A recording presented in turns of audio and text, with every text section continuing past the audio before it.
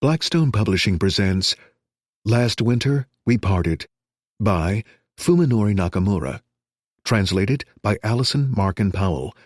This book is read by Theodore Chin, Richard Powers, and P.J. Auckland. Dedicated to M.M. and J.I.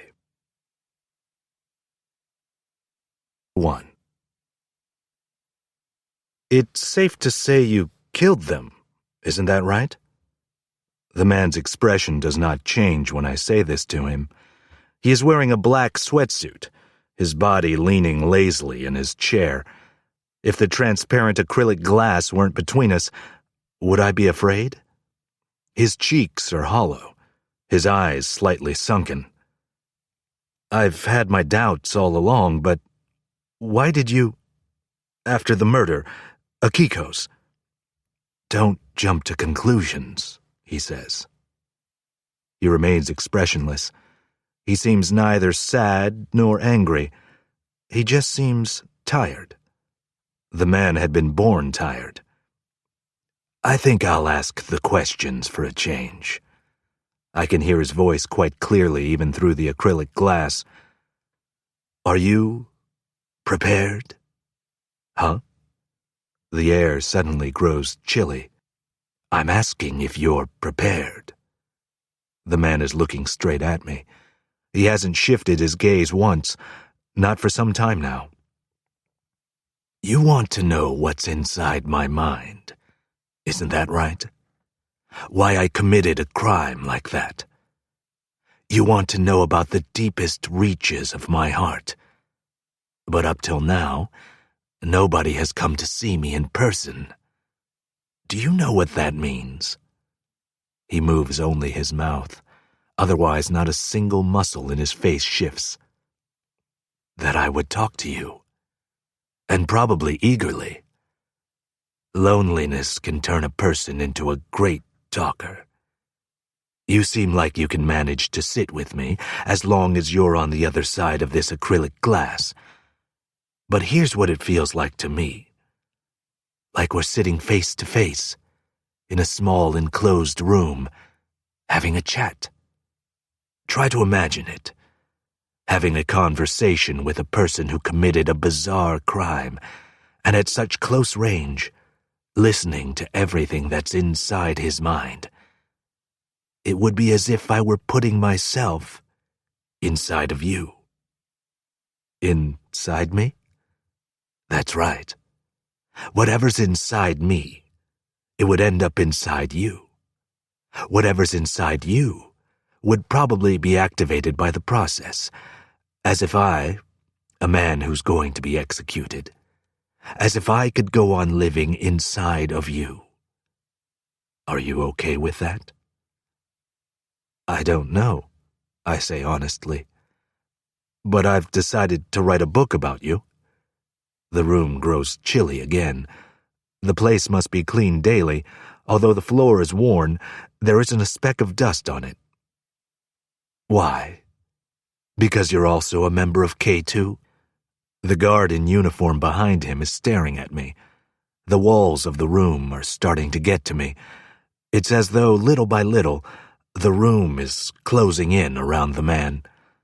I draw in my breath. I am conscious of the acrylic glass in front of me. It's all right, I murmur inside my head. This is surely an opening in the conversation, but the gap is small. We aren't even alone, and there is a time limit. I'm just interested in K2. Interested? That could be dangerous. The guard in uniform stands up and informs us of the time. I let out my breath. The man is aware of my relief. He is watching me. He sees the state I am in. Okay. You can come back again, he says in parting.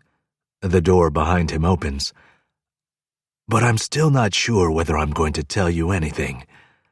I'm not too good at analyzing myself. So, as the man is led away, he continues, Together, I guess you and I can think about things. I mean, like why I did what I did. As I leave the prison, dusk is falling. I take in a breath, but there's no freshness to be had in the exhaust-choked air. When I realize that I am fumbling around in my pocket, I still my hand. In the distance, I can see the lights of a convenience store. The man's voice still echoes in my ears. I cross a wide road that is wet from rain and go inside the convenience store. I stare at the cigarette display for a moment, grab a pack, and set it along with a lighter on the counter by the register. When I touch the gloss of the plastic-wrapped package, my fingers feel a trace of warmth. The thin cashier takes the scanner and starts reading the barcodes with distracted movements. For some reason, I feel oppressed by the cashier's gestures. I go outside and light a cigarette, even though I quit smoking. My throat feels parched. This thirst is not likely to be quenched by water. I scan my surroundings futilely and start walking. My notebook and recorder are in my bag. They feel terribly heavy all of a sudden. I hadn't been able to bring the recorder into the visiting room. A hard rain begins to fall. The ground is already wet, so this must have just been a temporary lull. People run to get out of the rain. They glance at me, standing there getting wet as they pass by, like they see something bizarre that they don't want to have anything to do with. I hold my hand over my head and start to trot. The fact is, it really doesn't matter to me whether I get wet. Take another look at me, I want to say, but to whom I don't know. I'm running like this to get out of the rain, just like you all. At the edge of my vision, I can see that the lights are on in a small bar. In the evening dusk, the lights seem tentative as they flicker off and then dimly back on again. Just as a shelter from the rain, I try to tell myself. I draw closer to the lights of the bar. I open the glass door, which has no trace of fingerprints yet, sit down at the counter, and order a whiskey on the rocks. Bartenders are wary of customers who arrive just as the bar is opening. "It's raining." "What?" The rain." I am at a loss for words. He serves me the whiskey, and I bring the glass to my lips. I put the liquid on my tongue, and the moment I feel the expanse of sweet warmth, I gulp it down. It is as if my throat has no patience and needs to hasten it down all at once. The man on the other side of the bar is watching me. He must be used to seeing the moment when someone who abstains decides to give up. "Are you prepared?" The other man's voice floats through my mind. Prepared? I attempt to smile. I bring the whiskey to my lips again, as if I'm a ravenous insect. The warmth of the alcohol spreads to my brow and into my chest. I don't need to be prepared. I have nothing left to protect.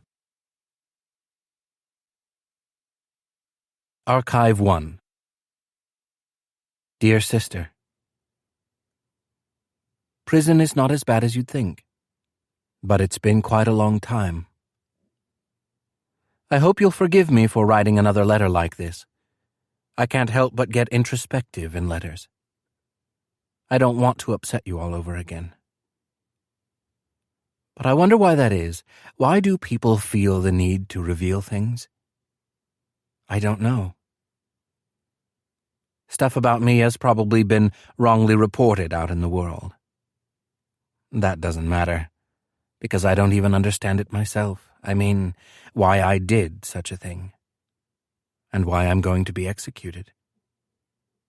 I hope you can forgive your brother. Well, to be more precise, I hope you can cope with it. But here there's no chance of me coping with it all. I know I just wrote that prison isn't so bad, but there are exceptions. Like the nights. When I can't sleep, I get very frightened by this place. In solitary confinement in prison, those of us who commit incendiary crimes are thrown into solitary. The concrete walls and the iron doors that shut me off from the outside world seem only to heighten that feeling of terror.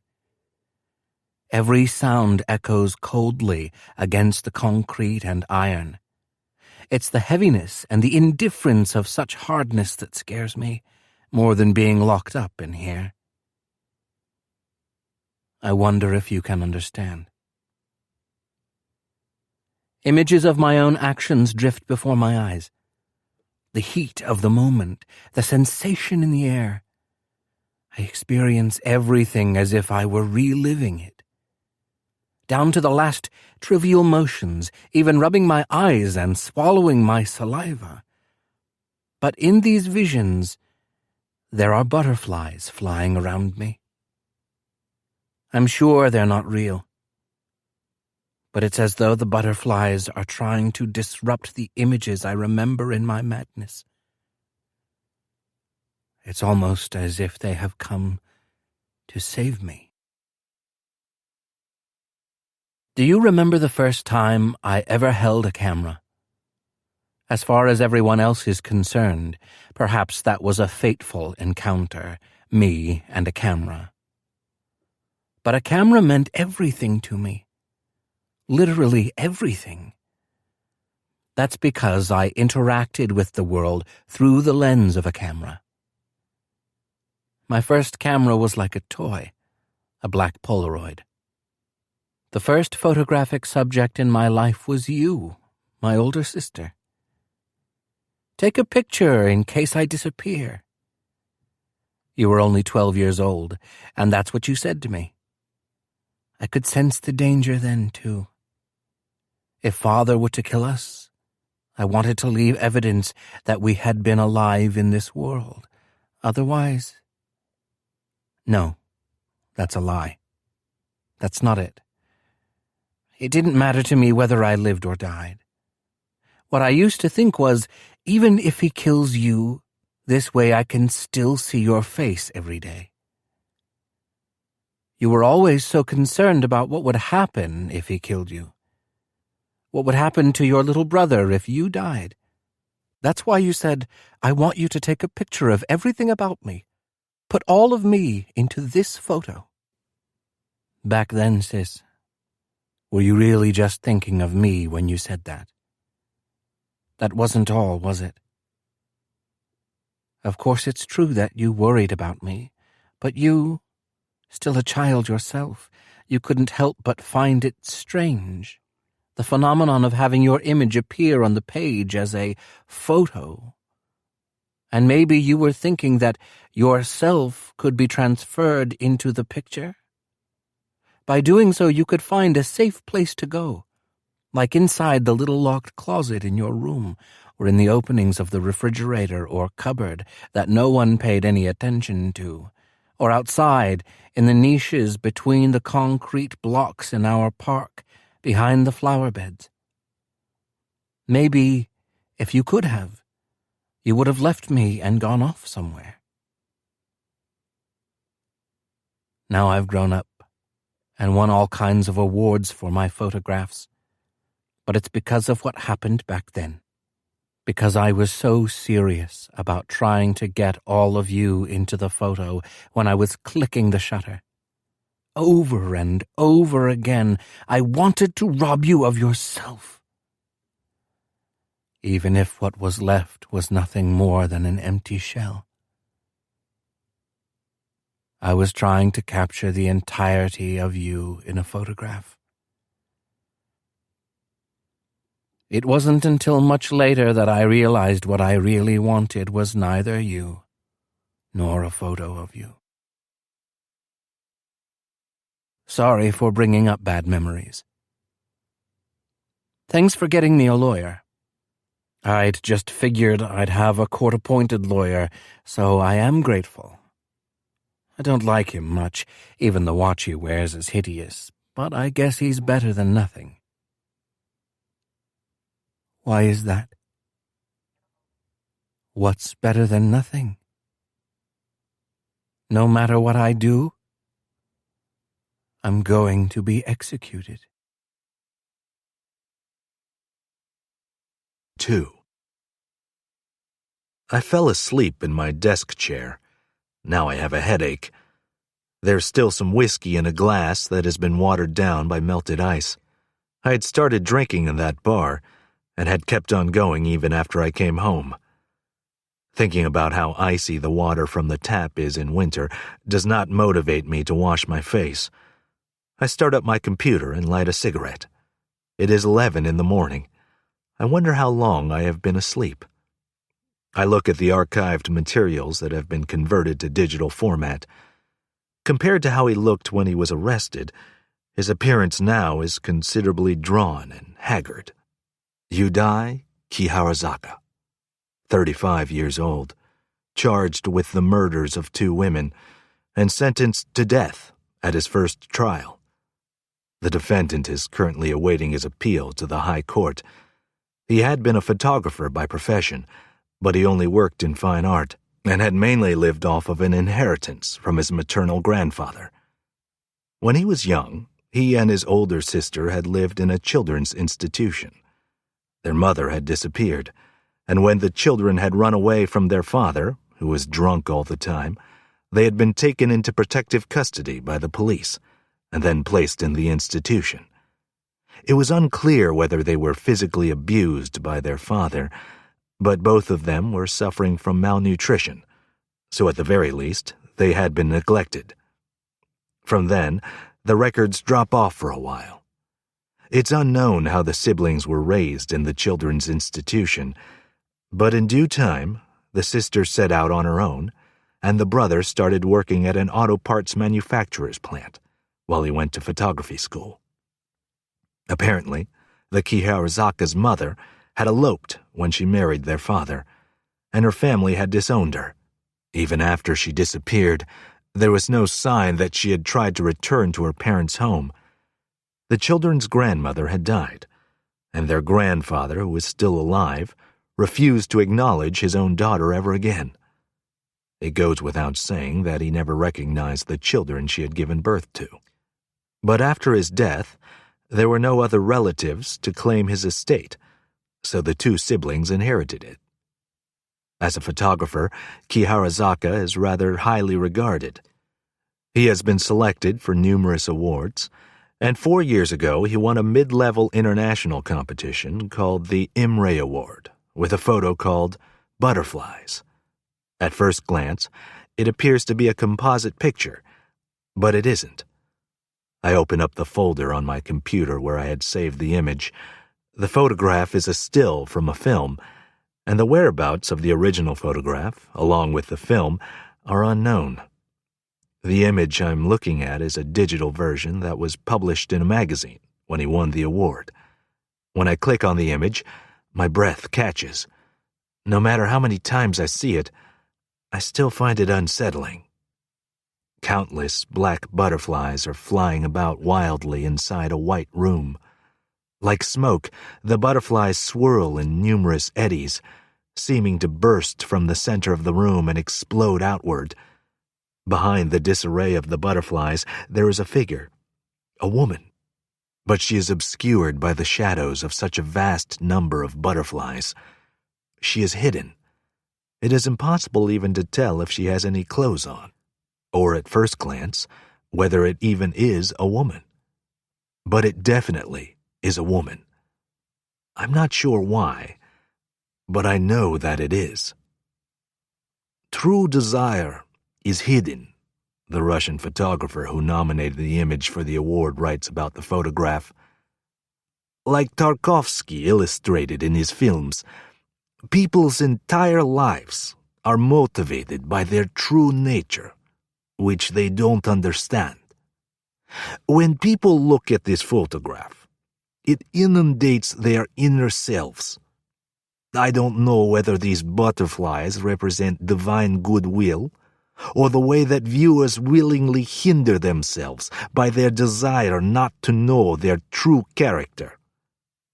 When these butterflies disappear, in what way will the world that surrounds the viewers, who now know their true inner nature, be transformed?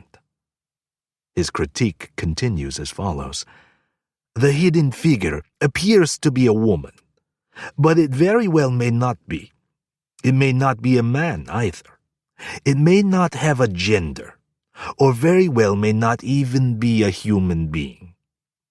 Certainly, it very well may not be a woman. But then, why had I immediately assumed that it was? There was a clergyman who prayed to God, asking for peace in the world. The Russian critic goes on further.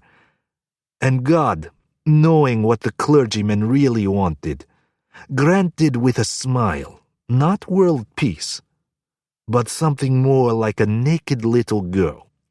If God, all-powerful in his cruelty, as well as his purity, had attempted to grant the clergyman's true wish. As I look at the photograph, my heart starts to race a bit. I put the computer to sleep. Those who saw the original of this photograph on display in a gallery abroad had experienced something similar. This photograph looks just like an engraving, like Van Gogh's oils, painted with thick brushstrokes. Even though this photograph is two-dimensional, it has a physical presence. I wish I could see the original, but its location is unknown. I light another cigarette. Picking up the glass, I down the rest of the whiskey, which has been diluted by melted ice. I don't stand a chance against this without the help of one thing or another. The image of the photograph is still branded on the black screen of my now-off computer. I shut my eyes, but there it is again, behind my eyelids. I move away from the screen. Other than the desk, I have nothing but a simple bed. There isn't even a refrigerator in my apartment. It does not in any way appear to be the home of a living being. How long ago did I lose interest in myself, I wonder? As if to shake the thought from my head, I open my paper files. I decide to write a letter to Kiharazaka. If I keep meeting with him, I'll be consumed. First, I need to know more about him. I figure if I send a letter, he'll probably reply quickly. Disturbingly fast, like he has been waiting hungrily for it. As far as interview subjects go, Kiharazaka alone won't suffice. His older sister is currently living on her own in Ueno. Will I be able to meet with her? It will be necessary. And then there is Katani, the only person who could be considered Kiharazaka's friend, as well as the members of K2. K2. Why had I myself been drawn to a group like that? True desire is hidden. I try to smile, but I can't. Archive 2. Like I told you before, don't jump to conclusions. That's the only rule I want you to follow. You're going to write a book about me. That's fine. But I'd like you to stop trying to intrude on my mind. Because, for the time being, I'm still human. I may be sentenced to die, but I'm still a human being. Was that really your game plan? To get me to write it all in a letter? It's true, I do get chatty in letters. They make me introspective. It's not a bad idea. You must be a pretty sneaky guy. But I don't like the one-sided intrusion. Why don't we try this? You share something about yourself with me. Don't tell me you've got nothing to say. You're the one who's so interested in me. What's more, you're a member of K2. In short, these are my conditions. Instead of me sharing what's inside my mind with you, I want you to share with me what's inside yours. You might call it an exchange of insanity. How does that sound? I'm asking the question, but you really have no choice. You know that, don't you? At any rate, I'll start by saying a few things. K2. What was that group about, anyway? a bunch of guys who wanted their dolls. Calling it a group provided the sense of acceptance they needed. But before I made my way to K2, I was a member of another group, a butterfly group. It was a small gathering of butterfly collectors. There are butterfly collectors all over the world. Sometimes people go mad over butterfly wings. And the butterflies, they dance through the air with those maddening wings. But the collectors, they chase after them, acquire them, and save them. One after another, unendingly. There are many fascinating reasons for the various patterns of butterflies' wings: to attract the opposite sex, to mimic as camouflage, to threaten predators, or to imitate poisonous butterflies. The males are the colorful ones, so that they may attract the more modestly patterned females. I bet the butterflies never suspect that their own wings drive other creatures to madness. That is to say, humans who have no relationship with their sphere of life.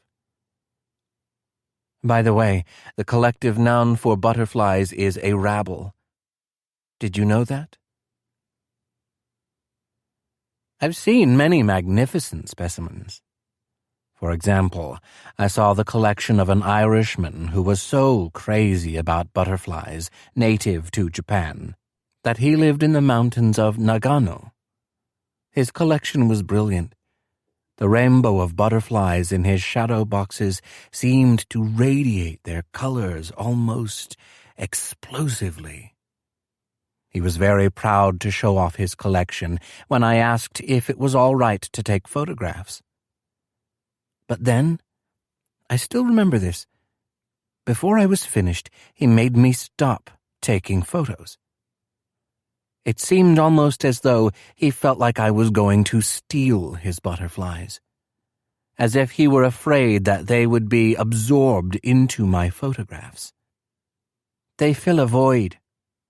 This is what the Irishman said after he stopped me from taking more photos. See, have a look. See the space in this shadow box. I can fit 3 more specimens here.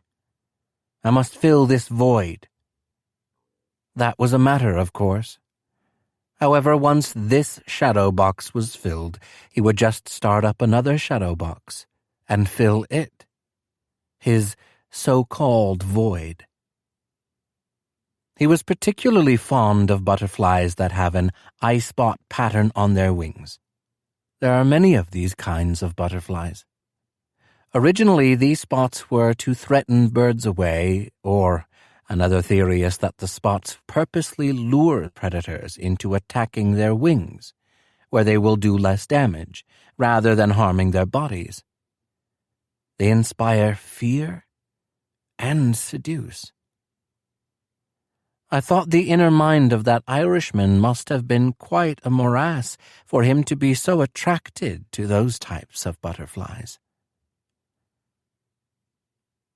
I had no interest in mounting specimens. I was simply drawn in by the beauty of their wings, and I had figured if I hung out with these guys who were collectors, I might come across some unusual butterflies. Photographs were what I was interested in. Photographs of butterflies. Except there was a problem. It was a problem with the photos themselves. I wonder if you can understand what I'm saying. Photographs capture a moment within continuous time. There was this butterfly, this one butterfly that drove me crazy. I caught this butterfly and kept it as long as it lived so that I could take photos of it. But there was no end to it. When I took my eyes away for a single moment, a single second, the butterfly would appear completely different to me. I would look away from the butterfly. For that instant, the butterfly was no longer mine. Or when I photographed it from the right side, I couldn't capture its left side. That's why you think it would make sense to film it, right? Wrong. What I wanted was a single moment. I wanted a single moment of that butterfly. Yet for the butterfly, that moment was one of countless moments, and there was no way that I could capture all of them. I spent entire days clicking the shutter at that butterfly. I must have fallen in love with it. I don't know. I put it in a cage and kept it, but I was in despair over the fact that I could never completely possess the butterfly. Well, actually, it was probably despair about the way that the world itself works. Why, when a subject is right in front of us, are we only capable of recognizing, of grasping, that one small part we see? That butterfly was the reason I was hospitalized the first time. I don't remember, but apparently I wouldn't stop taking photos, not even to eat. And when I collapsed, my sister was the one who took care of me. Then I went to the hospital. I was given a psychological diagnosis. Anxiety neurosis, I think it was. In the medical field, I guess they like to be able to put a name to it when people deviate from the norm. I wonder if I've made myself clear about the fact that I have no interest in butterfly specimens. I don't understand why those guys like to collect and mount them. I mean, they kill the butterflies, thereby preventing any further possibility of their motion, which means they will never possess the butterflies in their beautiful flight. Do you know what I mean? K2, what I just described, that's probably the reason why I shifted my attention from butterflies that move to dolls that don't move. Then again, I can't necessarily be sure of that. But doesn't it make sense? I mean, who can say for sure that dolls never move, that they always appear the same way? I've rambled on. It seems as though your strategy worked out after all. I certainly do get introspective in letters. And on a night like this. It's almost time for lights out. I can hear the sound of doors opening on the floor above me. Since I've been here, I've learned to figure out what's going on just by listening carefully. My hearing has grown more acute. It's as if my eardrums have become integrated with the hard concrete and steel doors. With a sense of hearing like this, if I were to get out of this place, I might not really need to worry too much about my sense of sight. Well, I wonder. Are they really the same? Soon I'll hear the sound of footsteps coming this way, so I'll finish this letter. Now, it's your turn. 3. A room at a musty old ryokan. The elderly woman who showed me in spoke so softly I could barely hear her. There are 2 cushions on the floor around a shoddy table. From the window, all I can see are the slender trees that stand right outside. A cluster of branches is too close to the window. The tips of the leaves are touching the glass. Although there are no actual tears in the paper of the shabby Fusuma sliding door, a pattern that looks uncannily like a black forest is well worn into its surface. Kiharazaka's older sister, Akari, was the one who, after I had contacted her who knows how many times, had designated this inn as our meeting place. She said that she doesn't want to attract attention. I don't blame her. She is the sister of a convicted murderer. Who knows what kind of connection she has with a place like this? I opened the window to smoke a cigarette. It seems as though the tree branches might reach all the way into the room. Taking my eyes off the branches, I am conscious of the recorder in my bag. I wonder if she will consent to letting me use it. The Fusuma door opens. A tall woman enters the room. It is Akari. I recognize her from an archive photograph that had been released by her family. Akari murmurs something, and the elderly woman who had shown me in nods and retreats into the corridor. Or perhaps there are two elderly women. It may be a different one than before. Akari sits down across the table from me. My gaze is drawn instinctively to her eyes. It had been the same when I saw her in the photo. I feel the desire to look directly at something that I'm not supposed to. I am Kiharazaka's older sister, Akari. Yes, and I am... I hand her my card. She makes no effort to look at it. Her voice is tenuous and low. How did you find my address? She looks directly at me as she asks this. No idle chit-chat or banter. She is in hiding now. Her lawyer is functioning as intermediary, acting as shelter for her. I doubt anyone else knows her whereabouts. But for the sake of this interview, I have the assistance of the editor at the publisher that plans to put out this book. They have their own means, other than the police, that is. Because I'm working on this... I don't mean to be rude, but I'm... Kiharazaka's... You're writing a book about him. Why? She is looking my way guardedly. But why am I writing the book? She doesn't really look all that wary. It is almost as though she is pretending to maintain that expression, when inwardly she seems to be smiling. She is a strange woman, and I doubt I am the only one to think so. I'm not sure myself. Is it because you saw that photograph? The one my brother took? Butterflies? Suddenly I have an image of countless butterflies bursting into flight all around her. My heart is beating slightly erratically. I try to light a cigarette, but my lighter isn't working. Have you been captivated too? By that type of thing? No.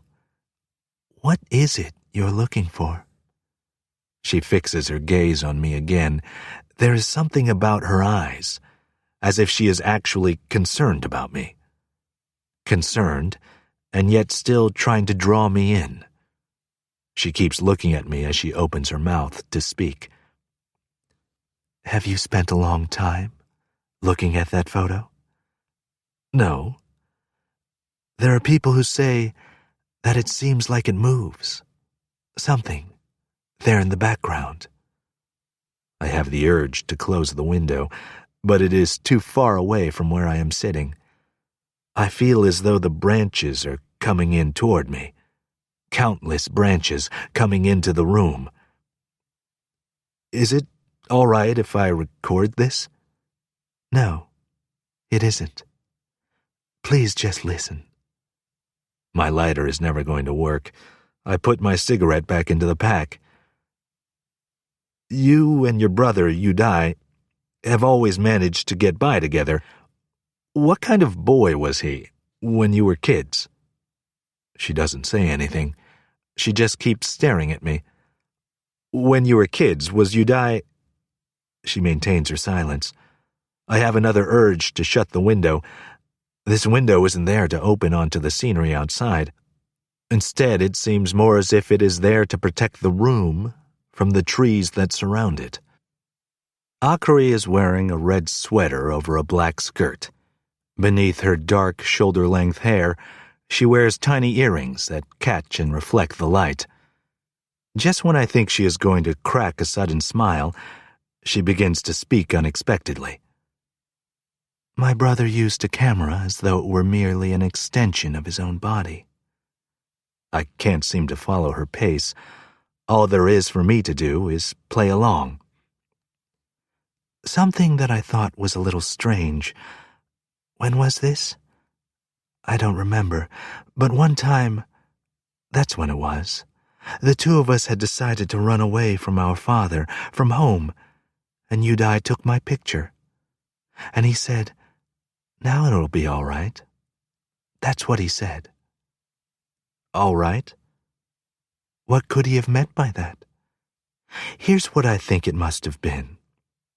If we got caught, or even if we were killed, it would be all right, because he had taken a photo of me when I was safe. That's what he meant. I ponder what she says. I don't understand. I'm not surprised. At the time, we'd run away whenever we'd see a policeman. Isn't that strange? If we had just acted normal, he would have simply passed us by. But since we fled, that's how we got put into protective custody and placed in an institution. In hindsight, I guess that was a good thing. What kind of institution was it? You know, the usual. Are there photos from that time? None. I threw them all away. She looks at me. Her eyes have a wondering look that is out of context with our conversation. Just what is it about this woman? I can't figure it out. You threw them away? Yes. Why? She smiles. It must sound odd, but when Udai would take my picture, it made me feel strange, as if I myself were being cropped, as if my true nature were being stolen. It slipped away into the photograph, my real shape. I found this unsettling, so I got rid of everything. All the photos my brother had taken of me, whatever I could find. Everything? Well, there is a single photo left, but it's from when we were kids. It's the only one I couldn't bring myself to throw away. It's special to me. Since the first murder, you've maintained all along that Udai was innocent. I still do. But now that things have come to this, it's too late. About that photo. You mean butterflies? Yes. Isn't that you, the model in the photo? She smiles again when I ask this. By modeling for it, Udai was able, through you, to express his special feelings. I mean, feelings more than just between a brother and sister. You've got the wrong idea. Maybe Udai was using you, to say something about your long-gone mother. Don't jump to conclusions. I recall how Udai Kiharazaka said the same words to me. And you're wrong. You don't know anything. At the very least, you need to have the ability to understand that. She continues to stare at me, with pitying eyes. You can't handle this. What? You cannot simply come into our realm. Your realm? There's no way you're capable of writing a book about us. I again have the urge to shut the window. The branches are growing into the room. What a pity you are. Have you read Truman Capote's In Cold Blood? I have. Really? I'm surprised. Capote wrote his non-fiction novel, and he lost his mind. Writing that book about the criminals who brutally murdered that family, at least he was able to finish it. I bet you'll give up halfway, won't you? The temperature in the room grows chilly. But you're still writing it. Yes. What else could I have said? Consciously, I draw in a breath. I look at her. The old photo. Would it be possible to see it? The one of you and Udai? It's in my apartment. Would you come over? She looks at me, with concern, and yet she still seems to be trying to draw me in. A smile plays about her lips. She narrows her eyes. This is too much for you. I'll be there. Don't feel like you have to.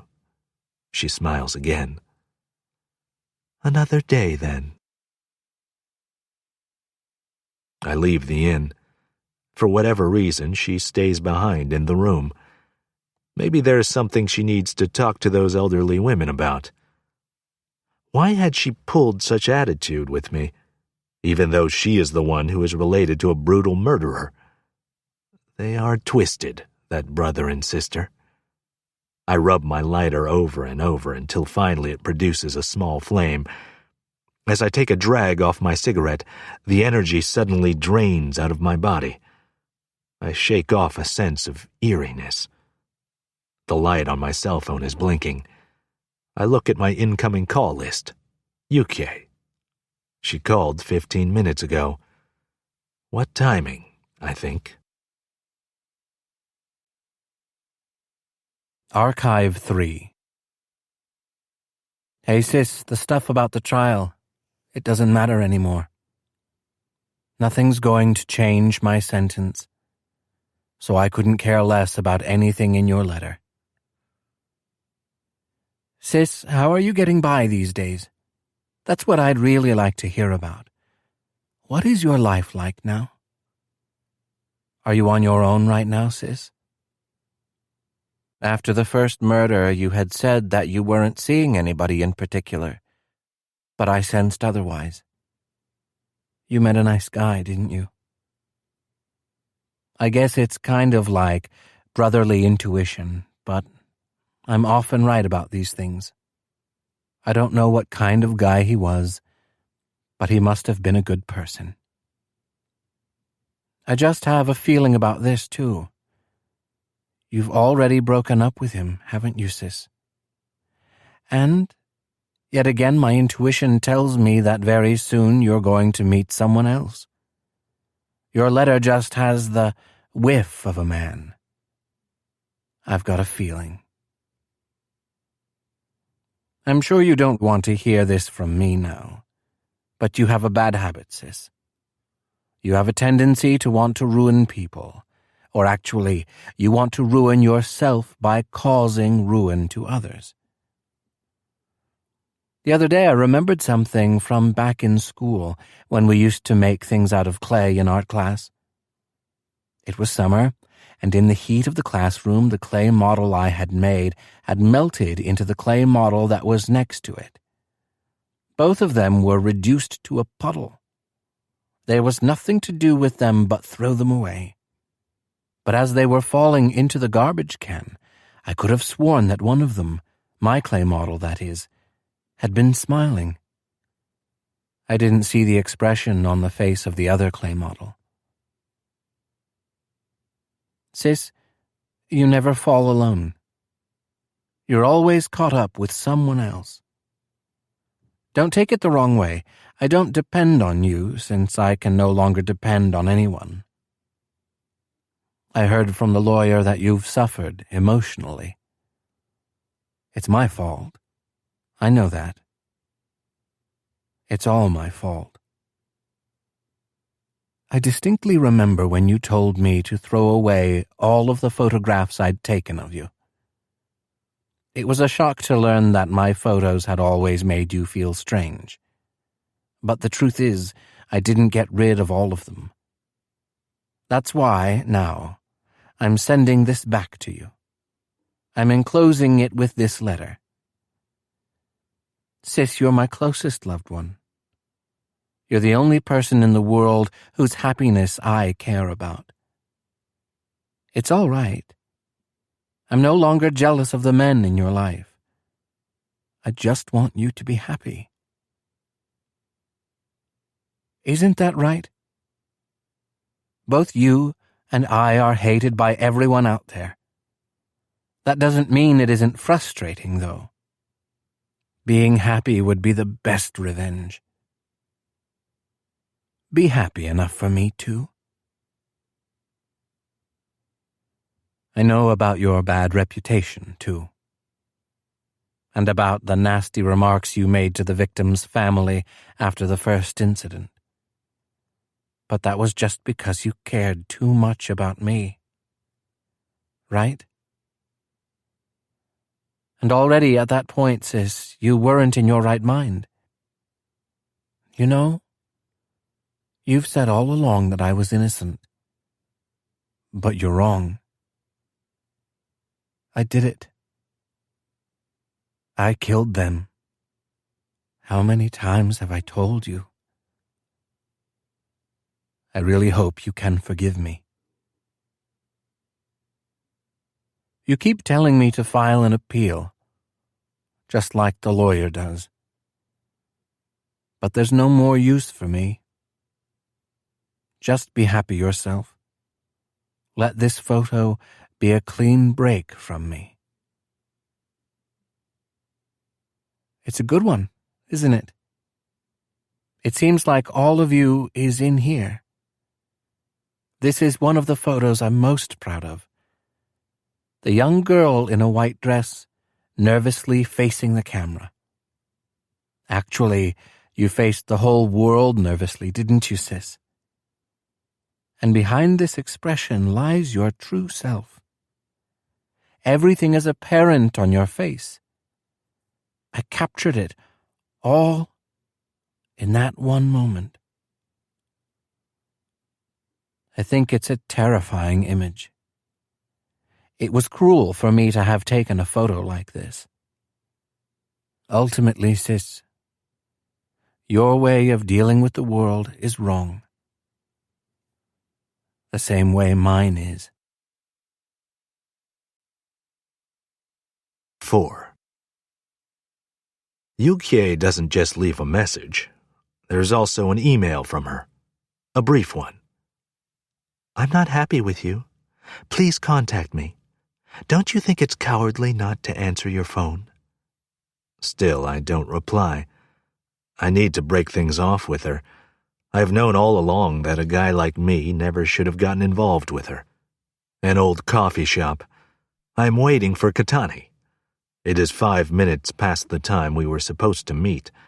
He is the only person whom Yudai Kiharazaka could call a friend. I light my second cigarette. Weary-looking men sip their coffee without any apparent pleasure. I realize I'm about to check the screen on my phone again, so I open the folder and delete her message. The moment I do so, as my finger touches the pads on my phone, I feel a slight sense of discomfort. Although it is only email, it is still completely erasing someone's words. Will my involvement with that person be erased as well? I sense someone's presence. I look up to see a man there. It is Katani. I stand up to greet him. I'm a little late. No, it's fine. Thank you for coming. Katani had been in graduate school researching mathematics, but he had quit suddenly, got his certification in accounting, and is now working for a mid-sized auto parts manufacturer. His hair is trimmed short, and he has a thin beard. He looks like one of the young people these days who are concerned about their appearance. He is tall. Katani orders a cafe latte. I put my cigarette out. Actually, I almost didn't come. Katani shifts his gaze slightly downward. You're writing a book about him? Will my name be in the book too? I'll use an alias. You can also check the manuscript before it's published. If for any reason you object to something I've written, you can say so. Do you mind if I record this? Katani looks at the silver recorder on top of the table. It catches the light in the coffee shop with a cold gleam. Well, is it a problem if you don't? No, not at all. The waitress sets Katani's coffee on the table. It should have been a cafe latte, but Katani doesn't say anything. You've known Kiharazaka since you were elementary school students, right? Yes. What was your impression of him back then? Katani puts his hand in his pocket and abruptly withdraws a cigarette and lights it. He exhales the smoke, calmly, quietly. Well, he speaks with a certain determination. Why are you writing a book about him? He looks me directly in the eye, until it seems he can't stand to anymore. and then he drops his gaze. The waitress passes by his side. Her white legs stick out under her short skirt. Because it's what I decided to do. But why? Are you fascinated by him? As he speaks, he meets my gaze again, then looks down again. He burned 2 women to death. The coffee shop is poorly lit. I wonder why I chose this place. Akiko Yoshimoto and Yuriko Kobayashi. They were both so young. Why write a book about a man like that? Because I have my doubts. About what? I light my own cigarette. I exhale the smoke, as if that is all I can manage. Katani goes on before I say anything. I had a bad feeling. He had transferred his obsession with his sister onto butterflies. That would have been fine, but then it shifted to dolls, before finally coming back to people. I thought it was risky. He put too much of himself into his photographic subjects. I recognize that's precisely what made him a brilliant artist, but it's a thin line, and dangerous if he were to cross it. I am silent. Katani starts to speak again. Shall I guess what your doubts are? He is no longer looking at me. He keeps his gaze down. Why would Kiharazaka have murdered and burned his beloved photographic subjects? No, that's not quite right. It's horrific. But here is probably where your doubts really lie. When those subjects, when those women were on fire, why didn't Kiharazaka photograph the scene? Isn't that it? Especially if that was the reason why he burned them in the first place. I am positively speechless. I can feel sweat break out on my back. Are you familiar with the story by Ryunosuke Akutagawa called Hell Screen? It tells the tale of a crazed painter who watches as his own daughter literally burns to death, and then he paints the scene. Afterward, the painter commits suicide, but the folding screen that he leaves behind, with its depiction of hell, evokes a terrific artistry. Is this what you had in mind? If that were the case, if it were the mad act of a person crazed with his art, in a way it would be easier to understand. But that's not what he did. He simply burned them. Despite the fact that he was an artist, he didn't take a single photograph. No longer able to stand it, I tear my gaze away from Katani for a moment, and from a distance catch the eye of the waitress. Not having been listening to our conversation, she smiles, unsuspectingly. I studied mathematics at university. I mentioned Akutagawa just now. I became interested in him and read some of his work because he had said that his writing required certain mathematical skills. Still, there is something familiar to me about that thin and dangerous line. Numbers are beautiful. They seem to line up coherently, but behind their logic lies an overwhelming chaos. And there is a pleasure to be found in proceeding to create beautiful order out of that chaos. Only I knew the limits. I don't mean something as simple as the limits of my own mathematical ability. I mean the limits of my brain. Have you ever grasped the limits? Not of your own skills, but of your brain's capabilities? I don't think so. Most people are unaware of the true limits of their own brain. In reality, though, what would they do with that knowledge anyway? In certain areas of expertise, it's necessary to use the brain at the utmost limits of human potential. There's a fear of knowing just what that is. The brain tries to deny its own limits, then numbers get distorted. Once, among the numbers, I discovered a formula that shouldn't have existed. It really was an odd formula. Not a breakthrough, because the equation was flawed, you see, but I realized that I was obsessed with the flaw itself. I was delirious with joy.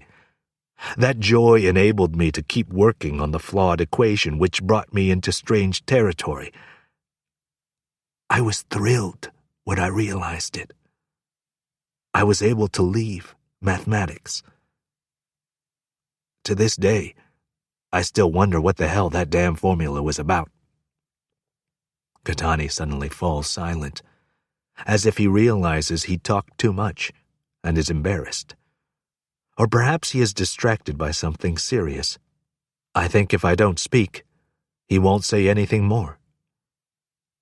Kiharazaka's photograph, butterflies.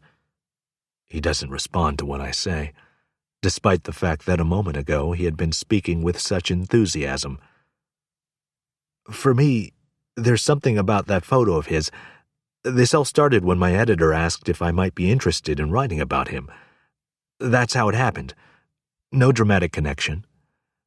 But then, just when I looked at that photo, I realized I was on the verge of a morbid fixation on it.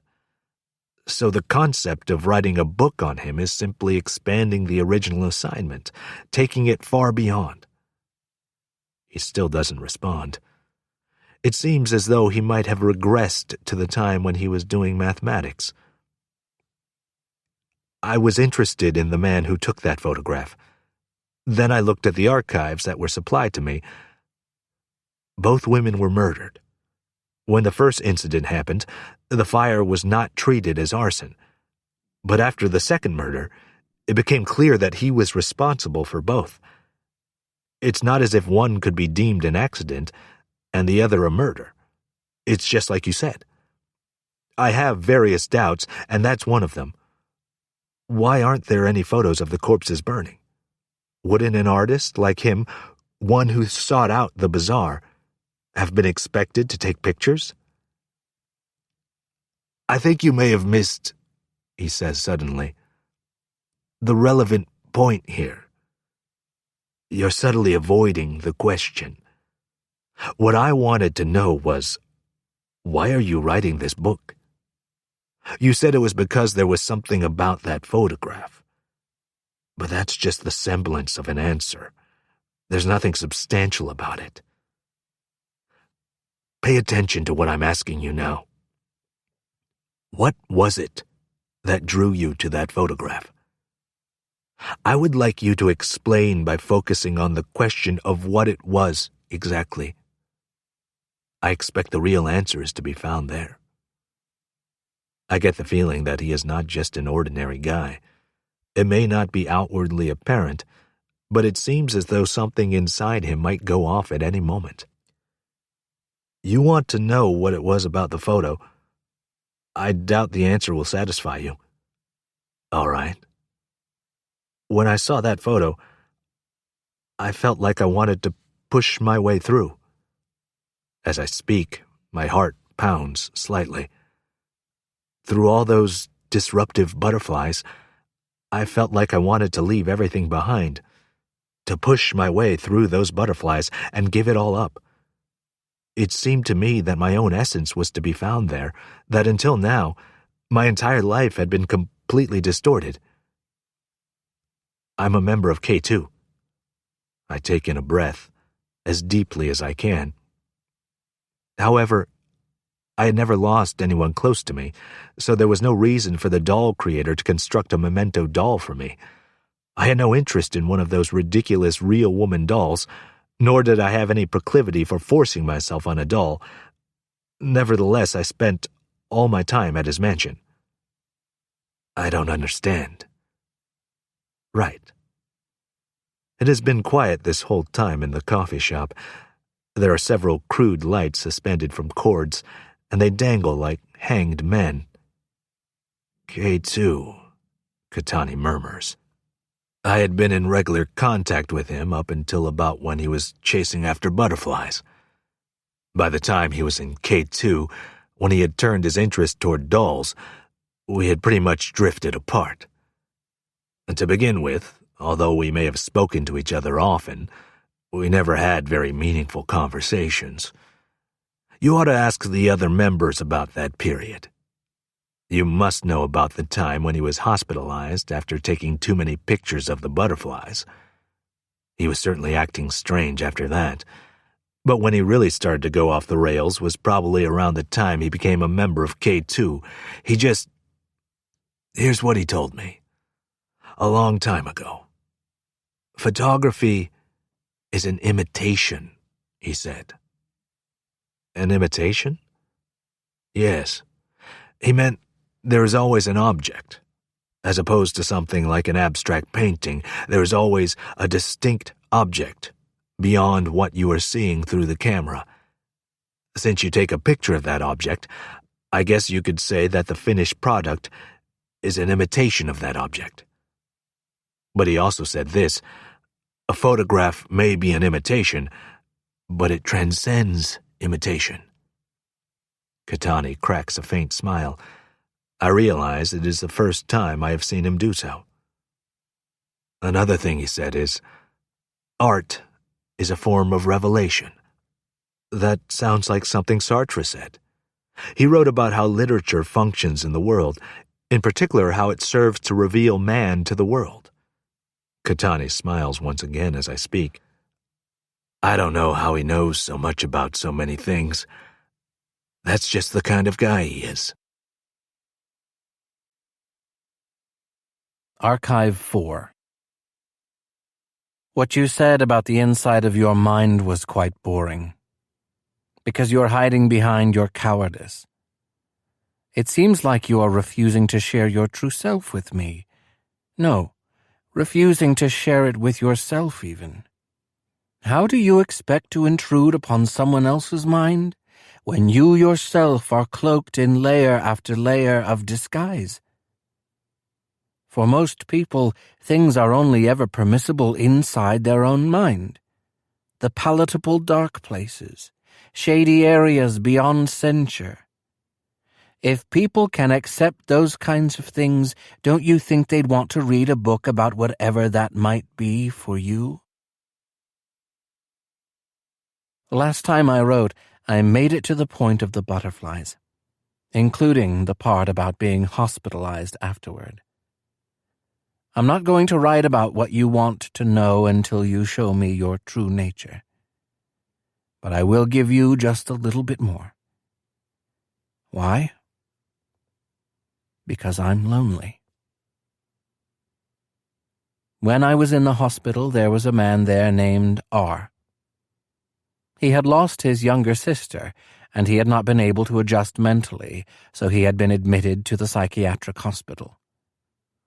He is the one who told me about K2, that there was a gifted doll creator, that he had constructed a sister doll for him, but his family refused to let him be with it. It seemed that his family had put him in the hospital as a means of keeping him away from the doll. He said that he could hear her voice, that he felt as though the doll were actually speaking to him. People who have lost a part of their body say that they can still feel pain in the limb that is gone, but he said that he could hear his sister's voice coming from the doll. And though it's extremely disgusting, eventually he confessed to me that he had become aroused by his sister. She said, "Make love to me." It must have been his own desire. By making a doll his lover, he could learn what his true desires were toward his sister.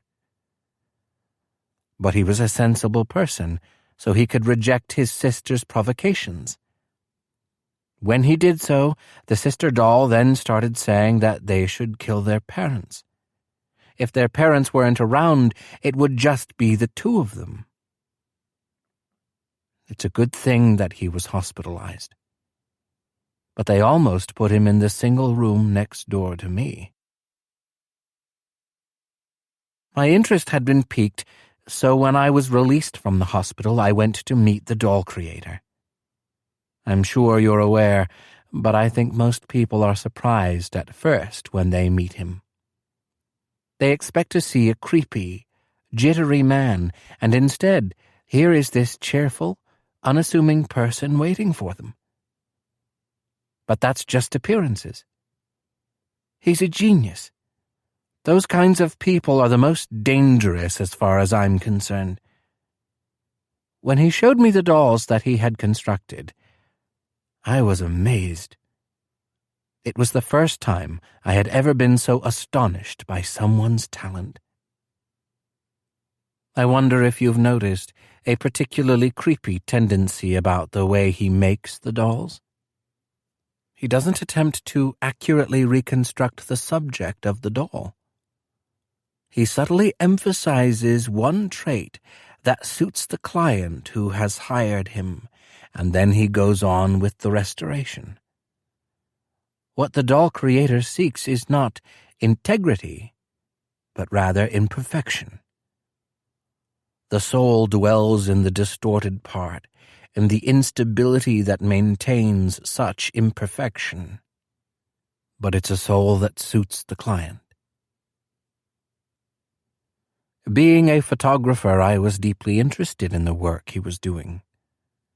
In both aspects of it, that first there was an object, and that there was an art to creating an imitation in a particular sense. I took dozens of photographs of his creations. I was creating another imitation of things that were imitations themselves.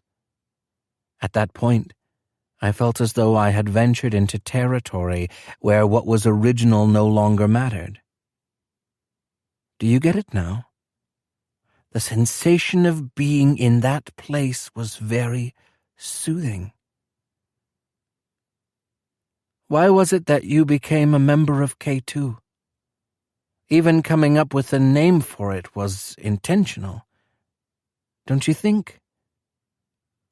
The doll creator must have wanted to lower people's resistance to purchasing a doll, even if only a little. To imply you're not the only one to buy a doll. You're not the only one who would do something like this. It means there's no need to worry, because there are lots of other members. But I wonder. There must have been some who, on the contrary, objected to being considered a member of this group. In your next letter, I want you to be sure to tell me why you became a member of K2. Have you lost someone? Or did you love someone? Someone whom you simply couldn't have? You must know about that stalker guy. How outrageous asking the doll creator to reproduce a woman who still existed out in the world. There was no way that he could have her. And yet, he didn't want to be a nuisance to her either. Of course, it's not like any of the dolls are made of wood. They're silicone. You can have sex with them if you want. I wonder if he's still living with that doll. It's repulsive to imagine a life like that, right? But then, isn't everybody, to varying degrees, restored in some way? I mean, inside their own heads. A person who imagines having sex with a celebrity as they flip through a magazine's photo spread understands the actual existence of that celebrity, don't they? The mind makes up for what's missing. When a woman thinks about a man she loves, she is restoring him in her mind, right? To some extent, the woman tailors the image to suit her. It's simply one way of putting it. Whether it's in our imagination or as a doll, we as individuals all have the potential to be restored in various ways, don't you think? I mean, in this world, there are too many things we want that we can't have. Are you planning to interview the doll creator as well? I figure you'll go see him even if you end up giving up on this. So I have conditions. There are do's and don'ts about interviewing him. So before you meet with him, you must make sure to let me know. Still, Even now, I can't help wondering. How is it that a person like him is able to live his life without ever violating any laws? 5. Akari Kiharazaka's apartment. The scent of perfume is in the air. In the dining room there is a table, with 2 long white sofas behind it. Between the sofas is a low table. There is no television. "So you actually came?" She smiles as she says this. "I didn't think you had the courage." With her back to me, she pulls a bottle of wine out of the rack. She is wearing a white blouse over a short black skirt. There is a design on her black stockings. It is a pattern of branches that look like they might strangle something. She takes her glass, and rather than sit on a chair at the dining table, she sinks down onto the sofa. She hands a glass to me as well. When I take it from her, my fingers brush hers. "This seems like expensive wine." Does it? I begin to feel uncomfortable, so I take out a cigarette. But she murmurs, "No smoking."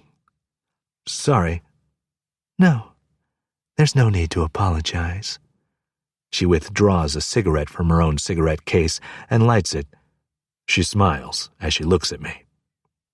"It's okay for me to, but not for you." There's a curtain drawn at the back of the room. I figure her bedroom must be on the other side. I take a sip of wine. The warmth of the alcohol spreads through my body. "Kiharazaka's photo, from a long time ago." "Yes, I have it." She places an envelope on the low table. She takes out the contents. It is an old photo, a photo of 2 children. There's a resemblance. To what? To each other. A thin boy and girl are sitting on a bench in a park. The girl is looking somewhere off in the distance, and the boy is looking at the girl. Both of them wear vulnerable expressions. They seem as though they have been mistakenly left behind in the world. The girl has on a dress, and the boy wears a white t-shirt over blue shorts. Who took this photo? Someone from the institution. I couldn't throw it away. It's a nice photo, isn't it? But you can't put it in the book. She takes a sip of wine. I realize that she must have been drunk before I got there. Do you want a cigarette? No. I see. Well, you can't smoke. She smiles. Actually, there is another photo. Udai sent it to me a while ago. I think he had kept it to himself, this photo of me. I was very surprised. Where is that photo? No, she says. I won't show it to you. I hate that photo. It reveals my true nature, ruthlessly. Your true nature? What do you mean? Well, she stares at me, with concern, but as if she is trying to draw me in. Softly, she begins to speak. You've been giving me that look all along. I catch my breath. My heart starts to race. What look? Longing. Like you want me. You ask a lot of questions for a coward. She settles more deeply into the sofa, distancing herself a bit from me. Her legs are uncrossed. Gently, she smooths the hem of her skirt. Ever since you first saw me, possibly ever since you first saw my photo, what kinds of things have you been thinking about? Having your way with me, in your own mind? Have I bothered you? Another question. She reaches toward the envelope that is on the table. I grasp her hand. Her cold, slender fingers. She parts her lips. But you have someone special, Yukie. Instinctively, I look at her. How do you know that? She smiles as she pulls her hand away. I investigated. Didn't you too? Wouldn't it be unfair if I were the only one being scrutinized? You shouldn't be looking at me that way when you have such a special person in your life. She keeps looking at me with concern. Under her blouse, an orange bra shows through. It's over with her. You're a bad liar. Bad liars bore me. She stands up. But anyway, you can't handle this. I would require a much bigger commitment from you. What do you mean? Well, it would be bold of you even just to imagine it. Isn't that right? She looks at me with concern again. Then she turns her back on me and walks toward the curtain at the back. Please leave now. I'm going into the bedroom to change. She turns around. Or would you force your way into my bedroom? She smiles as she says this. I am badly shaken, and she is watching me with pity. Would you grab me while I was changing? Strip me? Hold me down while I resisted and make love to me? Would you kiss me against my will, not caring as I struggled against you, putting your hands all over my body, using such force until I ultimately submit to you? That would be way too much for someone with such a naive little girlfriend. She goes into the bedroom. I stand up and follow her, putting my arms around her from behind. I kiss her, as hard as I can.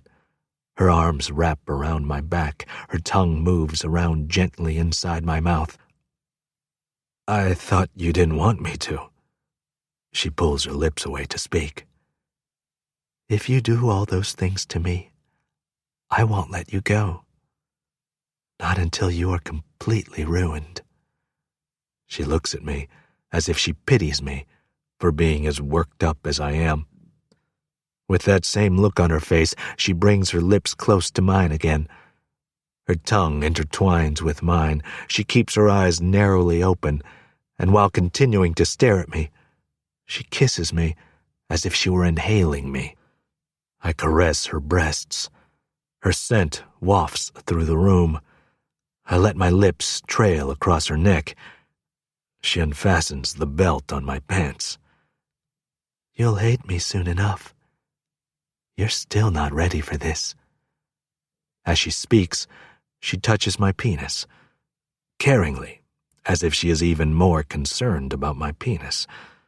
Watching with studied amazement, now that I am so erect, she moves her fingers up and down. If you leave that girl Yukie, I'll do it for you. I'll do anything for you. But not today. She keeps moving her fingers. Warmth and pleasure rise up.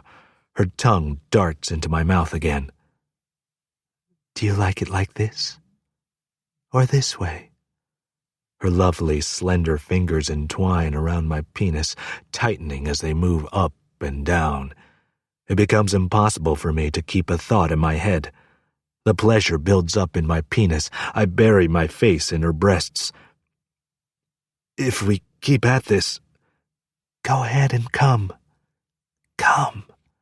Come like a fool. She murmurs in my ear. She places a towel over me while she continues to move her hand. The movement of her fingers becomes intense.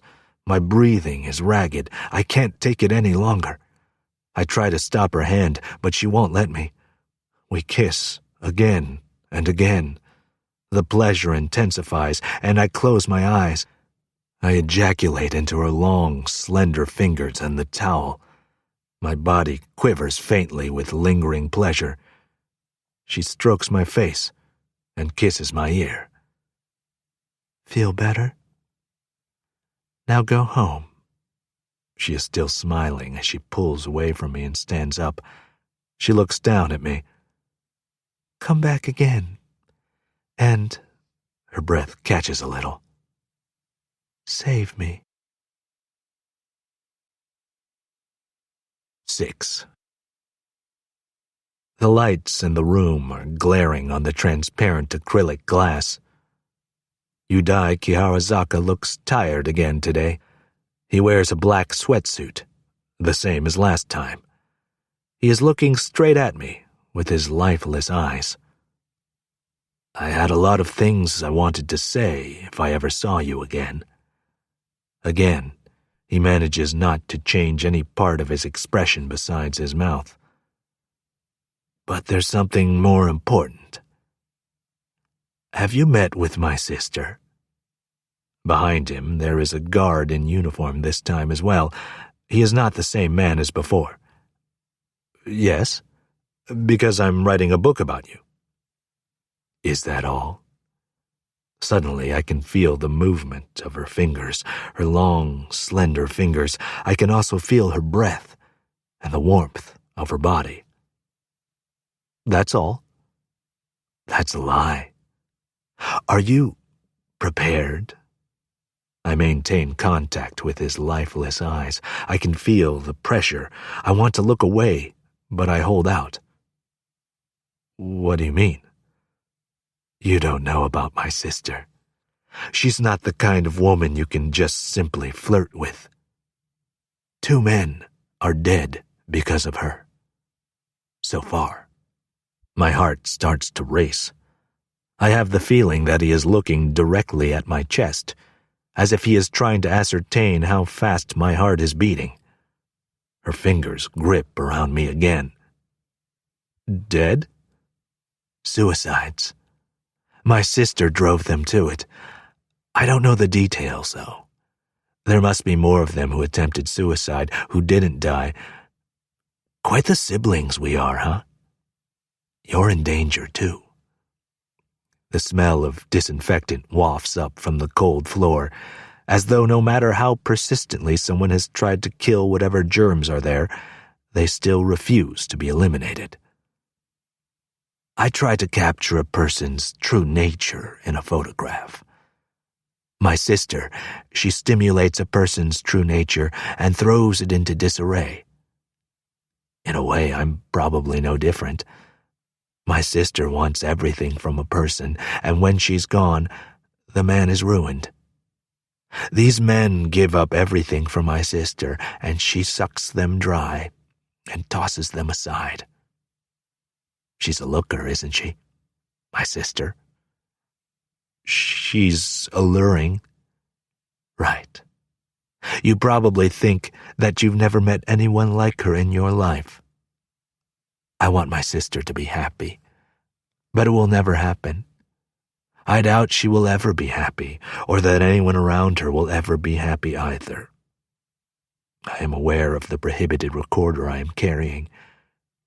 She showed me a photograph. A photo of you and Akari when you were kids. I was in it? Yes, you were. I have no interest. If I'm in the photo, then I didn't take it, right? So it means nothing to me. He lets out his breath. Still, he doesn't shift his expression. But it's strange that my sister likes you, I mean. You don't seem like her type. I wonder what has changed in her life. Suddenly, my reflection in the acrylic glass overlaps with his face. I look away. Save me. I haven't been able to get what she said out of my mind. Her scent is still on my neck. Is Akari... is she in some kind of trouble? It wouldn't surprise me if she were. She's the sister of a murderer. I've only made things worse for her. I wonder if that is all. I have the feeling it is something else. It doesn't seem like it is just some kind of abstract wish for me to save her from herself. But other than that, something more tangible. Did she say something to you about it? No, The man is staring at me. She made some bitter remarks to the bereaved families, and she has a lot of enemies. That's why she's living like she is, in hiding. Even though she had nothing to do with what I did. Well, for instance, there are still the families of the men who committed suicide. Taking sides with my sister means everyone else becomes your enemy. But that's not what I meant by being prepared. Will you promise me something? There was a flicker of strength in his eyes. It is only the slightest shift, however. There is definitely emotion behind it. Whatever happens, I want you to stay by my sister's side. Whatever happens, even if she goes into a hysterical rage, even if she has an episode. An episode? Yeah. You really don't know what you're dealing with yet. If you're not willing to take on everything that comes along with her, then I don't want to see you again. Take it or leave it. But you ought to see the photograph I took of her. See her brutal past. I don't know if you could take it. Me or my sister. His expression quickly returns, back to apathy. When you were involved with my sister and me, will you be swallowed up and lose yourself? 7. I am reading through the archives, but my brain isn't processing them. Of course, it must be because I am drinking. I leave the archives on the desk and lie down on the bed. I can hear my neighbor coughing on the other side of the wall. It sounds like a painful cough, one that will dislodge something from deep within. He coughs again and again. It goes on without end. Wanting to get away from the noise of his coughing, I roll over. Keenly aware of the stranger who is just on the other side of the wall, I suddenly get the creeps. My cell phone rings, and looking at the screen, I see that it is Yukie. I wonder why I didn't turn off the ringer. The high-pitched, hard sound echoes within my small apartment. Yukie will never be happy with me. She should just get rid of me and find someone new, I think, selfishly. I no longer even know whether I love her.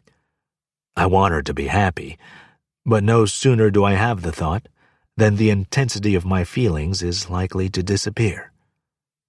But the world around me keeps moving, regardless of my will. The phone doesn't stop ringing, as if it's reproaching me for running away. I turn on my computer and look at internet news I care nothing about. I read the biased comments written below the articles and look away when they make me sick. The phone keeps ringing. The sound reverberates through my cramped apartment. I take a sip of whiskey and light a cigarette. I can no longer hear the coughing from the apartment next door. It is almost as though the guy is holding his breath while he listens to my phone ringing, as if he has stopped his coughing and is patiently, resentfully waiting. Save me. I remember Akari Kiharazaka's voice. While the phone rings, I feel her fingers on me, hear her voice, as if she is right in front of me. The phone stops ringing. In the now quiet apartment, my heart has started to race slightly. Through the wall, I can hear the coughing start back up again. I get up, consciously draw in my breath, and grab my exhausted-looking cell phone. When I touch it, the overworked device still retains the slightest heat. I call the publisher. I want to investigate Akari Kiharazaka further. I need more time. I have the guy with a deep voice who answers the phone call the editor who is in charge. He isn't there. That's how it always is with them, I think. Despite the ridiculous number of times the editor called to hound me to take on the project, whenever I try to reach him, I can never get him on the line. He doesn't even have a cell phone. I have no choice but to send him an email. He always takes forever to reply. I'm thinking about visiting the children's institution where Akari Kiharazaka had lived. I wonder if anyone who was there at the time will still be around. Her scent spreads across my chest. I wonder why she seduced me. Just then, the doorbell rings. The sound seems too loud for my quiet apartment. My heart starts to race a little again. Could it be Yukie? I wonder as I approach the door. But it could be Akari Kiharazaka, I think. What will I do if it is her? Most likely I will lose any hesitation the moment I see her. I'll let her into the apartment and probably throw her onto the bed. If she tries to tease me or laugh, I'll show her my dark side. Amid the contemptuous roar of the rest of the world, together she and I look out through the peephole, as if I am a criminal, peering out at the money I am about to steal. There's a man I don't know standing there. Before I know it, I am opening the door. After I've done so, I realize I haven't latched the chain. Just what do I intend to do if this guy turns out to be dangerous? But the man just stares at me, without trying to come inside. He is wearing a gray coat over a navy blue suit. Who are you? We spoke on the phone. I'm Saito. He is a member of K2. I have been trying to interview him for quite a while. Why are you here? I don't know. The man is standing there, immobile. What is this guy doing here? He looks at me with jittery eyes. Just a minute, please. I'll get my things. We can go to a coffee shop in the neighborhood. Here is fine. He keeps staring at me. Here? My apartment? Yes. I don't mean to intrude on your privacy, but don't you want to be somewhere safe? This is a strange visit. I start to feel nervous, but why should I? I smile. No, come in. There's nothing here, though. The man enters my apartment. He looks around the room. There is almost no furniture. I offer him the chair from the desk, but he stands there without moving. Aren't you a member of K2? There's no doll here. I don't know if I'd call myself a member. I just hung out a lot at the doll creator's house. That's not the way I understood it. He stands there with his coat on. Both his suit and his coat are new and tasteful. His features are relatively refined. If I saw him on the train, I would probably take him for a respectable company man. Just thinking about giving you an interview is enough to make me depressed. That's why I figured just hurry up and get this unpleasantness over with, quickly, before I change my mind. Well, I appreciate your allowing me to interview you. The thing is, I'm also to blame. To blame? No, that's enough about that. I'm just about to make coffee for him when suddenly he moves. I just can't. It's got nothing to do with me. What? Excuse me, I can't do the interview. He makes as if to leave. I don't understand what is going on. My cell phone rings. It is probably my editor calling, but I don't have time to answer it now. Please wait. At least let me walk you to the station. I run after the man as he leaves my apartment. I don't even stop to lock the door. I soon manage to catch up with him. He wants to talk, I think. People like him sometimes turn out to be chatterboxes, as if they overflow when their isolation is suddenly broken. Drawing abreast of him, I make a suggestion. Why don't we go someplace else? We can have a drink somewhere. It'll be on me. 8. We are seated at a table at the back of a dim bar. I asked for a beer, but Saito has ordered a whiskey. An oversized ceiling fan is spinning above us without a sound. So, you're writing a book about Yudai Kiharazaka? He speaks softly, almost muttering. You mean, you want to know about the psychology behind the crime? Like all those other nonfiction books, where you interview all kinds of people in order to expose his dark secrets, that kind of thing? He is right in front of me, asking these questions, but for some reason, he seems to be looking at something behind me. Yes. Would my name be in it? Would I be able to check the manuscript? You would, and I wouldn't put your name in it. Whatever I would write about you, there'd be no way for anyone to know it was you. A woman in a short skirt brings over the beer and whiskey.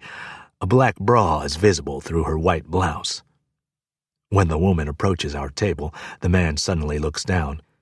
It's as if he's just trying to make it through the moment. First, she places my beer on the table, and then she sets down the glass of whiskey. While she does so, he doesn't move. He seems to be waiting to confirm that she has left, disappeared again behind the counter. After a moment, he brings the glass to his lips and takes in a quick breath. First, let's get something straight. I didn't kill her. Yes, I know that.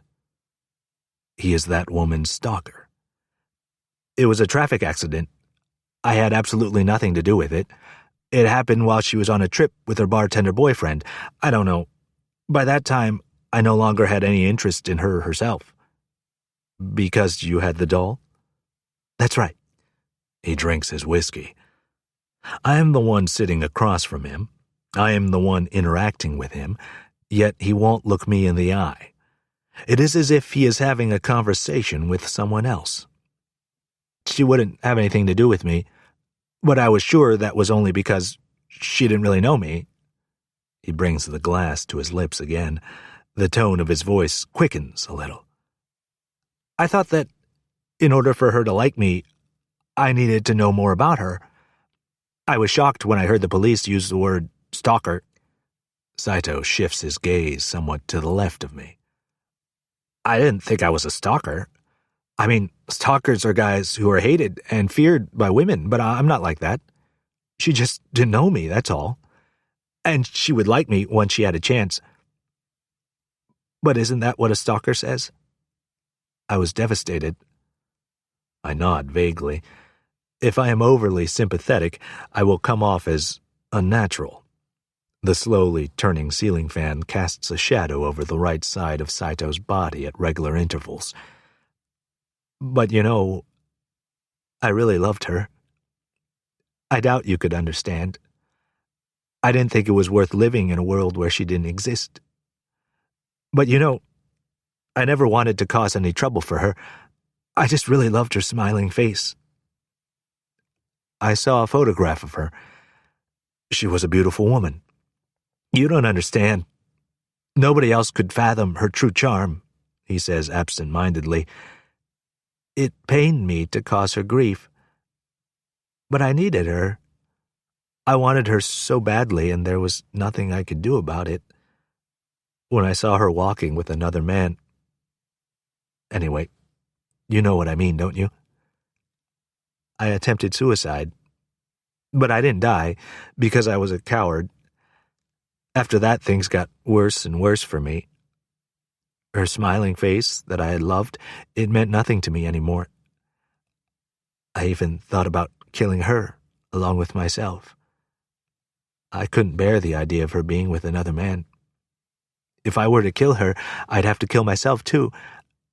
I'd have no choice but to die. Is that when you met the doll maker?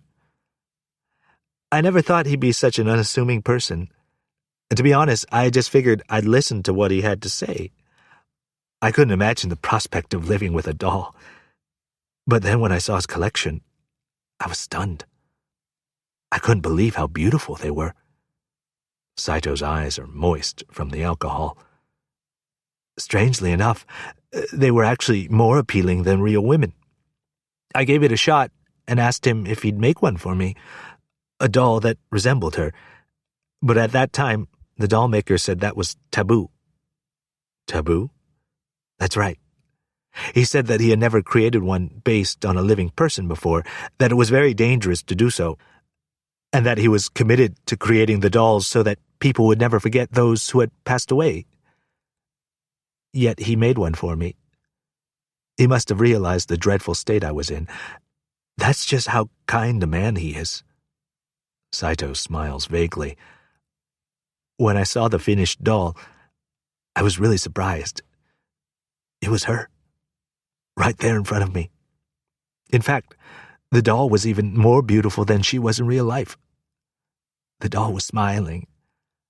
I don't know if it was directed at me, but she was smiling all the same, as if she accepted all of my madness.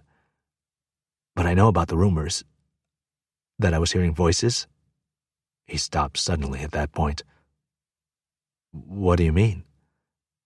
To kill the real her? Saito is staring absent-mindedly at something just off to my left. I knew I couldn't do it. Still, she kept telling me to. You think I'm a lunatic, don't you? But that really doesn't matter. Who cares what everybody else thinks is normal? But I wouldn't cross that line. Because, like I said before, I was a coward. Then the real her died. As you know, it was bad luck. All because that stupid bartender was driving drunk, even though she was in the car. But can I tell you this? This is a horrible thing to say. Saito looks directly at me for the first time since we have been in the bar. I wasn't the least bit sad. And that's not all.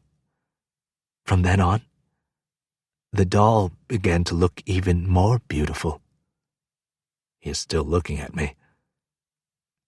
And to make matters worse, I told this to Yudai Kiharazaka. Kiharazaka? You knew him? Yes. I saw him a few times at the dollmaker's mansion. That's when I told him about it. Saito looks down. That's what I meant when I said that I was to blame. Because I talked to him about this. That's the reason I agreed to your interview. I couldn't let it go as if it were someone else's problem. What do you mean? What? He looks at me again. What are you saying? Haven't you interviewed him yourself? I have, but I'm surprised. This is too much for you. Writing a book about him? Saito raises his voice just a little. Do you happen to know the kind of effect people have on him? What? You have no idea. He has no desires. I am distractedly watching the shadows that continue to appear on the right side of his body. But Yudai Kiharazaka, he's so obsessed with his photography that he would do that. Kill 2 women. Yes, he certainly is intense, but his intensity is different from his desires. Nothing exists there inside his mind. You're mistaken about him. Saito stares at me. This is too much for you. You should go and talk to the dollmaker. He can probably speak to you logically about Kiharazaka. I bet you'll learn something besides the facts that you want to know. Also, Kiharazaka may be intense, but how did his madness turn him into an actual murderer? That's something I just can't understand. No matter how easily influenced he may be. How did his madness turn him into an actual murderer? Right. He didn't take any photographs of their deaths. He simply gave in to the violence and was consumed by it. What could have possibly happened to him? Saito suddenly stands up. In any case, that's all I have to say. I don't want to talk about this anymore, but I'm also to blame. Please, wait. I also stand up. He looks at me, as if for some reason he feels sorry for me. If you'll forgive me, I'll ask a different question. This may sound strange, but you seem like a guy who would be popular with women. Please, I hope you're not offended, but you don't look like the kind of person who lives with a doll. He stands there for a moment, and then he sits down again resignedly. Your question is uninteresting. I apologize. He smiles vaguely again at my words, and then replies, For example, even if you loved someone to death, even if you thought there was absolutely no one else besides that person, after you break up with that person, eventually you would be able to feel something like that for someone else. Because otherwise it would be impossible to go on living. Isn't that right? Yes. Love is not absolute. But such incomprehensible things are rare in this world. I've had normal relationships. I meet someone, then we break up, and I wallow in it.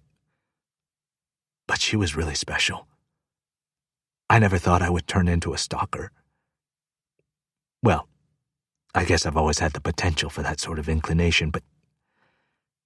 Anyway, Saito stands up again, as if indicating that he intends to leave this time, no matter what I say.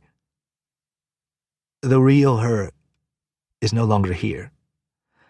I prefer dolls to people. You seem like a pretty happy guy, so I'll tell you just one thing.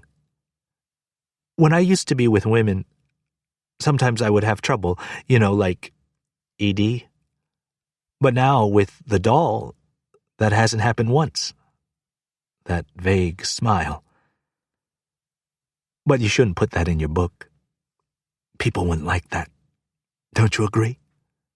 You have to write in a way that will satisfy many people by distorting human darkness and light, the way they do in manga. You ought to be well suited to that. 9. I emerge from the narrow alley and cross the railroad crossing. I am drunk, with no idea why. Maybe I am feeling depressed. Maybe I am exhausted from all this investigating Kiharazaka. A happy guy? What was that guy Saito talking about?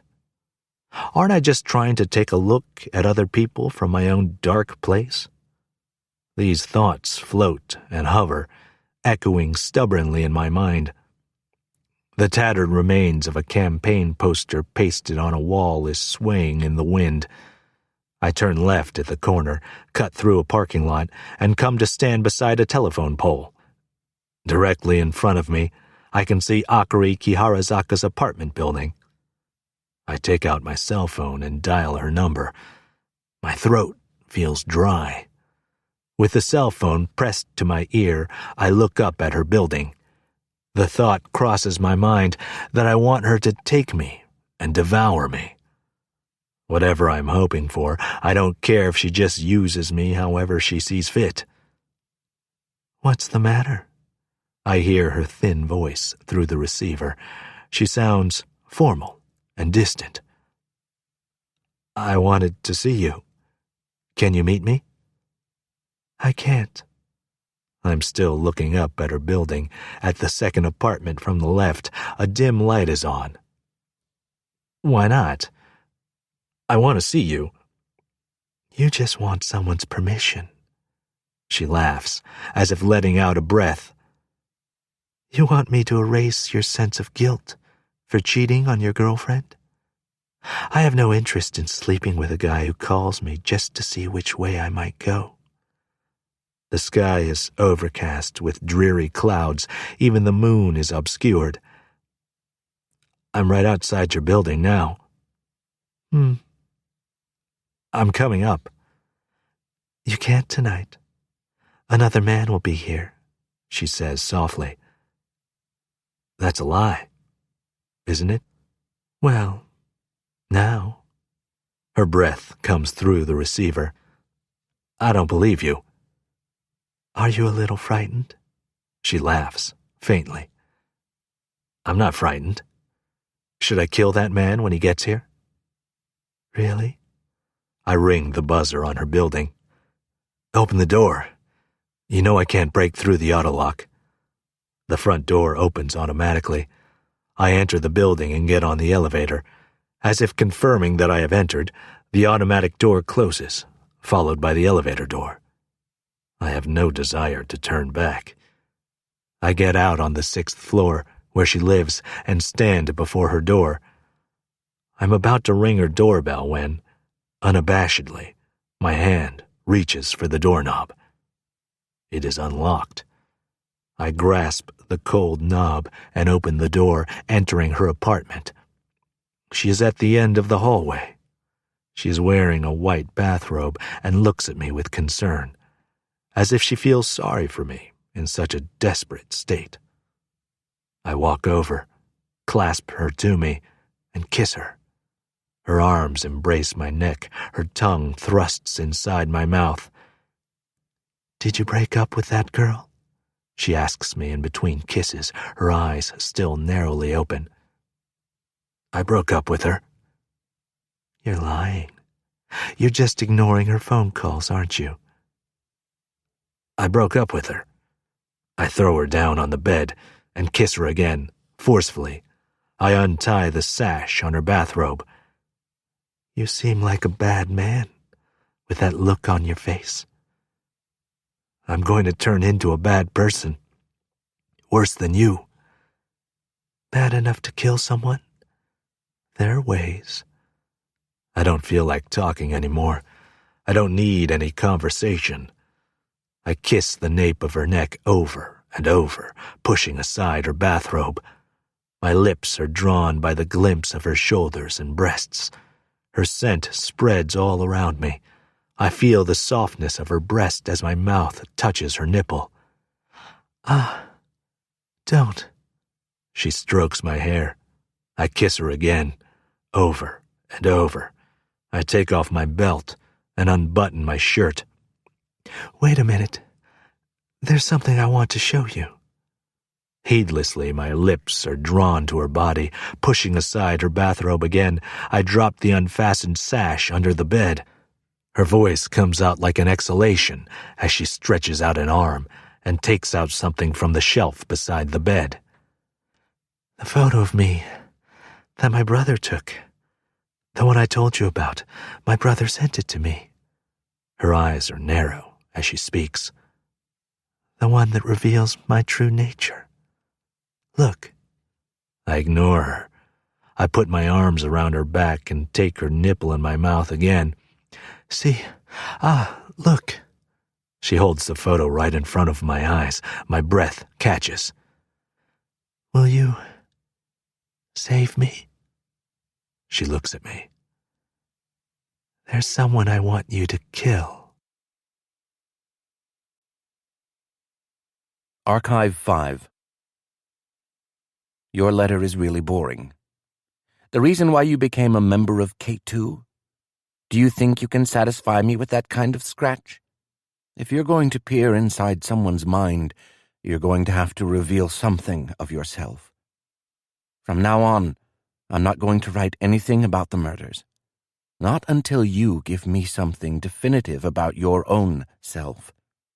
No matter how lonely I may be, I'm not going to let you talk me into going there. You got it? Don't be so disappointed. It's your own fault anyway. But then again, sitting here like this, in a prison cell and in front of a blank page, one is wont to write something. They say that death row inmates are always writing letters. Some of them just keep writing letters addressed to no one. Who knows who they're intended for? I should be happy I still have someone to write to. That's why I'm asking you. Come on. Show me just what's inside your head. I guess I'll tell you about when I was arrested. Something different from what you want to hear about. I've been thinking I'd like to try to describe to someone how strange it was when that happened.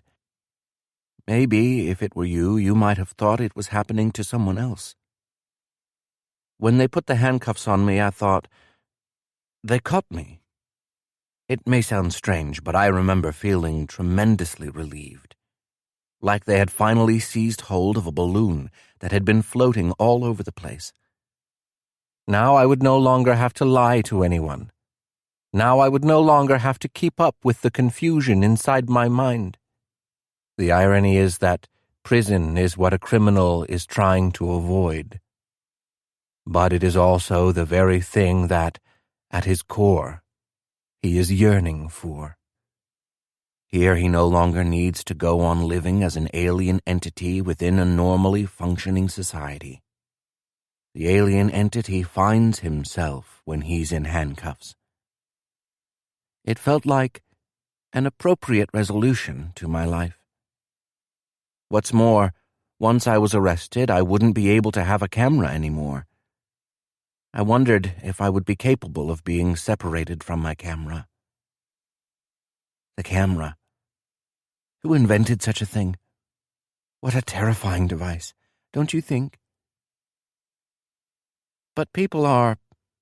No, I mean I am... very selfish. I was arrested, and now that my life has been significantly restricted, after a while, I find myself wanting to be out there again. I find myself wanting to hold a camera once more. If I were to get out, I wonder if the balloon would start floating all over the place in the confines of my mind once more and then explode again.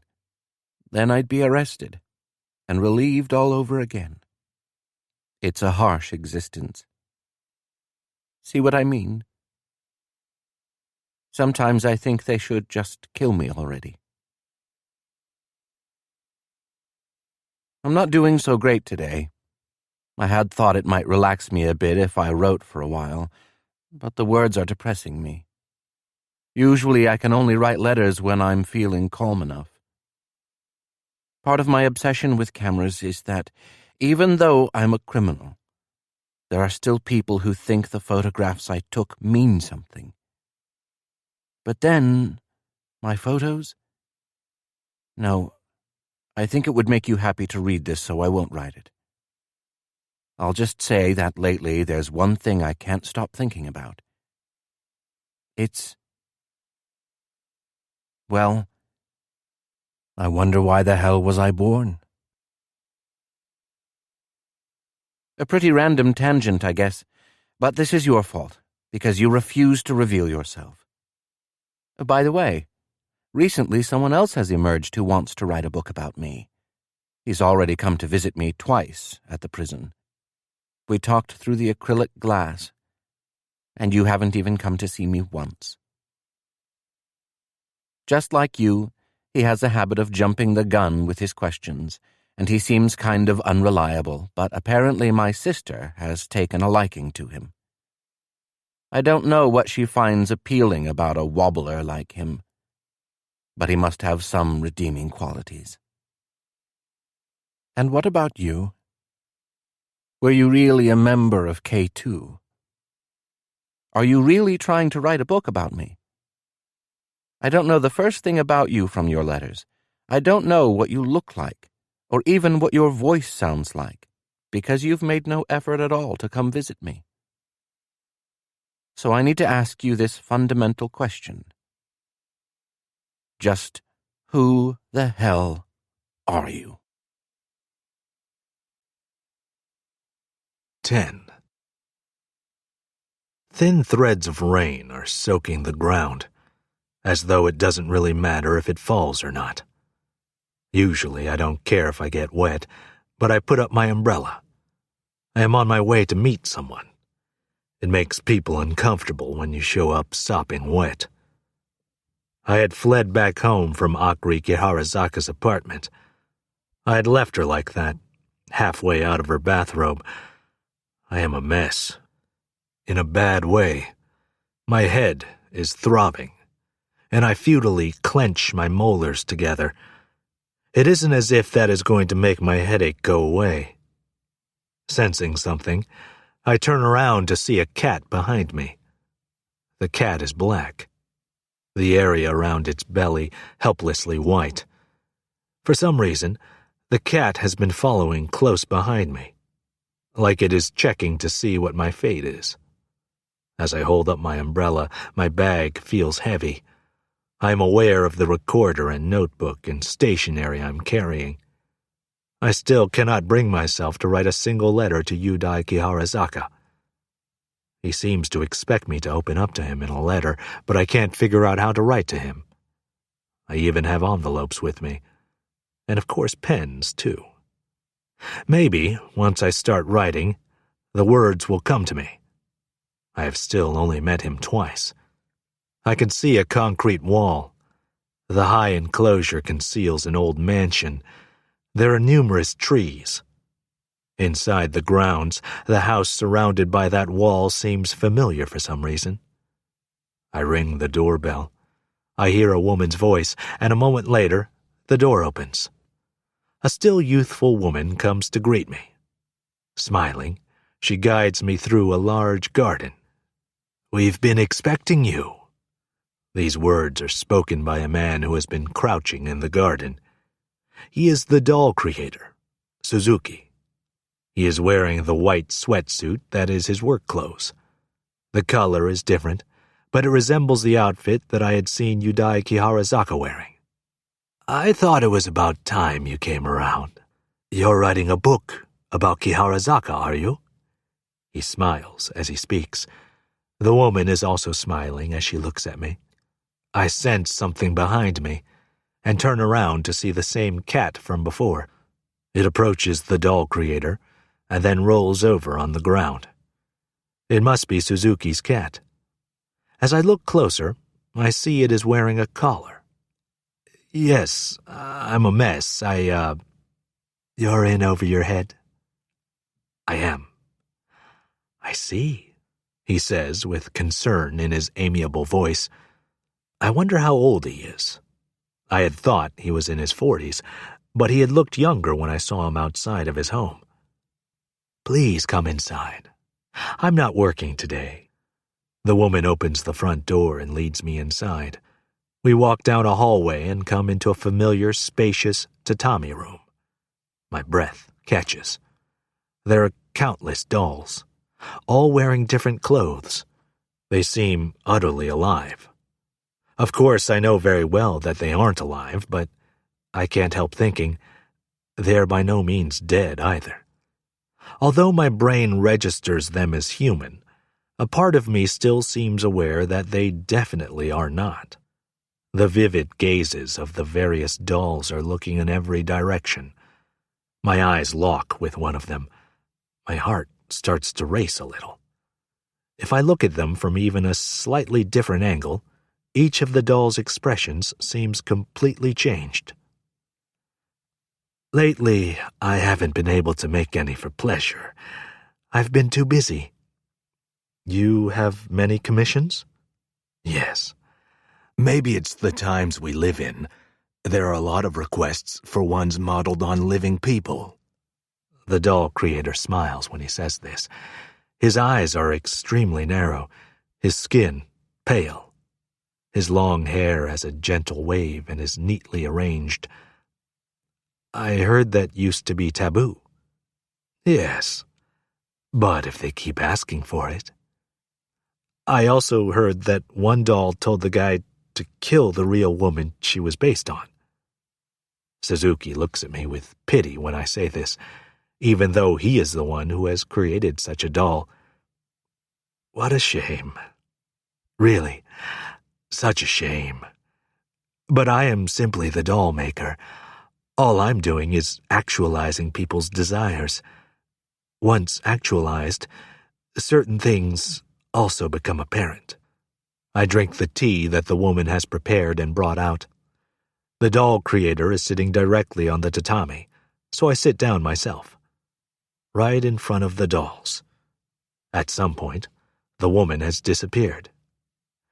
"Is she? Oh, she's a doll." "What?" It's a joke. The doll creator laughs with real delight. "No, she is a sort of apprentice. She came to me so that I could make one of her husband, who passed away. She sleeps with me regularly, but her heart still completely belongs to her husband." "And what about your heart?" "My heart?" Suzuki looks at me. "I have no such thing." The cat from earlier comes into the room. It prowls around us, then seems to lose interest and vanishes again. I sip the tea that the woman has made, and Suzuki does the same. After a while, he smiles. "That's a lie. I was joking with you again. She's only sleeping with me so that I'll make her a doll. A doll has to be copied after a person. It shouldn't be copied after a doll. That's why I need to have contact with people. You... You're not here to talk about me, are you? But rather about Kiharazaka. He looks at me through his narrow eyes.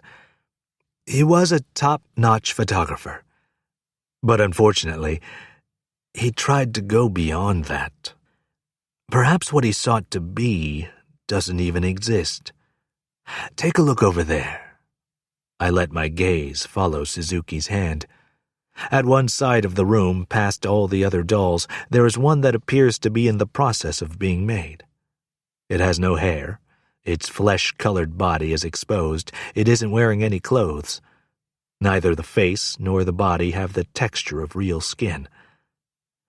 That doll does not yet have any life in her. The doll does not resemble anyone or have any distinctive characteristics. That's the one that appears in the background of his photo. Butterflies. What? His desires were all imitations of someone else. That is to say, there was nothing inside him. The doll creator is still looking at me. We did an experiment when it was just me and him. He asked me to create what would be his ideal woman. So I picked up a pencil and sketched it out. But no matter what, the face of the woman he described always resembled someone else. His sister, or his mother, a celebrity, the waitress he had just seen. Our predilections, what we call our desires, I guess that's just how they work. But then, seeing what I had inadvertently drawn, I decided to test him. I said, I prefer this kind of woman. And then he too gradually took a liking to the same things. After a while, he started saying, with considerable enthusiasm, "Make me a doll like this." Then, in the midst of it all, he realized what had happened, and he went quiet. Suzuki draws in a quick breath and calmly continues. What first got him interested in cameras was a commercial he saw with a friend. In the commercial, a cool-looking guy was using a camera in a cool way. As they were watching, Kiharazaka's friend beside him said, "Sure would be nice." With a look of envy, he had said, "It sure would be nice to have that." At that moment, Kiharazaka felt just the slightest desire for the camera. And from then on, he told me, his desire for the camera grew stronger and stronger. That's just... there is nothing inside him. He fell in love with his sister because he saw a movie about incest, and because the woman who starred in it was very beautiful and sexy. What's more, he told me, the guy he saw the movie with had joked about how nice it would be to have a gorgeous sister like that. So even though it got started that way, or no, precisely because it started that way, from then on, little by little, his desire was heightened, until he was pathologically obsessed. It's his attempt to turn his own desire, which is an imitation of someone else's desire, into the real thing. The doll creator looks down for a moment, then back at me. Then he killed 2 women. I bear some of the responsibility for that, because of a conversation we had. A conversation? A conversation about another doll maker I admire. Today, I will tell you everything I know. The rain is falling outside. Are you familiar with the conflict known as the Onin War, which occurred during the last years of the Muromachi shogunate? It was a terrible period, a time when the shogunate lost its ability to function, causing samurai throughout the various regions to form their own armies, and the entire country devolved into an internecine war. No one knew who they were battling against, or even for what purpose. Different conflicts broke out simultaneously. It was an era of unprecedented madness in Japan's history. Afterward, we entered into what's known as the Warring States period. But what I want to talk about now is a gifted creator of wind-up dolls who lived during the era of that Onin War. That is to say, this is a story about how, in a time of great confusion, one man transcended death. He smiles. This doll maker was known, even more than for his art, for the skill with which he used the color red. Every wind-up doll that he had made up to that point had worn a magnificent vermilion kimono. The doll maker's wife was in poor health. She was bedridden practically all the time, and the doll maker had always taken care of her. He loved his wife very much, but his love for her was intense. And in his passion for her, well, their sex practically destroyed his frail wife. The doll maker had an idea. Could he make a doll of his wife? But if he made a doll of a living person, that person would die. That's what he believed. However, one day, his wife asked him to make a doll of herself. "I'm going to die soon," she said. "I will only become frailer. I want you to make a doll of me while I'm still pretty." Hearing her words, the doll maker started to produce a wife doll. It is still raining outside. I am listening closely to his story, to his soft voice. That alone makes this a sad and touching story. Most people can only tolerate it up to this point. You probably already know what happens. Before long, as the doll maker immersed himself in the production of his wife doll, he started to lose his mind. The doll's beauty began to exceed that of his wife. As the doll neared completion, his wife's physical condition deteriorated. It was like the doll was extracting her life force. What's more, his chisel had slipped several times during the frequent earthquakes, or the edge of the plane had happened to shave marks into the wood. But these mistakes had, on the contrary, brought out the doll's unexpected beauty. Rather, through a series of unintended coincidences, the doll had exceeded the doll creator's abilities, as if it were using a divine power. No, the power of the earth that was soaked with the blood of so many killed in the war, and had become something that transcended human understanding. The wife was jealous. That is, the wife was jealous of herself.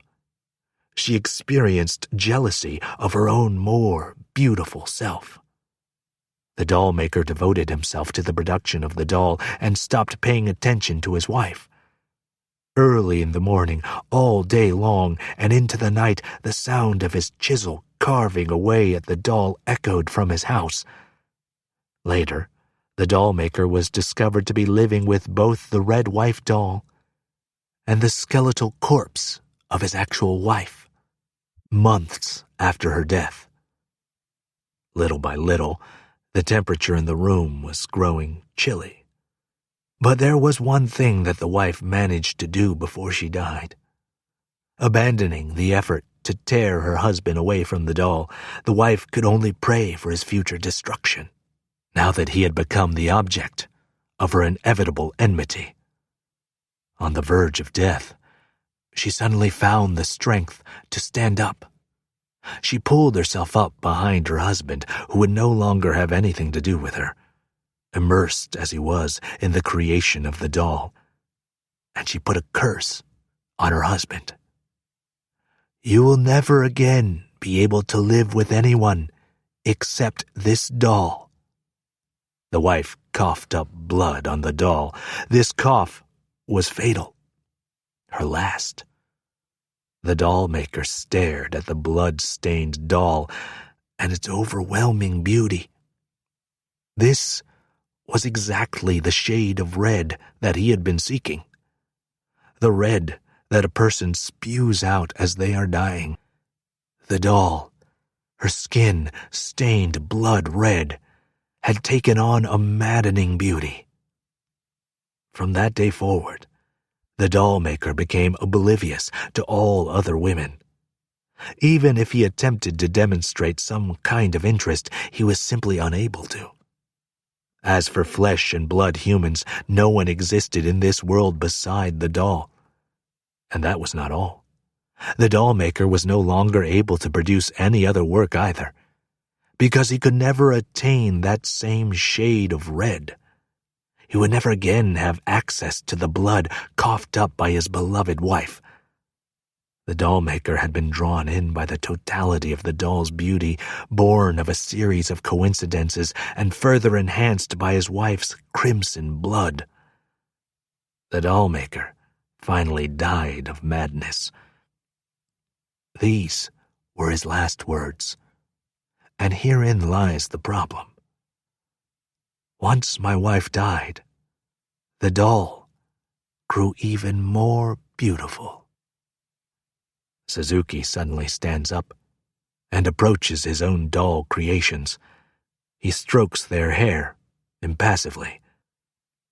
The doll was kept at a temple for a while, but ultimately it was disposed of, because it should never have existed in the first place. Not only the doll's creator, but any man who took one look at the doll was rendered impotent. Whenever they tried to make love to a woman, that red doll would appear before them as a vision, and the doll's expression, she seemed to be faintly smiling. But none of them could tell just what kind of smile it was, or what kind of smile it wasn't. Just like the Mona Lisa smile. Except where the Mona Lisa smile conveys the beauty of art to those who view it, this doll's smile gave rise to nothing but madness. Forever bewildered by what was behind her smile, these men were filled with agony and vertigo. In both cases, the painting and the doll, the smile appears to be that of a real person. It's a kind of artifice, nevertheless. Human perception recognizes it as a smile. Why does that happen when it comes to perception? In any case, unable to determine just what kind of smile it was, the men's confusion deepened until it seemed to drive them crazy. Does this sort of thing happen to other creatures? If you were to show a dog a painting of a dog, I wonder by just which qualities in the painting would the dog recognize another dog? Suzuki looks at me pensively. Well, I wanted to make a doll like the one that doll creator had made. Something that shouldn't be made. Something that shouldn't exist. You must think I'm mad. It doesn't matter. My life is already over, to a certain extent. But I told Kiharazaka about all of this. I can't help thinking that the two murders were the results of that conversation. But he also talked to Saito. Saito? You mean that stalker guy? Yes, so... That's interesting. So I wasn't the only one who talked to him about things they shouldn't have. Wouldn't 2 conversations be enough to have an impact on him? And also, I'm the one who made Saito's doll in the first place. That makes me the root of all his evils. Do you really think so? What? I mean, I hold my tongue. I want to say something, but I can't find the words. It is raining heavily now. The doll maker parts the curtain slightly and is facing outside, but his eyes don't seem focused on anything. I reach for my cup, only to realize that it is empty. The doll maker looks at me again, pensively. Well, the first victim, Akiko Yoshimoto, burned to death. It was deemed an accidental fire because Kiharazaka suffered major burns as well, and his studio was completely destroyed. But I knew it then, that it hadn't actually been an accident. What do you mean? I saw the photographs he took. Suzuki looks directly at me with his narrow eyes. My heart starts to race. Photographs of Akiko Yoshimoto and the raging fire.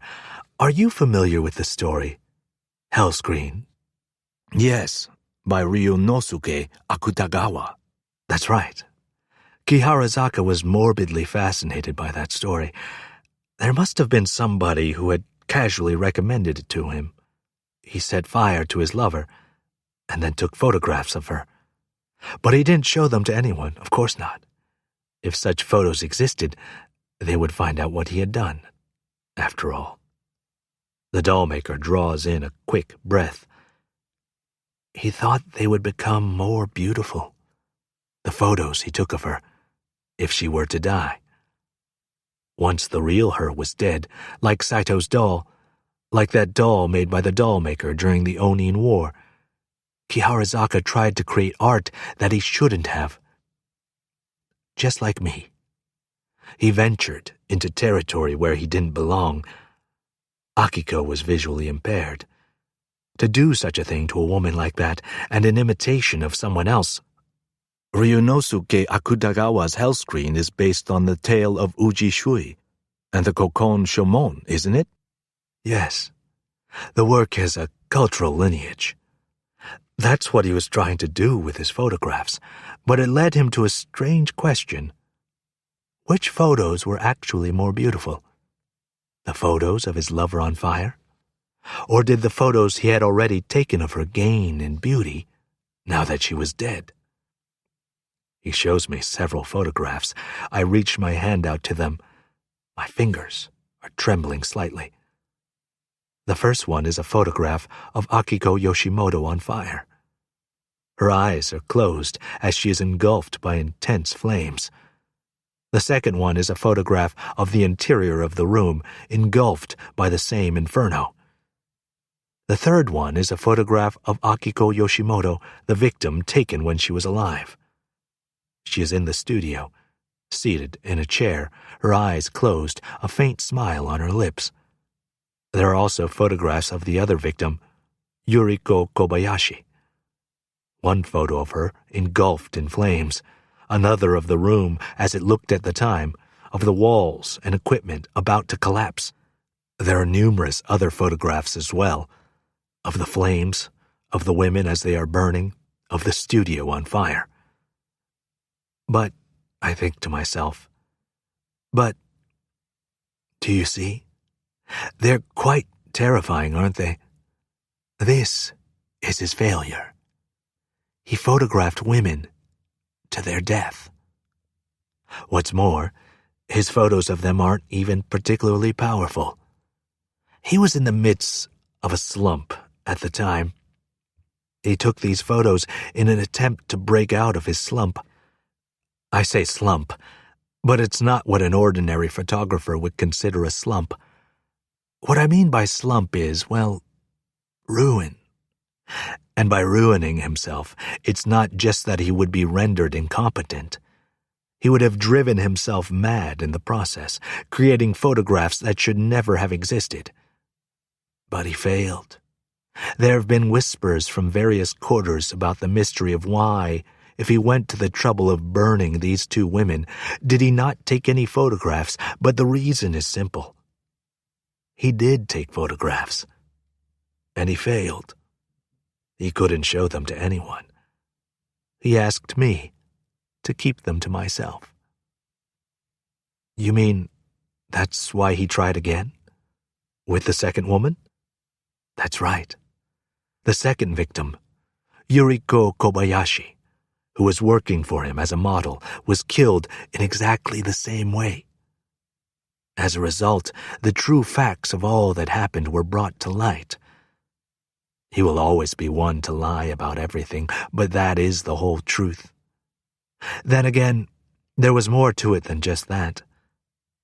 Kiharazaka's sister is probably a lesbian. The dollmaker's voice lowers another register. What? You should back out of this. Coincidentally, I was thinking of getting out of it myself. There are things here that even I don't understand. No matter how obsessed he was with photography, for his madness to have compelled him to go so far as murder, something else must have been at play. Do you really think that a person could murder someone purely for the sake of art? There must be something that fostered his madness to such a point. There's a more brutal madness to this than 2 simple murders. Why Akari made me such an offer. Look closely at this. You may not have noticed it. Suzuki points to one of the dolls among the many behind him. My heart begins to race. Chapter 11. The huge clock hanging on the wall seems to have stopped moving. I think I want to quit working on this project. The moment I say it, I feel a small pang of regret, along with a calm sense of release. My editor gazes across at me, looking slightly dazed. Why? It's too much for me. I'm sorry. I want you to explain to me, specifically, what happened. We are at my editor's apartment. I stare at the glass of whiskey on the table. My editor is staring at the same thing. He lights a cigarette. I remain silent. You mean you're in over your head? I look at the unmoving clock on the wall. It seems disproportionately large for the room. He opens his mouth to speak. Have you read Truman Capote's In Cold Blood? I have. After he completed his non-fiction novel, he couldn't write another decent piece of work. His spirit was broken. Then again, at least he did finish that book. Akari Kiharazaka had said something very similar to me. My heart starts to race. My editor raises his voice slightly. Sure, the way that I do things may be relentless. Some have even called me pathological, because I always push a writer beyond the limits of his abilities, and as a result, some writers' spirits have broken. But I just want to make a good book, that's all.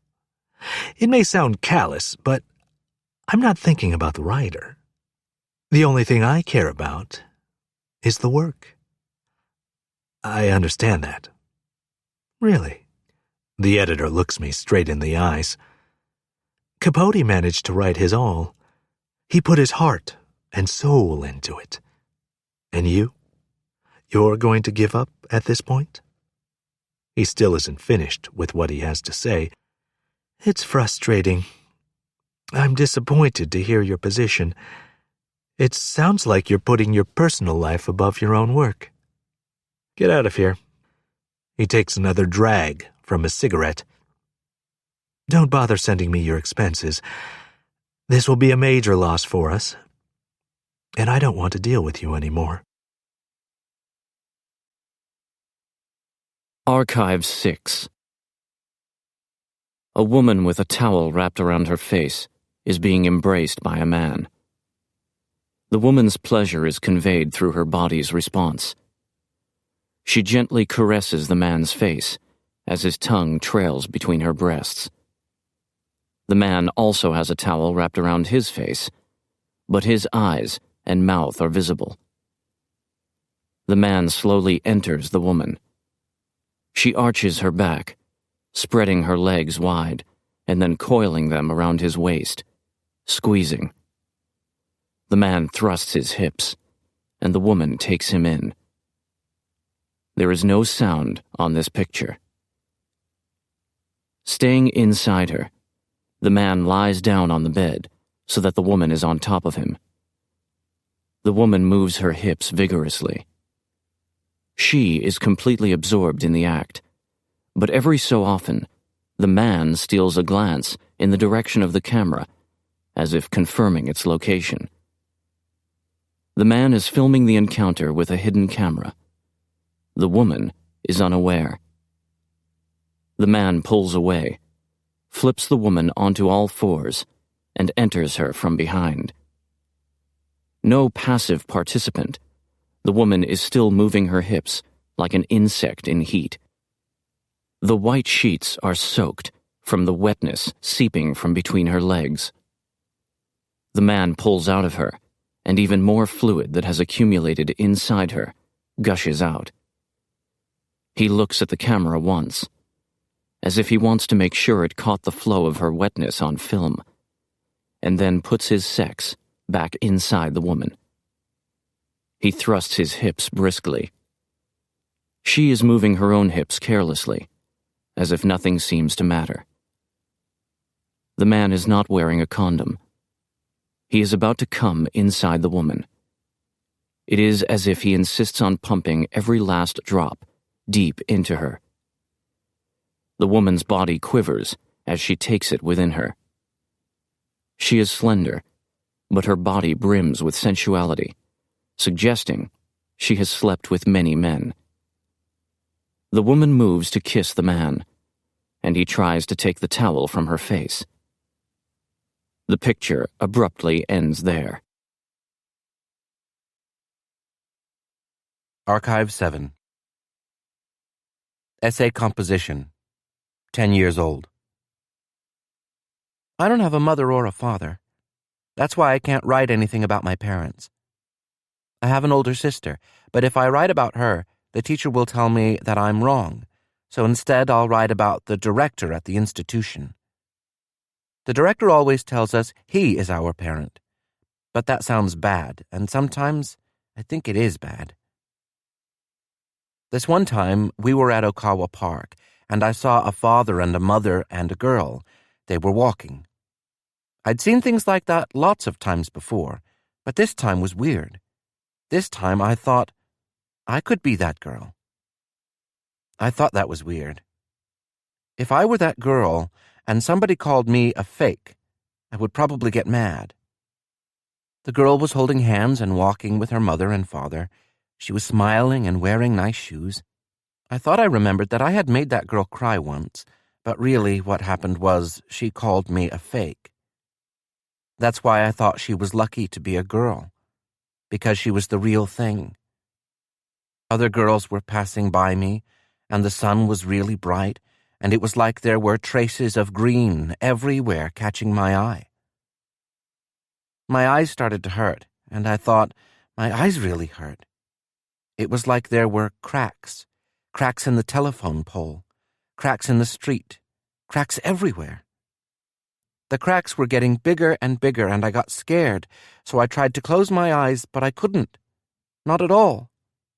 I felt like I was in the wrong place, and when I felt like that, my heart was pounding. I tried to look at the girls again, but with the traces of green and all the cracks everywhere, I couldn't really see. It felt like the cracks were all around me, and then I couldn't breathe, so I tried to run, far away so I could escape. My friend Katani has video games, and I think he's lucky. I don't know if I'd rather be him or that girl. I wish my friends thought I was lucky. When I told the director about this, he tried to cheer me up.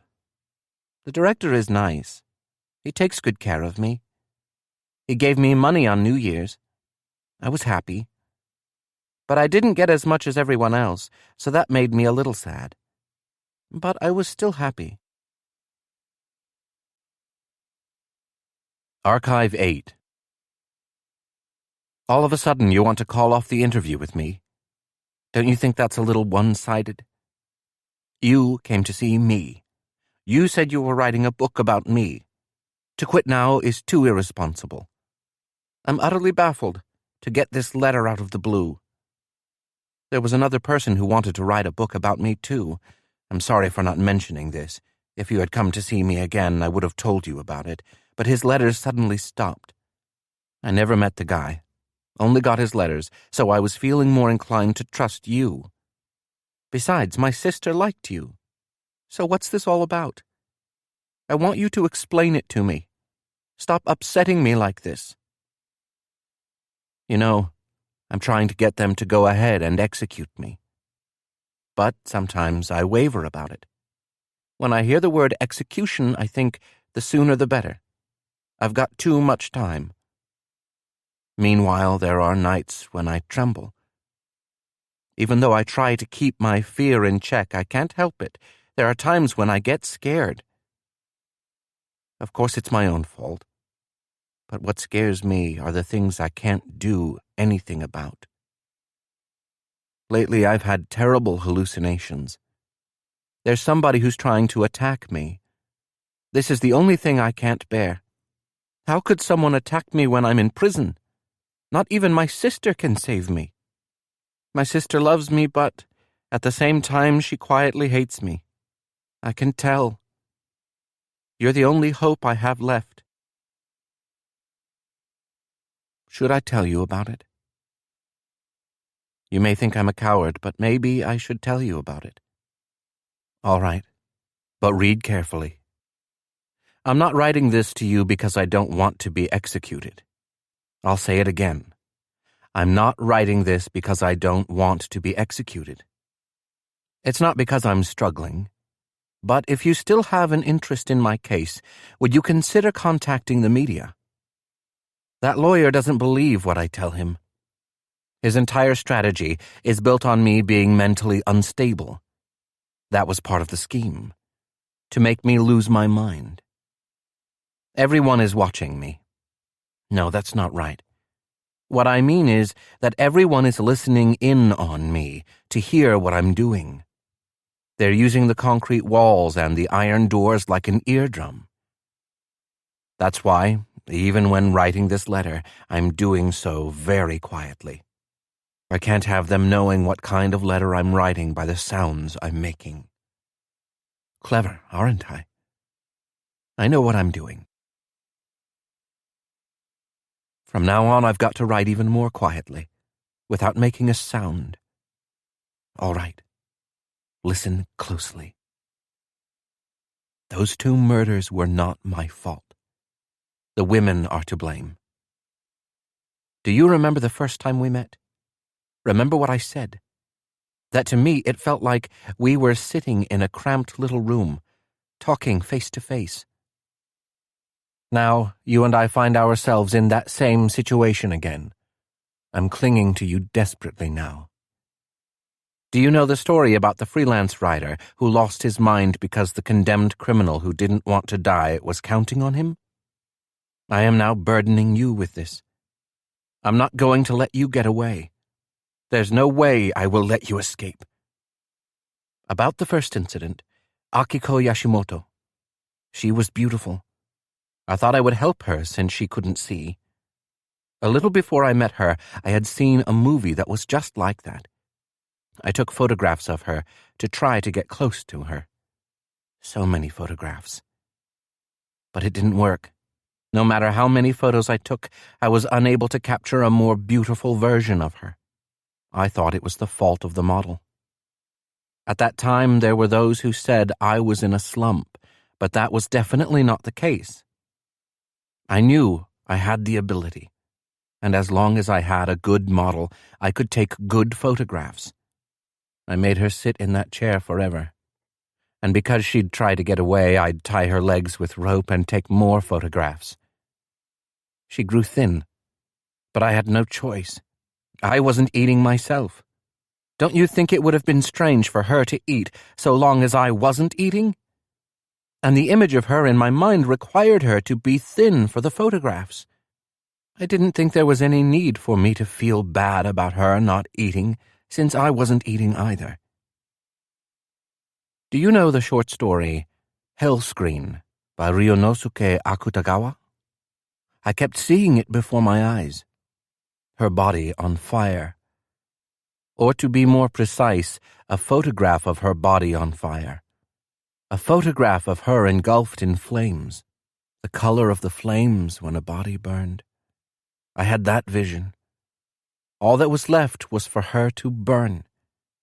But that wasn't my intention. I never plotted to set her alight with a candle flame.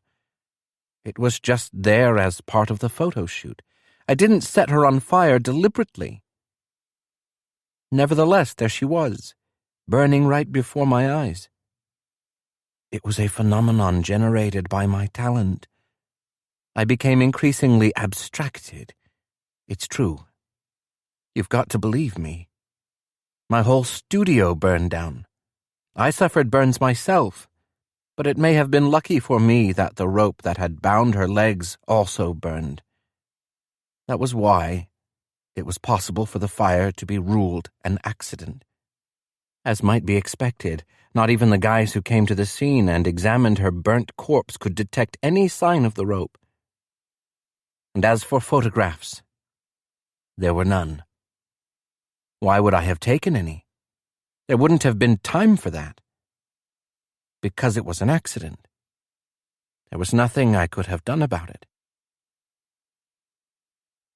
About the second incident, Yuriko Kobayashi, that time she was the one who got close to me. It's true, I can be pretty charming. All those things everyone said, that I followed her around like a stalker, or that I snatched her away in the blue sedan I always drove, or that I kept her in my studio against her will, those are all lies. That's the conspiracy. Do you believe the conspiracy? Are you no different from the guys who are trying to listen in on what I'm writing to you in this letter by the sound of my pen right now? That's the conspiracy. This is just between you and me, all right? I'm going to tell you a secret that's really frightening. The truth of the matter is that the prosecutor and the judge and the jury, all of them were in on it together. They are all working together behind the scenes to have me put to death. It's true. This information is coming to you straight from the source. It doesn't matter. And as if that weren't enough, now they're trying to attack me. Can you believe it? You know, she was always asking me to kill her. She wanted to die. You could tell just by looking at her. I felt like I could see it in her eyes that the girl wanted someone to kill her. I'm telling you, you would know just by looking at her. She was a diabolical woman, that Yuriko. But I wasn't the one who lit the fire. From the moment I unlocked the door to the studio, I wasn't keeping her there. I was only thinking of her safety, which is why the door was locked from the outside too. I was frantic, but there was absolutely nothing I could do. Have you ever smelled the scent of a woman's burning flesh? Its sweetness is enough to make you lose control. Whenever I try to remember that moment, I get distracted, and butterflies start to flutter right in front of my eyes. The butterflies that those guys let loose just to disturb me. The butterflies spread out as far as I can see. Don't think I'm telling you this because it's convenient. This is awful for me. The photographs. I couldn't take any. There was no time for that. I was arrested. The second incident with Yuriko Kobayashi was clearly murder, so their argument was that Akiko Yoshimoto must also have been murdered. How could the first incident be an accident if the second incident was arson, they said. But I'm not an ordinary person. I'm a genius. All kinds of things happen to geniuses. Isn't that right? And then there was the thing they got the most upset about.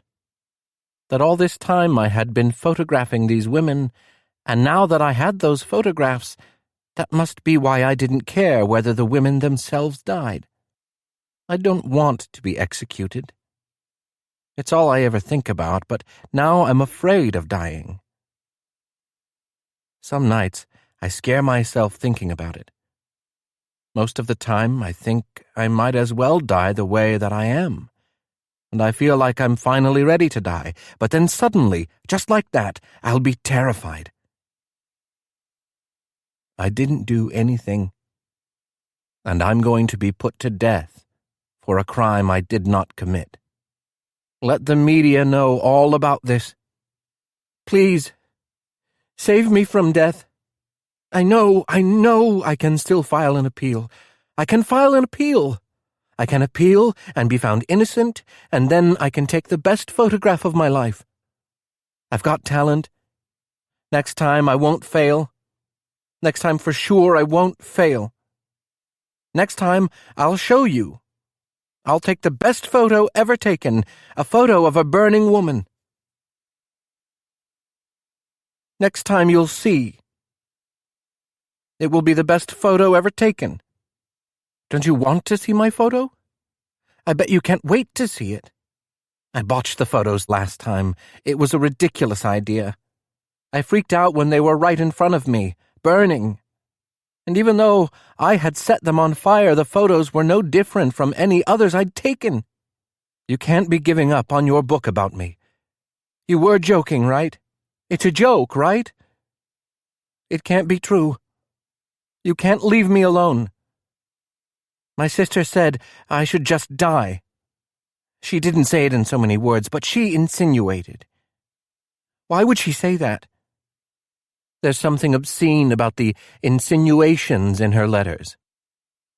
No, I don't want to die. I don't want to die. I don't want to die. I don't want to die. I won't let you get away. There's no way I'll let you escape. You're going to save me. Come and see me. I'm begging you. You're going to save me before they attack me. Come see me, come see me, come see me, come see me, come see me. But what do you think? An ordinary woman dies. Just what does that mean? Archive 9. Yuriko Kobayashi's Twitter account, February 11 to February 18. Yuyuko, Yuyurin, 1121. I like reading, movies, and shopping.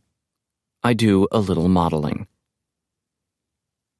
February 11, 2:12 p.m. Going shopping today. Happy face. Maybe I'll buy a bag. February 11, 7:02 p.m. About to eat eel over rice. My favorite. Happy face. February 11, 7:51 p.m. Yummy. February 12, 1:46 a.m.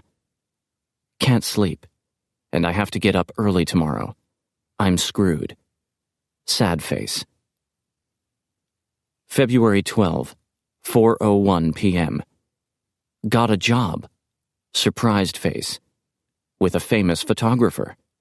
Surprised face. February 12, 11:08 p.m.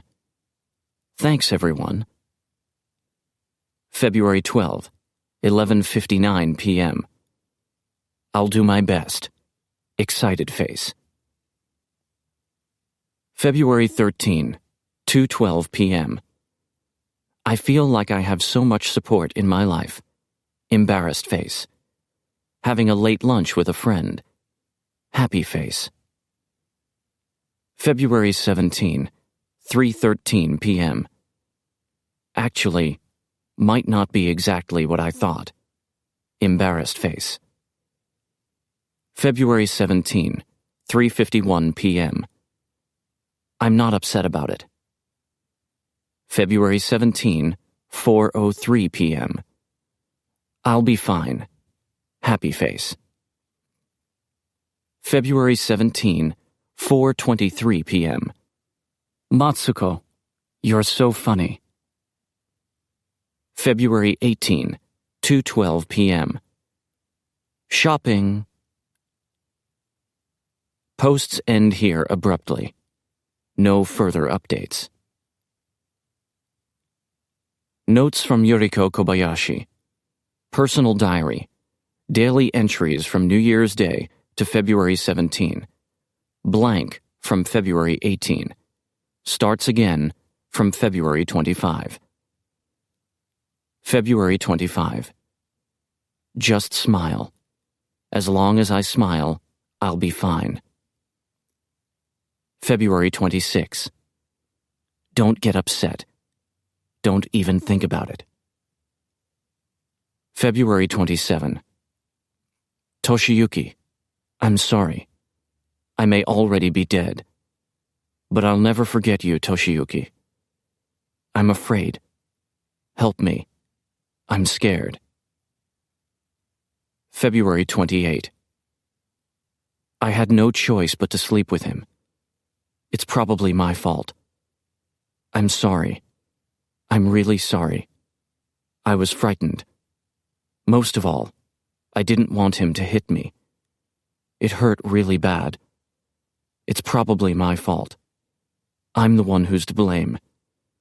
I'm so mad at myself. Help me. Help me. Help me. February 29. Help me. March 1. Help me. Help me. Help me.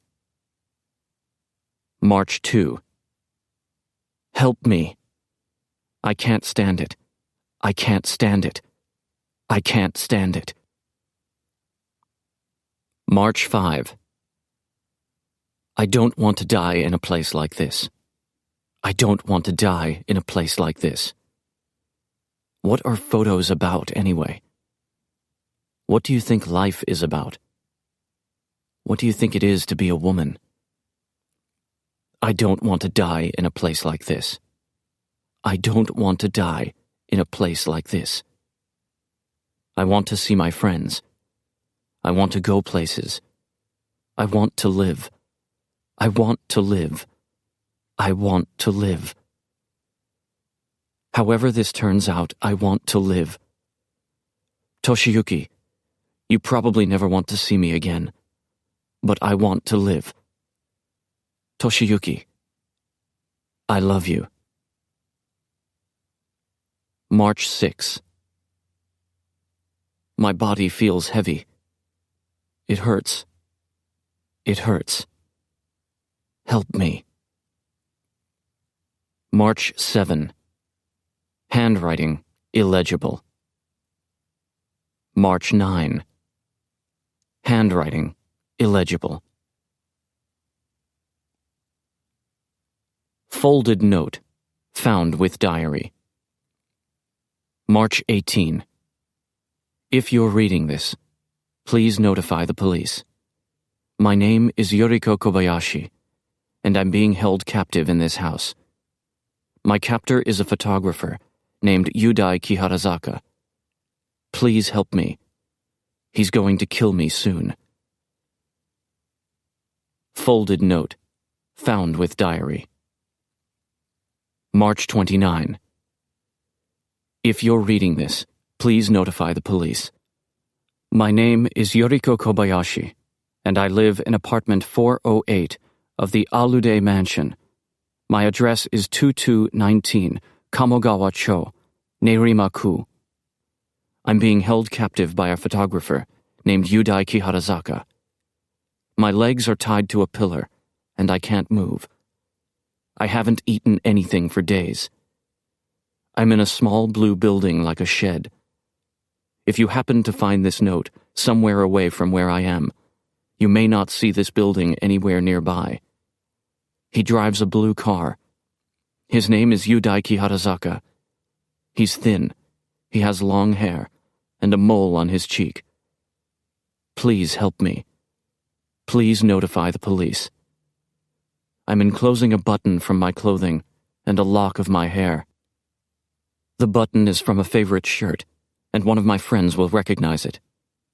As for my hair, most of it has been burned, and I hardly have any left. He's going to kill me soon.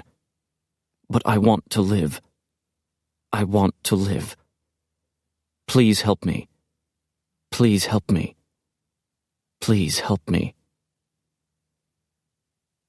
Her death occurred the day after this last note was dated. 12 notes like this were found beneath the window. Some were wet. Others were burned. Archive 10. Yuriko Kobayashi is sitting on a diagonal sofa. She is in Yudai Kiharazaka's studio. With a frightened look, Kobayashi touches the hem of her skirt. There is a camera in front of her, a stationary camera mounted on a stand. Behind her, there is a huge light reflector. On screen, she and the camera she is facing are seen from the right. Looking even more frightened, she starts to touch the ends of her hair. She isn't wearing any makeup, even though in a corner of the room there is a makeup vanity for her. It is gothic in style, likely expensive, and looks to be quite old. Kobayashi stands up.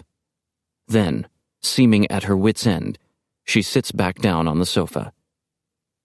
She looks at what is around her. Her eyes still look frightened. Suddenly, the door behind the camera in front of her opens. A man enters. He is dragging a trunk. Seeing him with the trunk, her face contorts with even more fear. The man stands in front of the stationary camera, peering through the viewfinder, as if he is checking the composition. He smiles cruelly. She says something, over and over again. Her mouth grows wider as she speaks, as if she is raising her voice. She looks like she is venting her anger. There is no sound on this picture. The man crouches down and opens the trunk. It is massive. There is a woman inside. It is Kiharazaka's sister. When Yuriko Kobayashi sees her, she starts to say something to the man. She looks relieved. She and the man take Akari out of the trunk. Akari seems to be in a very deep sleep. Yuriko Kobayashi takes off her clothes, removing even her underwear, and then she dresses the naked Akari in her underwear and clothes. She takes another set of clothes from the man and puts them on. Kobayashi puts her own ring on Akari's finger. The diagonal sofa is long enough for someone to sleep on. The two of them cover Akari's face with a towel and lay her down on the sofa, placing a cloth over her body. They leave only her arms hanging limply outside of the cloth. They douse her with kerosene, much more than one would have thought necessary, and with some other kind of chemical. They also douse the sofa, as well as the rug under the sofa. Yuriko Kobayashi looks like she isn't entirely over her fear.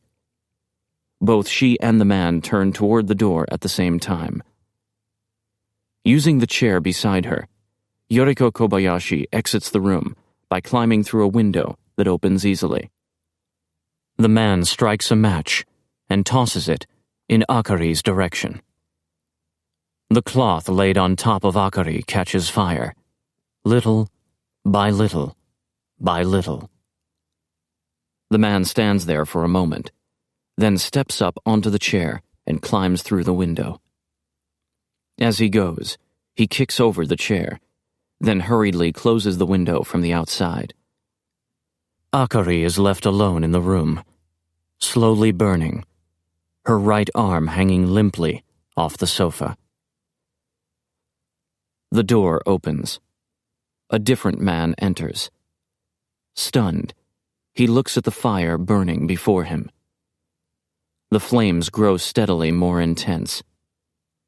The man keeps standing there. He begins to sweat profusely. He starts to tremble, as if he is having convulsions. Smoke gushes forth, and the sofa is engulfed as the fire rages.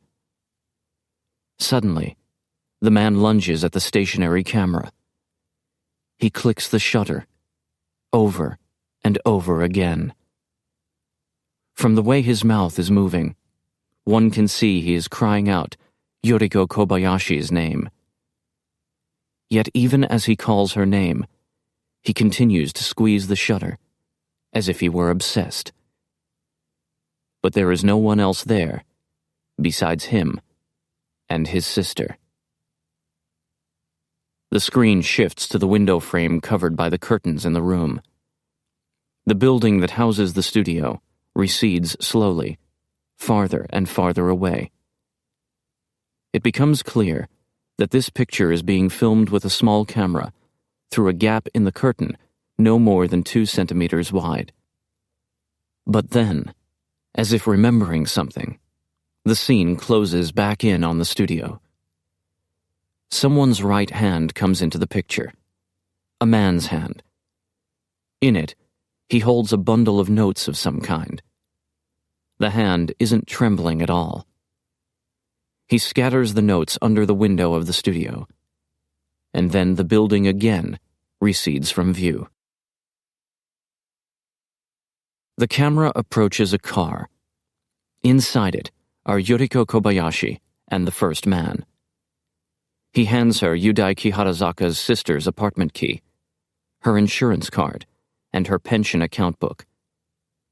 Also doctored photographs and her diary for practicing her handwriting. Yuriko Kobayashi has regained her composure and is smiling at the man. From here, it is impossible to see his expression. The camera gets into the car. The door closes, and the car slowly begins to drive away. The picture abruptly ends there. Archive 11-1. I wonder how long I've been wrong. But when I look back on my life like this, I always get confused. Just when exactly did I screw up? Sometimes I get depressed and can't help but feel that, ultimately, it goes all the way back, and I should have just been born differently. Maybe life is just like that. Even if my life has been wrong, I'm going to wait and see what happens at the very end. Whatever I am, I'll be until the end. I guess. Let's talk about us. Because there's little else in my life that has any meaning. Do you remember the first time we met? It was at the library. At a small symposium on Braille. I had never seen anyone experience someone's words so beautifully. You accessed the words written in books through the tips of your fingers. Now and then, as your fingers slid forward, you smiled. You never believed it, but you were a very beautiful woman. At the time, you were reading Snow by Orhan Pamuk. It's one of my favorite books. Back then, when I asked you what you were reading, you smiled as you replied to my question. After that, I quickly apologized for disturbing you while you were reading, for disrupting the world of the book and rudely calling you back to this world. You gave me a puzzled look as I apologized. At that moment, you were so lovely. I've read many books, you said to me. I think something happens when you read. It's like the passage of your own life becomes immersed within something else. I've spent my life amidst the words of so many writers. Among well-chosen words, the various life stories, the frustrations and sorrows experienced by other people, as well as their hopes. I consider myself very fortunate. I wonder if you remember the first time we kissed. It was on a bench in front of a fountain that was lit up. But it wasn't romantic at all. They were trying to conserve water, so the fountain was turned off, and the bench was in disrepair. I was a little worried about people around us seeing, but you said, "It's all right. No one is looking." It was so strange. You, the blind one, seemed to know exactly what was going on around us. I love your book. That's what you said to me. You meant a book that I edited, a biography of Michel Petrucciani. You told me that it was as though the letters you touched on the page were flooded with the unearthly melodies he played on the piano. I was so happy. But I had been pathologically obsessed with making the author rewrite that very passage over and over again. It must have been tough on the author. Yet in return for all his hard work, he had been able to impress a woman as beautiful as you. Making love with you was like a miracle to me. You had been worried about your own body, but you were really, truly beautiful. I was wild with excitement, and you were wild for me too. One's bigger than the other. You said this to me sheepishly, while cupping your own breasts with your hands. Don't worry, everyone's are. Really? Really. Take your hands away. I don't want to. Haha. Take them away. I was so excited. I couldn't wait. I touched my lips to your breasts over and over again. Looking at your body, I thought to myself, what a gorgeous creature. What a gorgeous creature, right here before my very eyes. And someone this gorgeous wants to be with me. The body of the person you love is the most wonderful. And I was in love with you. From the bottom of my heart. So much that I didn't care what happened to me. It seems like people who can't see are generally thought to be quiet and meek. But you were quite the opposite. You went everywhere. You told me you had been to Nepal, to Jamaica, to Singapore. When we went to Kyoto together and stood before the temples, you explained everything about them to me. The quality of the materials they were built with, their shape and appearance, the expressions on the faces of the tourists who had come to see them. You even explained my own impressions to me. Listening and breathing it all in, you seemed to be comparing the knowledge you learned from books with everything around you, seeing it all recreated in the back of your mind. At the time, you wore a faint smile. I think it's possible that the temples you imagined in your mind may have been more beautiful than the real things. You went everywhere.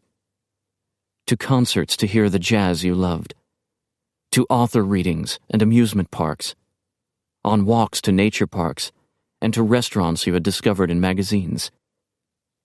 In places that aren't public institutions, there isn't any yellow tactile paving on the walkways.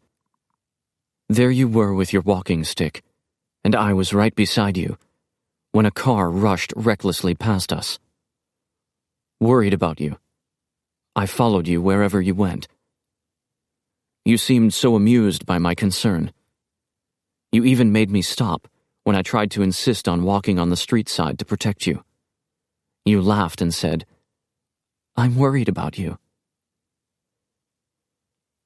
One time we were having dinner at the apartment when there was a report on television about a murder. As you heard this on the news, you suddenly put down the chopsticks in your hand and touched my arm. Then you said, "I don't know what I would do if you were murdered," as if whispering to yourself. "Here I am with you now, in this cozy apartment," you went on softly. "But if this reality were shattered by an event like that, I don't think I could go on." I had been staring vacantly at the television. A young man had been stabbed numerous times in a robbery homicide. The amount stolen was only 12,000 yen. The perpetrator had been arrested and was expressing his remorseful plea. "If you were murdered, I would want revenge." Of course, that's not right. And if anything, I'm against the death penalty.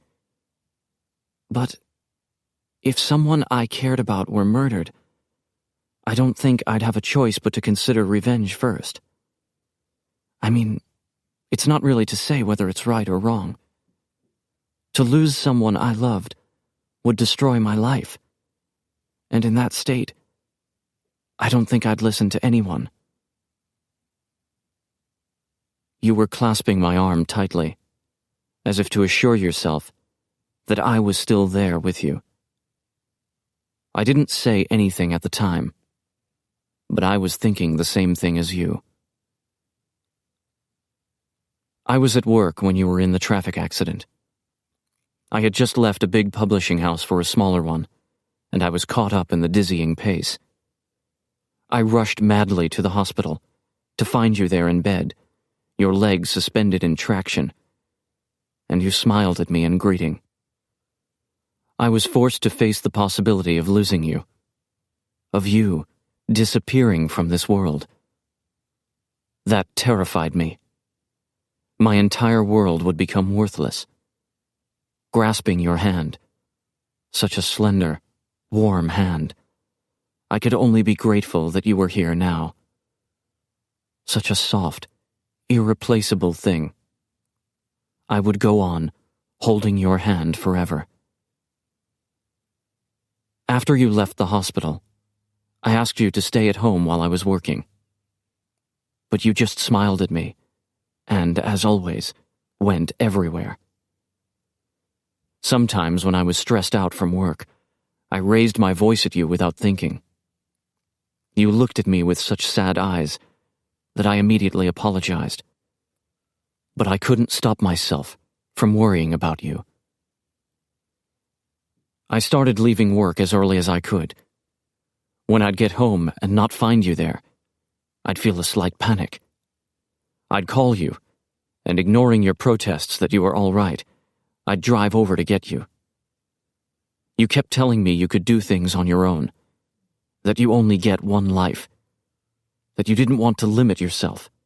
You wanted to experience it all, and that you didn't like it when I interfered too much in your life. Everything you said was true, yet I couldn't control myself. It's because I can't see, you said at last. You worry about me because I can't see, don't you? In that case, maybe you ought to go after one of the other girls walking around out there. But that's not what it was about. Of course, it's true that I had been worried about you because you couldn't see. But the problem was mine. 6 years before I met you, I was involved with someone else. I won't tell you her name, but we were very much in love. All she said was that her stomach hurt a little bit, and I started to worry and asked her to go to the hospital. When she came back from the local clinic and said that it was nothing serious, I still wondered if she was all right, and I begged her to go to a bigger hospital where she could have a more thorough examination. She gave me a strange look, but seeing the state I was in, she acquiesced and went to another hospital. When she returned and again said it was nothing, I was assured for the time being. But that's how I always acted toward her. If she said that she wasn't feeling well, I became overly concerned that it was really the flu. I even asked her not to ride in cars. Me, who would never go to the hospital when I was ill. I made her go to the hospital so many times. I wore her down. That was the reason she left me. After that, I started to think that maybe I ought to just avoid falling in love with anyone. I lived my life, taking care not to let anyone get too close to me. As far as I was concerned, having someone to love was too much to deal with. I could feel a quiet madness within me. If I loved someone with all my heart, my worries became unbearable, to the point where they got the better of me. I was powerless against this anxiety. There was no way for me to ignore even the slightest little worry. But then I met you. At the time, the doctor said that you were very lucky to have only broken your leg in the accident. Often, I took off from work and watched you when you left the house, to make sure you made it back home without getting in another accident. I shadowed you. I have no doubt that when your friend happened to spot me walking behind you, she must have thought it was creepy. You were so angry with me when she told you what I was doing. You had every right to be. Did you think that I wouldn't find out because I can't see? You demanded. I was impossible. For some time now, a rift had been forming between us that would be difficult to repair. I followed you everywhere you went. When a car passed too close to you, I forced the driver to stop and got into an argument, while you cried and pleaded with me to stop. I forbade you to take the stairs, or to go out, or even to boil water. I took my eyes off you. In that moment, I couldn't guarantee your safety. Your life, and within that life, yourself, which I could never quite perceive, went on, survived second after second. I don't understand why, in the face of those we love, we can only acknowledge the one part we can see. I can't help wondering about the you I couldn't see. When you told me that you wanted to live apart for a while, my vision receded to the point where I could only see a blurry version of your face. You had grown weary of putting up with the suffering I inflicted on myself. You, who had always been so active and lively, had been negatively impacted by my stubborn persistence. You still cared for me, you said softly. But if we didn't spend some time apart, it would be bad for the both of us. With tears in your eyes, you tried to hold back your sobs. Your idea was unacceptable to me. But then again, it was also unacceptable for me to be a burden to you. From that day on, I always watched you from a distance. The yellow tactile paving follows in a straight line from the station. When the yellow line meets the sidewalk along the main road, though, it suddenly disappears. This is your way home from the station. Every day, I was lying in wait for you as you made your way home along that yellow line. And that day, I waited all day to make sure that you were safe. What made you notice me that time?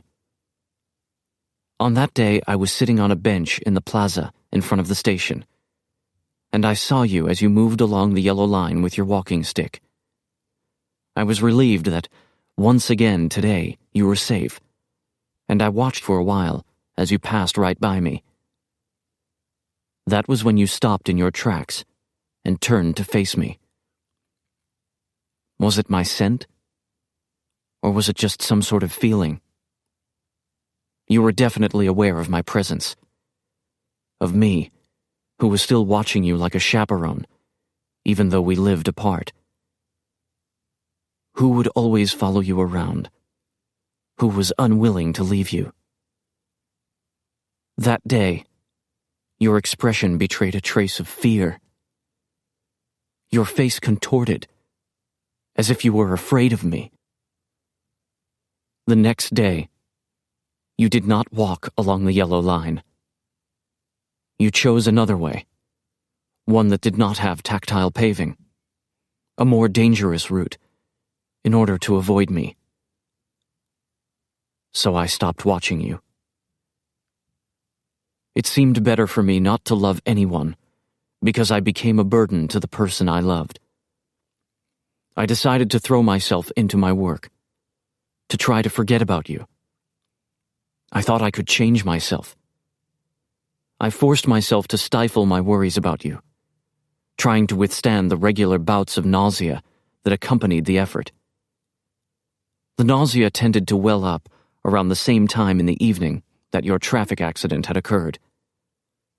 I took time off from work and made myself go on a trip alone. Despite all this, I knew that I'd never be able to change, but it was the only thing I could do. When I returned from my trip, I was still the same, of course. But without a doubt, I knew that, at the very least, I absolutely needed to stop brooding about you. I even went to see a psychosomatic specialist, but he told me that I was normal. But if I stopped worrying about someone, and then if I were to lose that person, then just who exactly would be to blame? When it comes to relationships, the more I love someone, the less I know what is appropriate. I thought about quitting my job and living somewhere far from Tokyo. If I stayed close, I'd end up looking for you again, and I didn't want to frighten you anymore. But in my mind, I would never be able to move on from our time together. It was about 2 weeks after I had left Tokyo and gone back to my hometown in Sendai, where I found a job as an editor at a local free paper. That's when I found out about your death. Fire at the home studio of photographer Yudai Kiharazaka. Female model dies. It was an article that I just happened to read in the newspaper. The moment I saw your name written there in small print, my heart started to pound. Then it was helplessly racing, and the next thing I knew, my colleagues were holding me up. You were dead? How could that be? A photographer's model. The feel of my colleagues' hands touching me suddenly made me sick. They felt like the hands of strangers. I was aware of the many fingers of my colleagues' hands. I didn't want anyone touching me. I shook free, stood up, and went to the bathroom, where I threw up. You were dead? My vision narrowed. All I could see was a tiny portion of tiled floor around the toilet. I quit my job right on the spot. I know it was unfair to my colleagues, but at the time, I couldn't think of anything else besides you. From there, although it seemed strange even to me, since I had been drinking very heavily and in my crazed state didn't want to cause trouble for anyone on the road, I took the bullet train. For some reason, I put on a suit first. Oddly, it made me feel like I was standing up straighter. And then, on the train, even though I already had several coffees that I hadn't drunk lined up on the table in front of me, I kept ordering more from the vendor girl, while people eyed me curiously. When I got back to Tokyo, I didn't go to the police to request the details, or give my name as a person involved. I was trying to keep my presence a secret as much as possible. Probably by that time, something had already taken root in my mind. I met up with my former colleagues, reporters for a weekly magazine, and asked for the details about the incident. Both the police and the media regarded it as an accident. Kiharazaka had been taking photographs, with you as the model, and at one point he had taken a break and gone into another room where he was fixing something to drink. While he was in there, a candle that was being used as a photo prop fell over, setting fire to a rug that was also being used in the shoot, and the fire then spread to the paint. Being visually impaired, you were unable to flee and inhaled the smoke. At the time of the accident, Kiharazaka had suffered burns trying to rescue you, and was still screaming when he was taken to the hospital. But, I thought to myself, was that what actually happened? Really? I started watching Kiharazaka. I shadowed him, planting myself outside his house when he was home and keeping watch. The studio where the fire occurred was on the same property as his home, and it was left in its burned-out state. His new studio was housed in a crude-looking shed-like building. He definitely looked worn out. Was it really an accident? I didn't know what kind of relationship had developed between you and him. But if you were lovers, then he would have been a broken-hearted man, just like me. In the midst of my grief, this humanized him to me. Without a doubt, he had been careless, but I, too, had once almost lost you in a traffic accident. And then, because I was trying to straighten myself out, I had let you out of my sight, and I had let you die. I thought about meeting with him. I was tormented. Unsure of what to do, I lapsed back into old habits and spent my time keeping watch at Kiharazaka's house. I also ordered all sorts of back issues of magazines to see his photographs. Most of the subjects in his work were shot at quite close range, and his meticulous fixation on details was apparent. Yet I didn't think he seemed crazy enough to kill someone. It was around this time when I heard the rumors about the doll creator. Living with a doll. I couldn't imagine it, but I thought I'd go to see him, just to hear what he had to say. I must have been fascinated by the fact that some people even started to hear their doll's voice. When I think about the condition I was in at the time, hearing voices didn't seem like a strange phenomenon at all. I wanted to hear your voice again. I thought that meant I was crazy, but it didn't matter. Maybe I wanted to retreat into madness in order to escape this world. The man who greeted me was much cheerier than I expected. This was the doll creator, Suzuki. When I nervously showed him a photo of you, his expression changed. He looked at me calmly and asked, "What kind of relationship did you have with this woman?" "I dated her a long time ago." When I said this, he gazed at me even more steadily.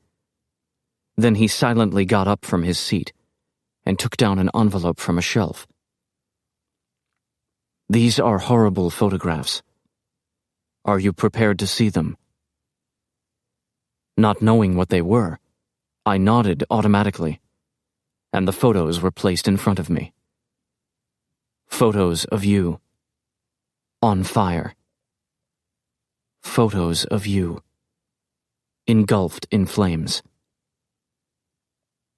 My vision narrowed, and it took me some time to realize that the sensation I felt was nausea. Suzuki, the doll creator, started speaking again. "The fact is, Kiharazaka and I are close. He said that he hadn't taken any photographs, but the truth is that he did. He couldn't show them to anyone, nor could he keep them, so he asked me to hold them for him. He said that an artist like me was the only person in the world he could trust, and he insisted that I absolutely couldn't show them to anyone. Seeing these photos, I didn't know what to do. I don't care much for the police, but I couldn't just keep them a secret like this either.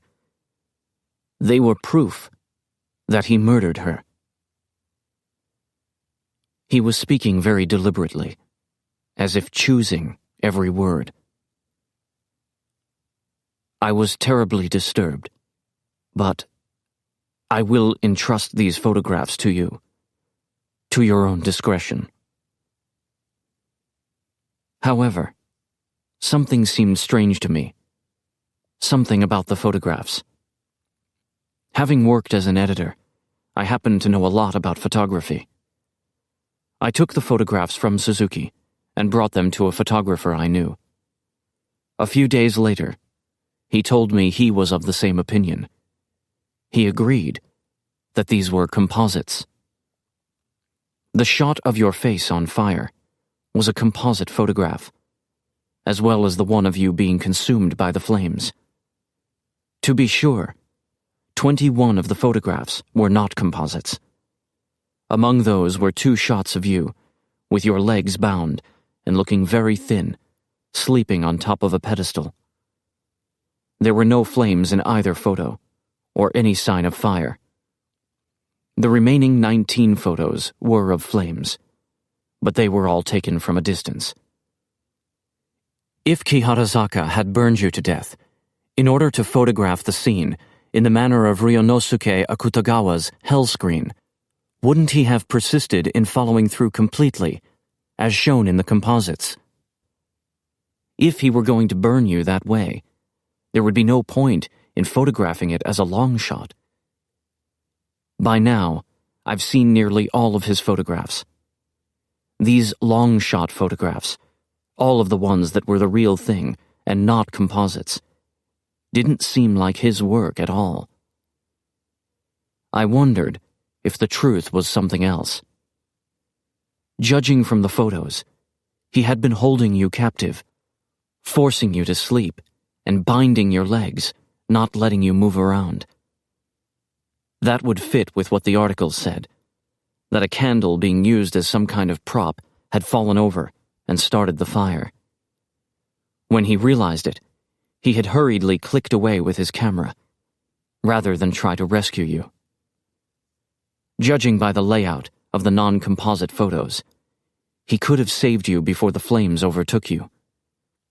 You would probably still have suffered burns all over your body, but judging from these photos, it definitely seems possible that he could have dragged you out of the flames, had he not stopped to take 19 photographs. In what appears to be the last photo he actually shot, you are already completely immersed in flames. Yet none of these photographs are successful, not the least bit stimulating to the viewer. They are no more than mediocre. I can't help but think that the composition of the close-ups in the composite photographs was motivated by his regret, that these were the photographs he had really wanted to capture. I tried to verify my hypothesis. I thought if I went to see Kiharazaka, though, I'd end up killing him. So I met with his sister. She was living on her own in Ueno, off an inheritance from her grandfather. After hearing what I had to say, she bowed deeply. Then she told me that what I had said was probably correct. That her brother may not be a respectable fellow, but he didn't have the nerve to kill someone.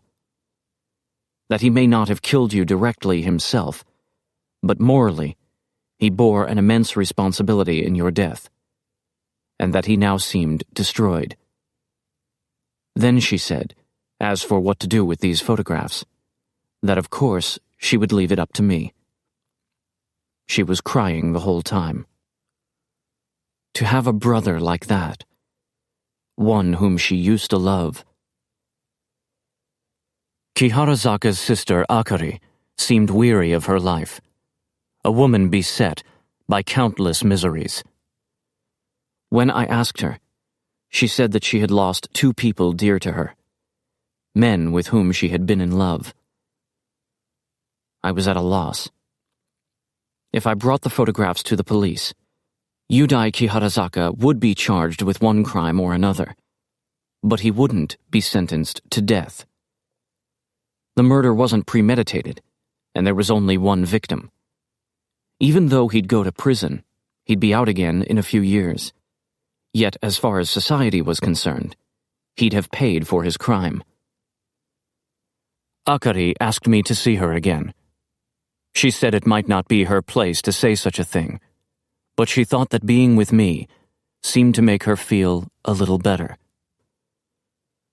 I started seeing her often after that, all the while worrying about what I should do next.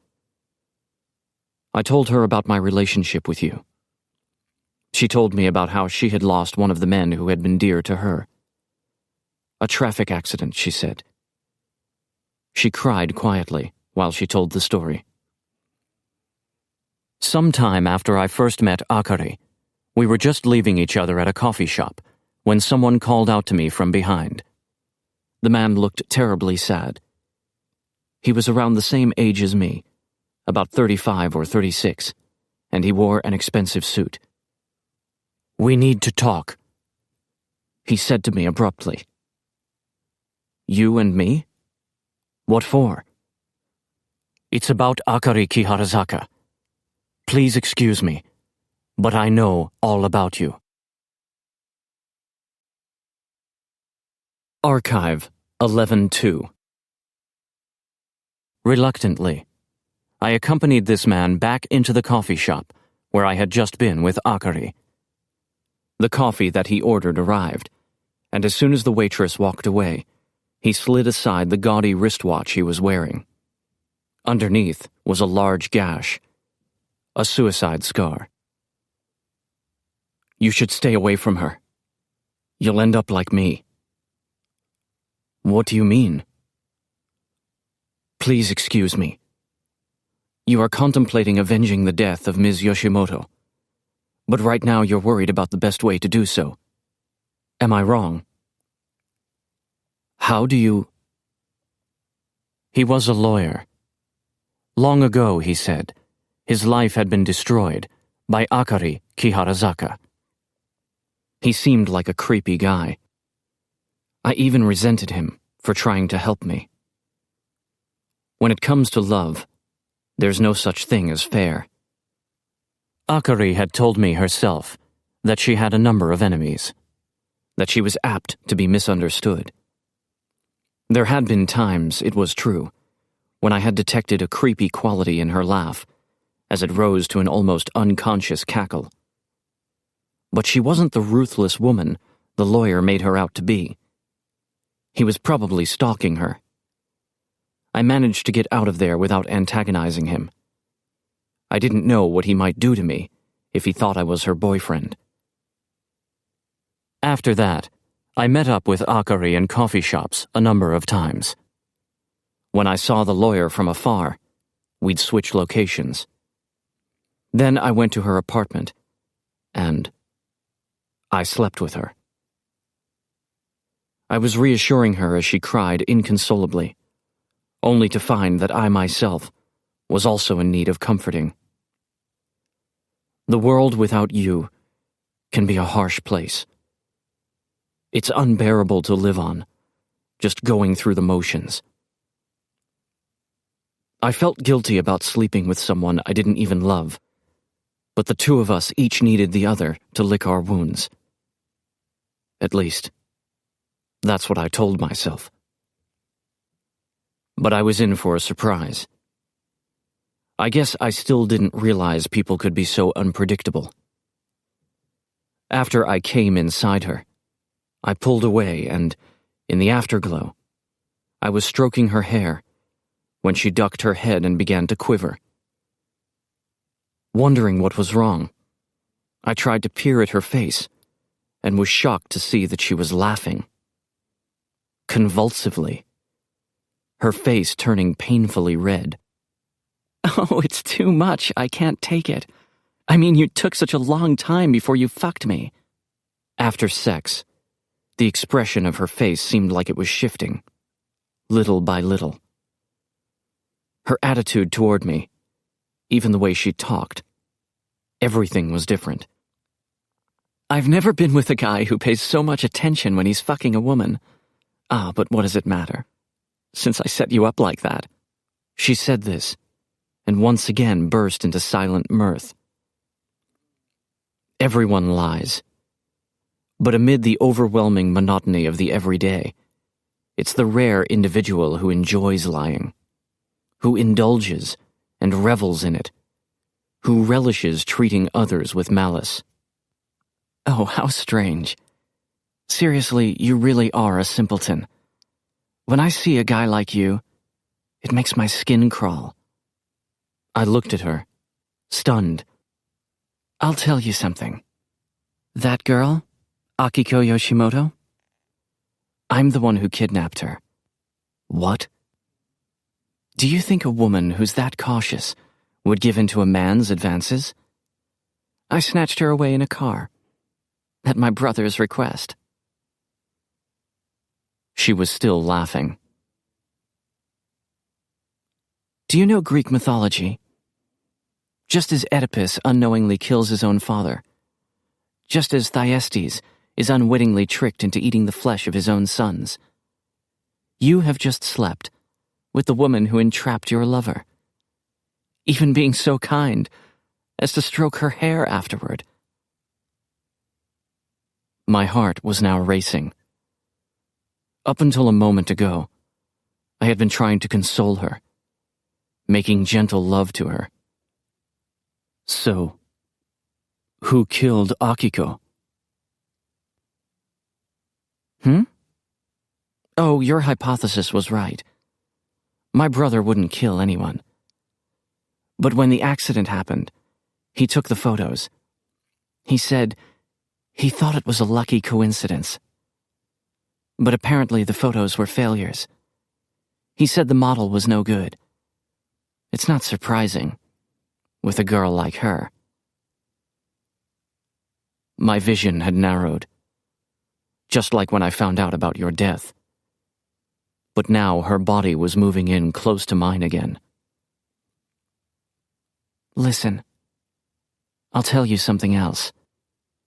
You know how you worried too much about Akiko Yoshimoto? That was your obsession, your own pathological urge. Okay? Get this. The reason you fell in love with her was so that you could worry about her. Something in you needed to suffer through the pain. At that moment, a tender part of me broke into tattered little pieces. But that's all over now. You pity-fucked the person who entrapped the woman you loved. You are no longer yourself. Now fuck me with your intense hatred. Let's see which lasts longer. Fuck me, hard. Fuck the shit out of me. You hate me, don't you? That's the kind of guy I like. Come on, you hate me, right? I want you to fuck the shit out of me. As she said this, there was a strange dark glimmer in her eyes. With her lips parted, she smiled, still looking me in the eyes defiantly. As if she was lit from somewhere overhead, I was flooded with the feeling that she seemed to be floating before me. She pressed her lips to mine, and then I fucked her hard. At first it felt like I was moving involuntarily. I was trembling so badly I thought I might collapse. But inside my head, I was very calm and composed.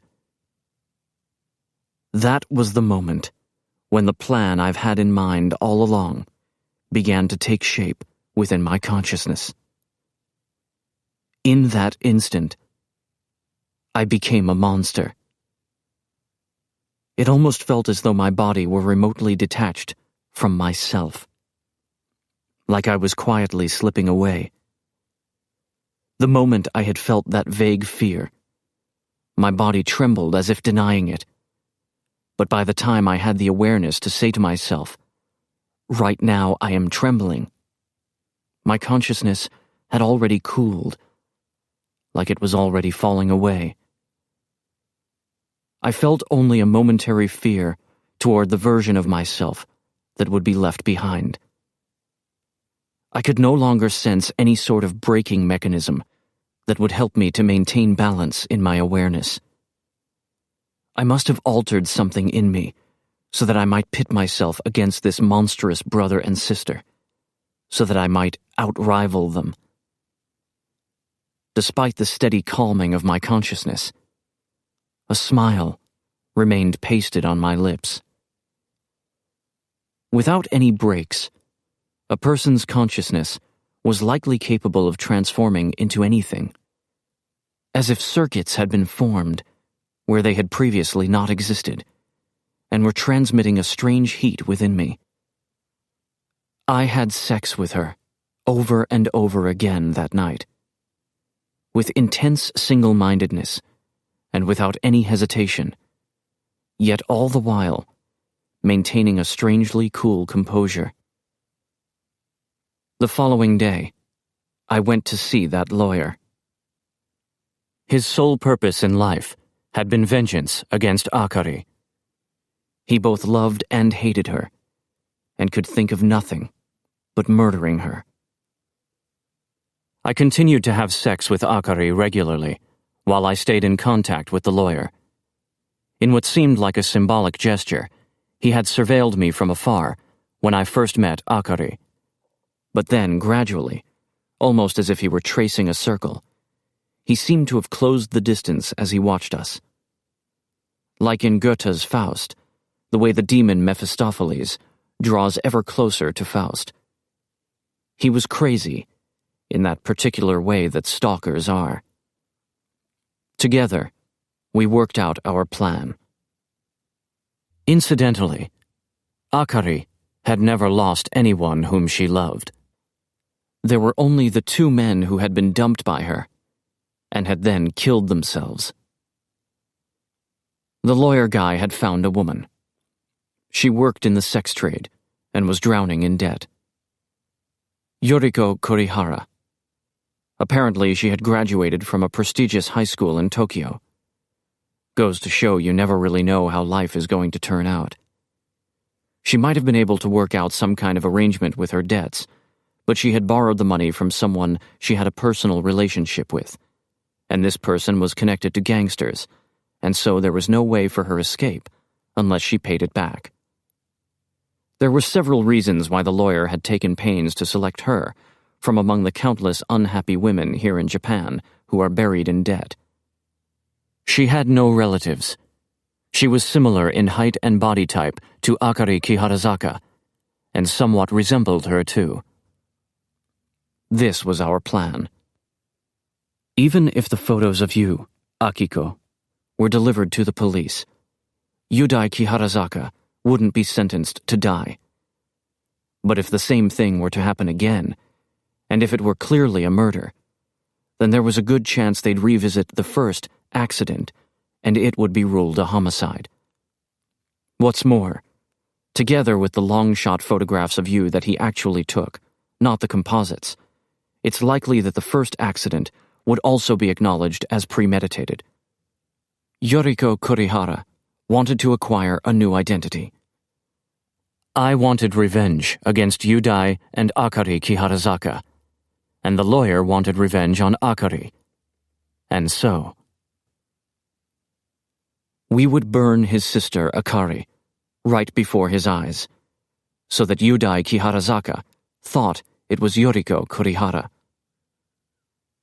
By doing this to Yudai Kiharazaka, the exact same fate that befell you would befall his sister, Akari. When it happened to you, his photographs didn't capture it. If we planted Yoriko Kurihara with him, even had them living together, and if Yoriko Kurihara were set on fire before him, would he just keep taking photos as before, never realizing she was really his sister, until she were no more than ashes? Acknowledged as having brutally burned 2 women to death, the media would have a field day covering the murders, and he would get the death penalty. We would create the evidence that proved he was the one who did it. No one would think that 2 fires in a row both just happened to be accidents. I knew it. He was in a precarious situation, easy to frame. In short, we could get him sentenced to death without his having actually killed anyone. However, there were obvious objections raised regarding this plan. The lawyer and I, we weren't planning simply to kill them. Our intention was to inflict cruelty on them. That was why we devised this plan. Yet Yoriko Kurihara was quite opposed to it. For one thing, what would we do if Yudai Kiharazaka, faced with Yoriko, actually Akari, on fire before him, went and tried to save her? Another factor was, in this day and age of such scientific forensic investigation, would it really be possible to switch the murder victim? If he were to save Yoriko, actually Akari, then our plan would come to nothing. He would discover that it was his sister who had been burned, and with Akari's testimony, everything would be brought to light.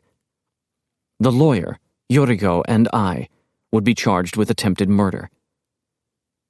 I was certain that Yudai Kiharazaka would just take photos without trying to save his model, and the lawyer, who was pretty familiar with Kiharazaka's tendencies at this point, was of the same opinion.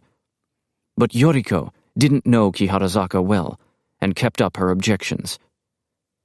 That was how we decided that if Yudai Kiharazaka tried to save his sister, the lawyer would shoot him with a pistol. Then the lawyer would set his sister on fire again. The course of our plan would fall through, but ultimately, the two of them would both be dead anyhow. As it happened, Kiharazaka did just go on taking photos, so there was no need to kill him with the pistol.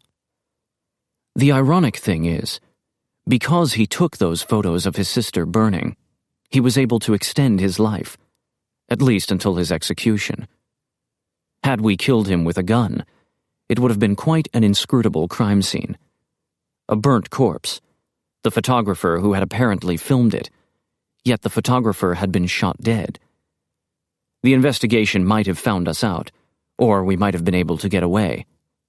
But at least for the lawyer and me, it didn't matter what happened after our plan transpired. The second factor was the viability of switching the murder victim.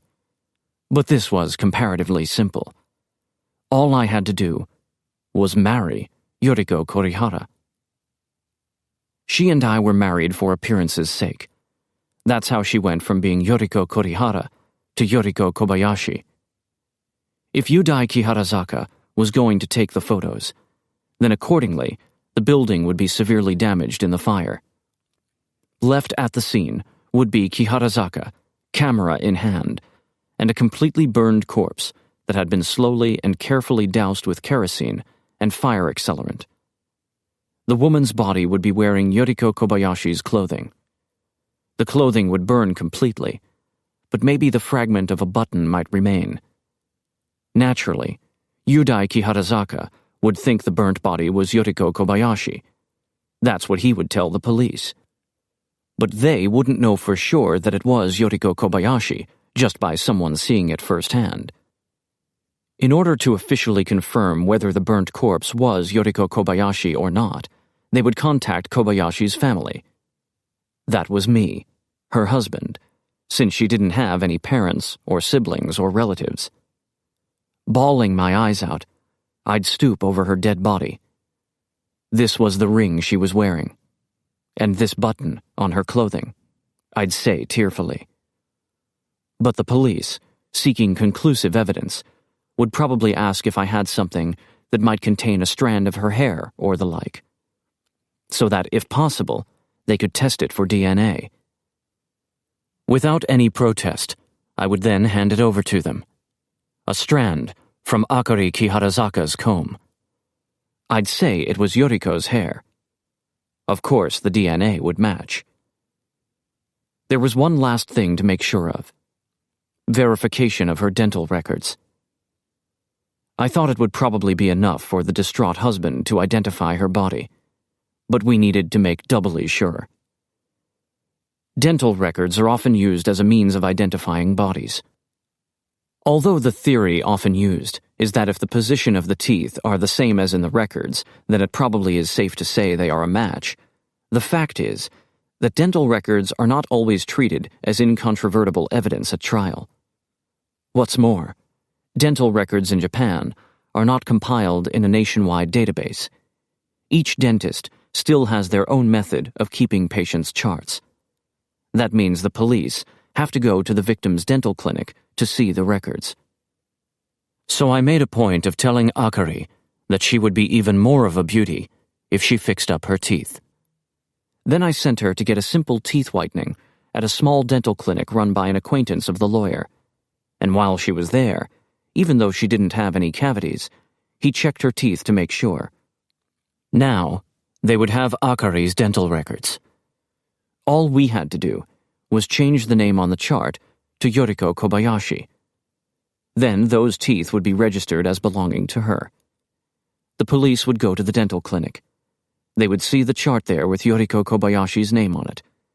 Those dental records would, of course, be identical to those of the burnt corpse. I didn't think it was necessary to go to those lengths, and, as it turned out, it wasn't. But the lawyer and I, we were caught up in our own kind of madness. Sometimes madness gives rise to tenaciousness and an obsession with details. I now applied the same fixation as when I had insistently worried about you to the task of strengthening our plan. This dentist was a troubled man. Around the time when the lawyer had attempted suicide because of Akari, he had taken on a number of clients who had similar difficulties. He had resolved the dentist's financial problems through fairly illicit means. The dentist was greatly indebted to the lawyer and vulnerable to him. But since all he had to do was change the name on a chart, this required relatively little effort when compared with such a debt. One of the reasons the lawyer had chosen Yoriko Kobayashi was that she bore a certain resemblance to Akari, which was why he was sure that Yudai Kiharazaka would take a liking to her. "I'm a fan of yours." That was how Yoriko approached him. "I'm working freelance as a model. For my next job, I want you to take photos of me." Well, the job is just an excuse. Really, I only wanted a reason to talk to you. I saw a picture of you in a magazine article about your photograph, Butterflies. She casually mentioned how attractive the opposite sex seemed to find her. The suggestion made him gradually start to look at her lustfully. Yoriko Kobayashi was definitely beautiful. It was easy to seduce a starving man. Akari was beautiful too, but she was also a terrifying woman. If Yoriko's life hadn't been shackled by her debts, she might have ruined quite a number of men herself. At the beginning of January, we had her start keeping a diary that portrayed her as an ordinary housewife. An ordinary housewife who wouldn't give up on her dream of becoming a model. We had her write that she might be being followed. And then, the day after she started staying at Yudai Kiharazaka's house, we had her temporarily stop writing in her diary. We had her do the same thing on Twitter. On Twitter, she hid the fact that she was a housewife, pretending that she was just a woman who worked as a model, as if she were living out her fantasy life in a virtual world. As if just by looking at her diary and Twitter account, however ordinary she may seem, you could tell how likable she was. Then, she suddenly stopped tweeting after she started staying at Yudai Kiharazaka's house. And we made a point of sending her all the way to Chiba once, and had her shut off her cell phone there. All of these things come from the lawyer's madness and my own. We were both morbidly and relentlessly fixated on the details. At the place where she had worked in the sex trade, of course she had used a false name. Since she hadn't borrowed any money from that place itself, she was able to tell them she was taking a leave of absence. The lawyer and I took over the monthly payments on her debts. She read many of the books that I recommended. We talked about lots of stuff other than the plan. I figured we ought to know at least some things about each other. About 4 days after she started staying at Kiharazaka's house, I went to talk to the police. Once before, she was gone for about a week without any contact. she can be a little emotionally unstable. If she knew that I had gone to the police, she'd be angry with me. That's why I wasn't sure whether or not to file a missing persons report. Yet, I can't help but worry. The police asked me if there was any sign that she was with another man. I acted flustered. It was probably true, but I didn't want to think so, nor could I believe it. The police said, rather perfunctorily, that if I wanted to file a missing persons report, I needed to say so. And I pretended to be at a loss and went home, only to return 2 days later with a photo of her when I filed the report. Being that it wasn't a criminal case and was most likely a disappearance involving an extramarital affair, I knew that the police wouldn't take it seriously. It's only after an incident has occurred that police in Japan start doing anything in earnest. Despite how many women are murdered by stalkers they have reported beforehand, the police still haven't changed the way they respond. Nevertheless, even when they made a serious effort, I doubted they'd be able to make the connection between Yudai Kiharazaka and my wife. She still had with her the diary that would later become evidence, and her husband, me, wasn't supposed to know that she had started using Twitter.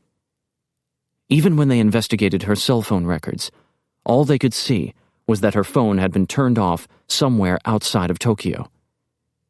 Anyway, that would fall under the jurisdiction of the Chiba police, not the Tokyo Metropolitan Police Department. Yoriko Kobayashi was playing a dangerous game, but she had no choice other than to go along with our scheme. Here before her was the chance to escape a life in the sex trade, drowning in debt, for a life where she might attain a certain degree of affluence. Akari Kiharazaka didn't have a driver's license or a passport. The only things that could prove her identity were her insurance card and her pension account book, along with the sort of certificate of residence that was archived in the local government office. None of these included a headshot. As long as Kobayashi had Akari's insurance card and her pension account book, she could request an official copy of her family register from the municipal office where her permanent residence is, as if it were her own, and with a copy of her resident card, she could then apply for and receive a passport with a photo of herself attached. Why is it that insurance cards in Japan don't have photos? Or why don't they require people to carry a photo ID? Wouldn't it be a good strategy for the auto industry if a driver's license became the typical form of identification? I don't know, but it seems like there are a number of major loopholes like this in the system here in Japan. But then again, even with a photo attached, any number of documents can be forged. And if Yoriko Kobayashi were to die, her debts would be discharged, and she could go on living as Akari Kiharazaka. I was never really worried, despite the fact that I was now her husband, because even though it was a personal loan from a gangster, I wasn't a co-signer. And what's more, it was an illegal contract to start with, so there wouldn't be any obligation to pay it. Because of the kind of person Akari was, she didn't have any friends. And since she lived off her inheritance, she didn't have a job either. She was a woman on her own in Tokyo, a woman who occasionally lured a man into her solitary life. I often wondered, if she were to disappear, would anyone other than her brother Yudai even notice? I knew that the PIN number for her ATM card was 0789, and that the one for her credit card was 2289.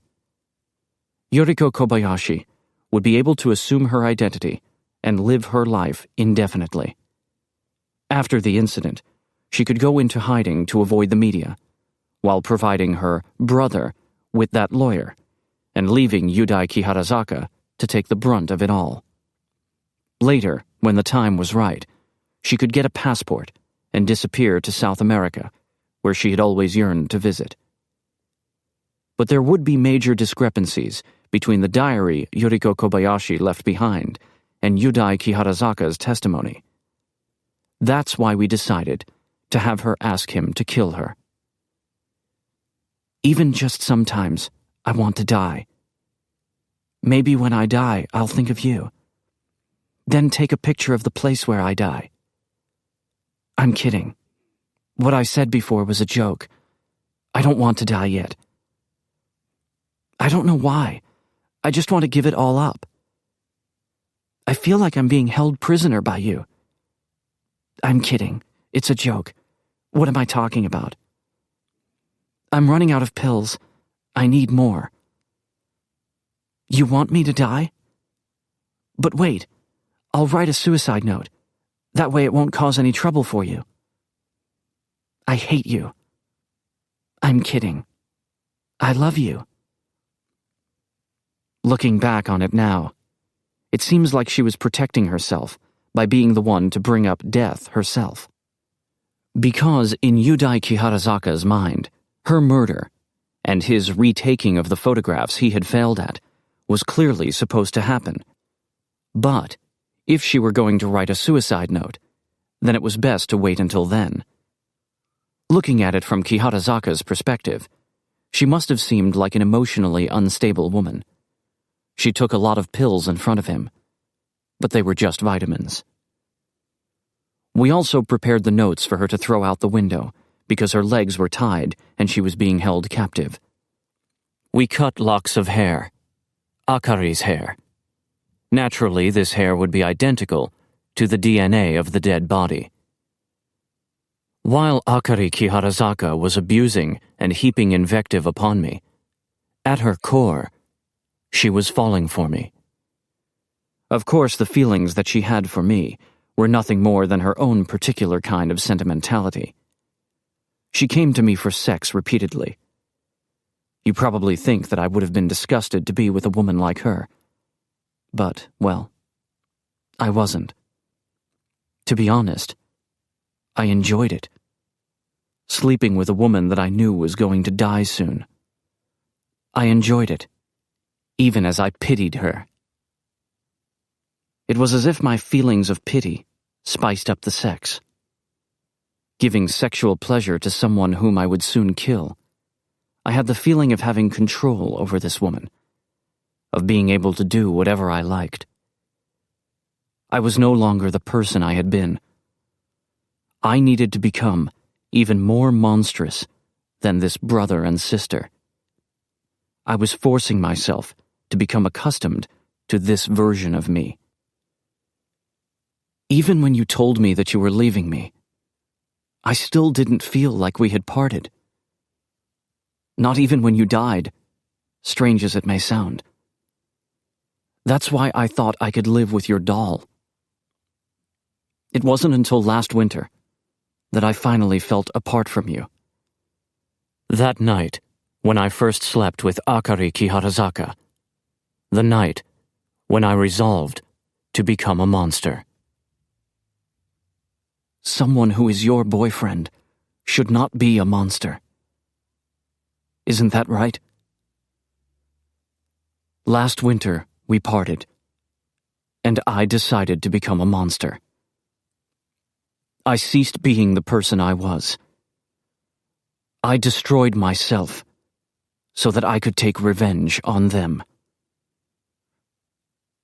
I'll tell you about the night when we put Akari Kiharazaka to sleep. I wrapped a towel around her face, blindfolding her. That kind of thing excited her. Then, while we were having sex, I switched places with the lawyer. The lawyer got undressed and approached Akari, who had no idea. Had she realized that I had switched with someone else, she probably would have enjoyed it. That's the kind of woman she was. But surely she never would have thought that the guy she was screwing was the guy she had oppressed and treated like an insect. I smoked a cigarette in the next room, thinking about how strange it was that I didn't feel anything. When I went back into the room, the lawyer was already wearing his suit and waiting for me. She was knocked out, and her hands and feet were tied up. After that, we held her captive for a few days. I couldn't decide whether or not to send the video we had shot to Yudai Kiharazaka. If I sent it to him, despite his suspicions, he might still be aroused by the film, even without knowing that the man her sister was screwing in the film was the lawyer she had made to suffer. The day of the crime. Strangely, I was not nervous. Based on my long hours of observation, I had a good grasp on Yudai Kiharazaka's behavioral patterns. Since he wasn't actually holding Yoriko Kobayashi captive, while he was out, we went into his studio and made sure that everything was progressing according to plan. We had made sure to have a duplicate key. Our crime took place on the day after Yoriko Kobayashi had mentioned in her diary how lately Yudai Kiharazaka had gotten bored with her, and she had the definite sense that he intended to kill her. We would set fire to his sister just as Kiharazaka was returning home, and then leave through a window. It was simple. I had the lawyer film it all. Like I said before, as a precaution for any unexpected situations, he carried a pistol. I didn't think that what we were doing was all that strange.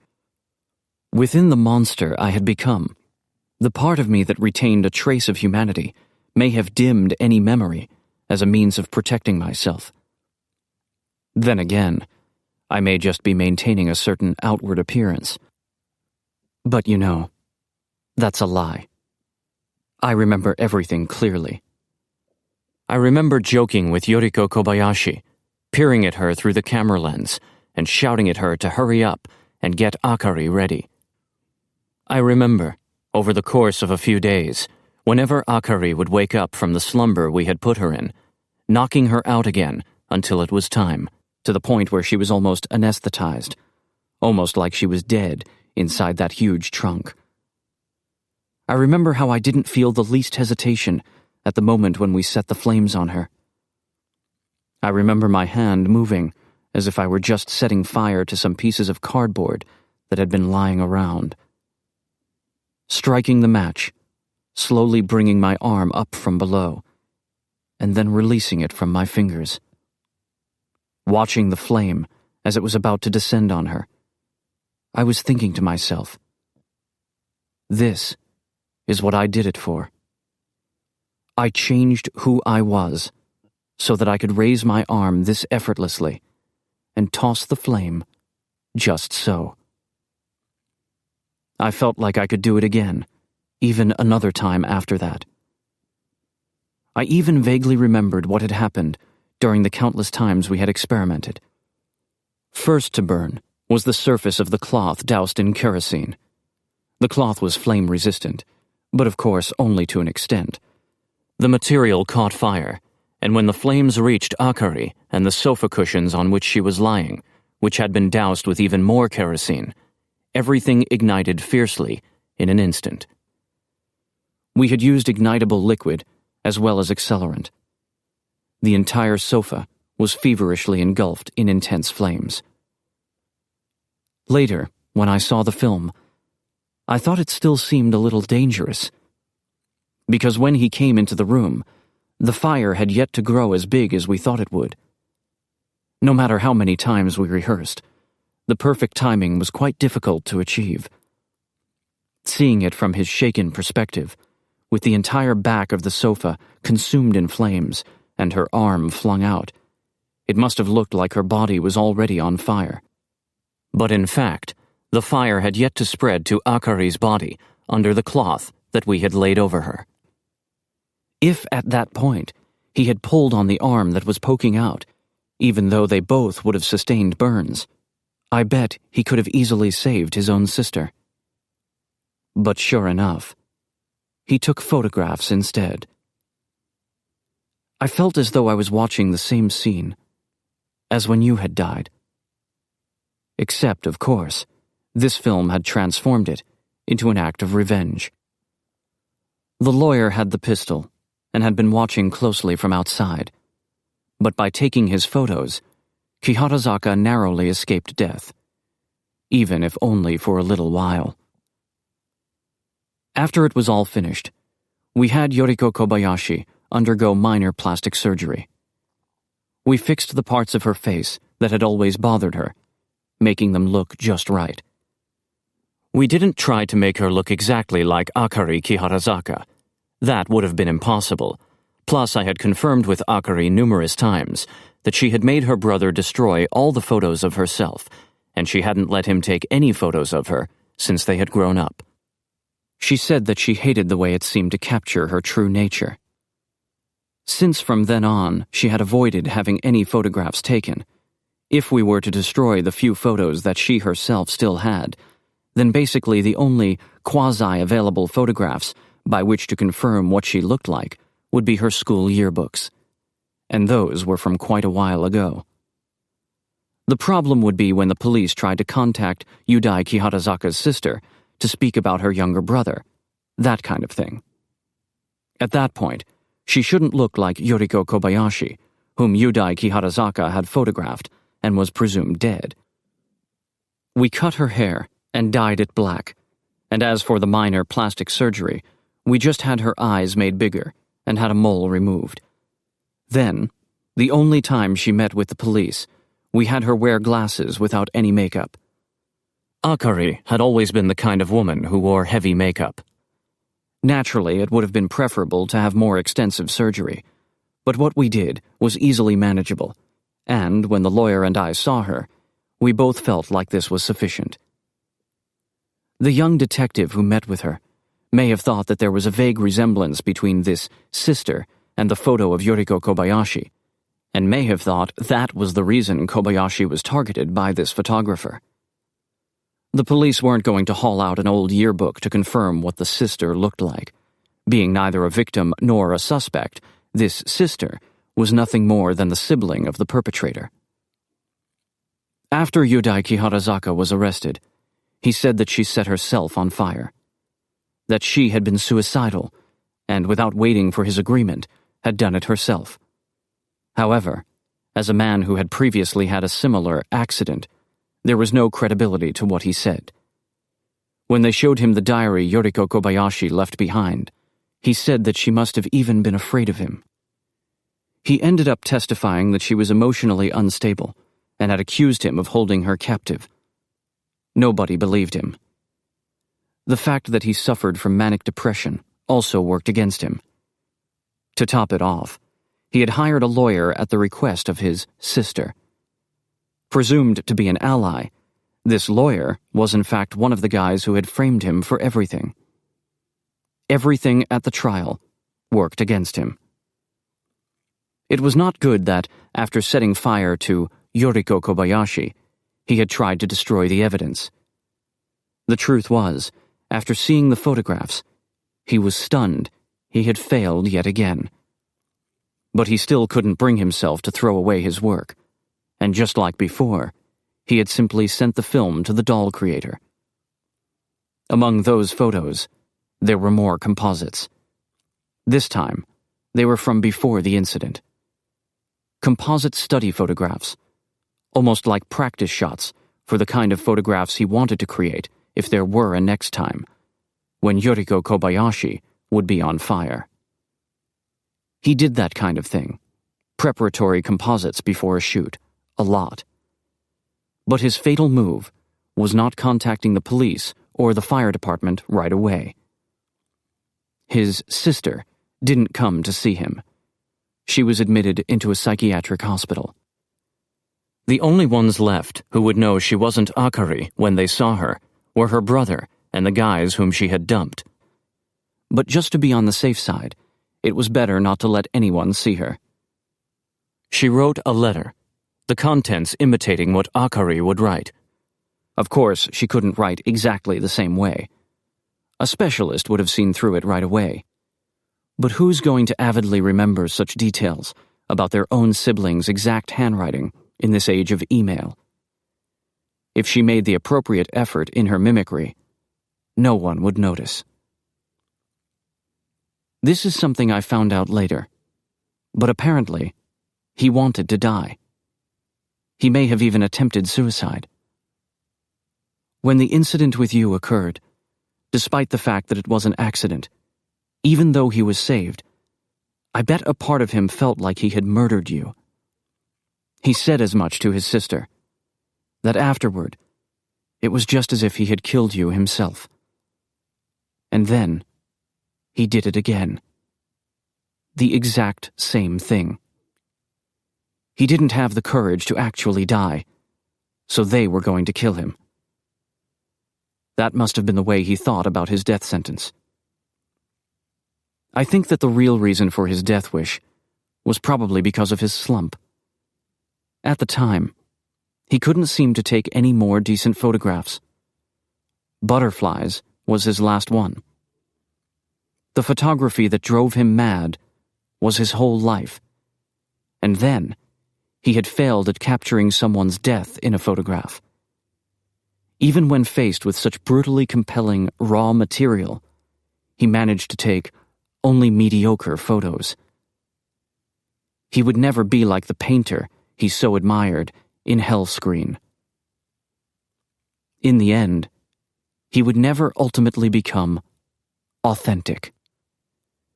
In other words, this incident has revisited upon the brother and sister the same acts that they did to us. I had slept with his sister, not knowing that she had collaborated in the death of my beloved.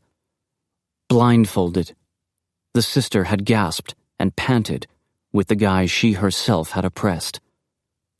We did the exact same thing to the dear sister of the brother that he had done to you, Akiko. And then, by this very act, boldly confronted with the drying up of his own talent and awash in the public's hatred, the brother was sentenced to be executed, without having actually killed a single person. I thought, when this was all over, I would experience some kind of revelation about good and evil. But it's strange. I don't feel anything at all. It's funny. Even though I'm sure I've become a monster, I still love you, even now. Chapter 11. Again. The huge clock hanging on the wall seems to have stopped moving. I think I want to quit working on this project. The moment I say it, I feel a small pang of regret, along with a calm sense of release. My editor gazes across at me, looking slightly dazed. Why? It's too much for me. I'm sorry. I want you to explain to me specifically. What happened? We are at my editor's apartment. I stare at the glass of whiskey on the table. My editor is staring at the same thing. He lights a cigarette. I remain silent. You mean you're in over your head? I look at the unmoving clock on the wall. It seems disproportionately large for the room. He opens his mouth to speak. Have you read Truman Capote's In Cold Blood? I have. After he completed his non-fiction novel, he couldn't write another decent piece of work. His spirit was broken. Then again, at least he did finish that book. Yudai Kiharazaka's sister had said something very similar to me. My heart starts to race. My editor raises his voice slightly. Sure, the way that I do things may be relentless.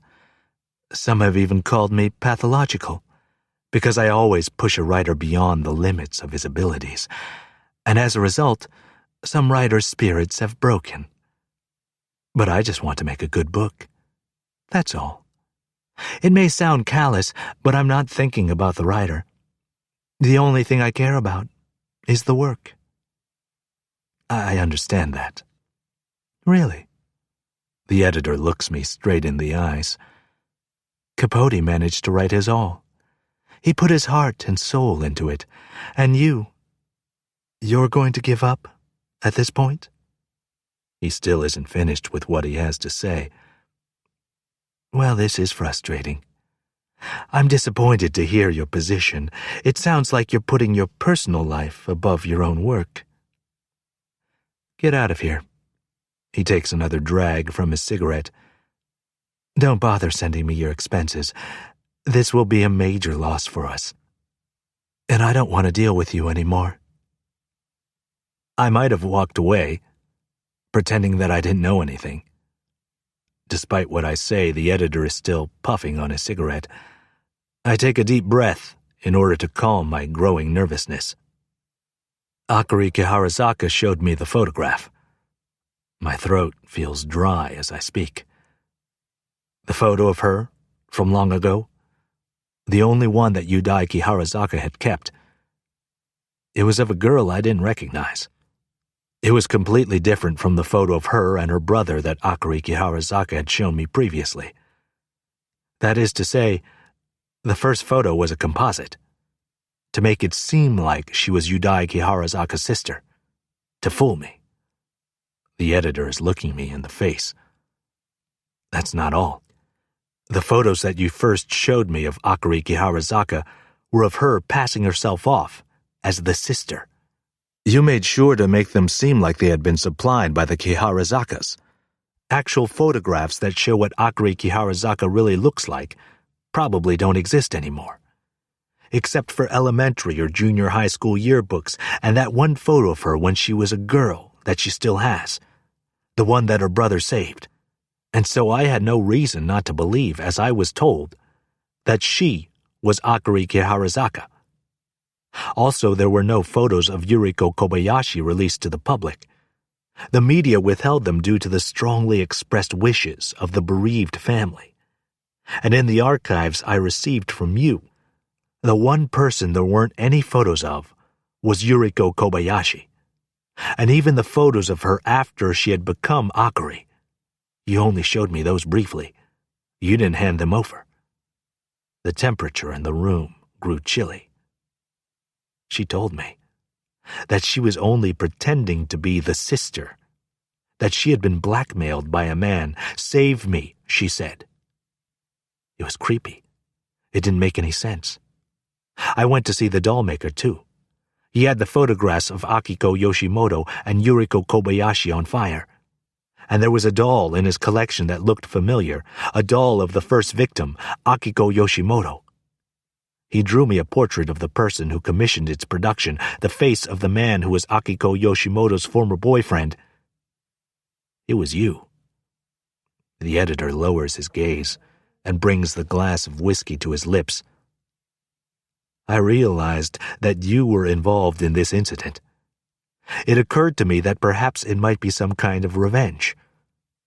When I looked at the photos again, the ones of Yuriko Kobayashi when she was on fire, her eyes were quite different, and the impression was completely different too. Yet I thought she bore a vague resemblance to the sister. I was confused, and at the same time I had a terrible foreboding. Having been shown the composites once, something told me that these photographs of Yuriko Kobayashi burning might also be composites. But I didn't know why these photographs existed.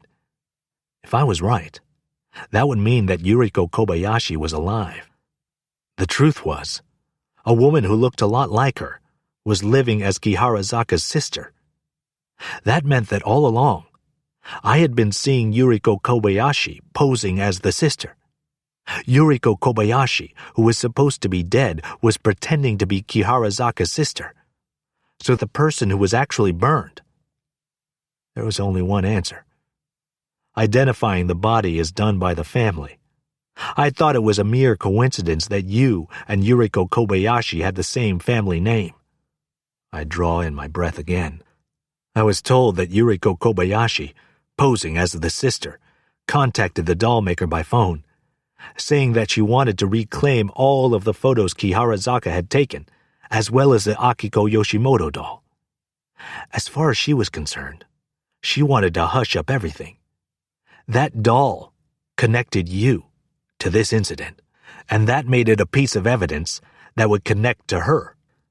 But the doll maker, he interpreted her call to mean something different. That Akari Kiharazaka had used her brother in order to have those women killed.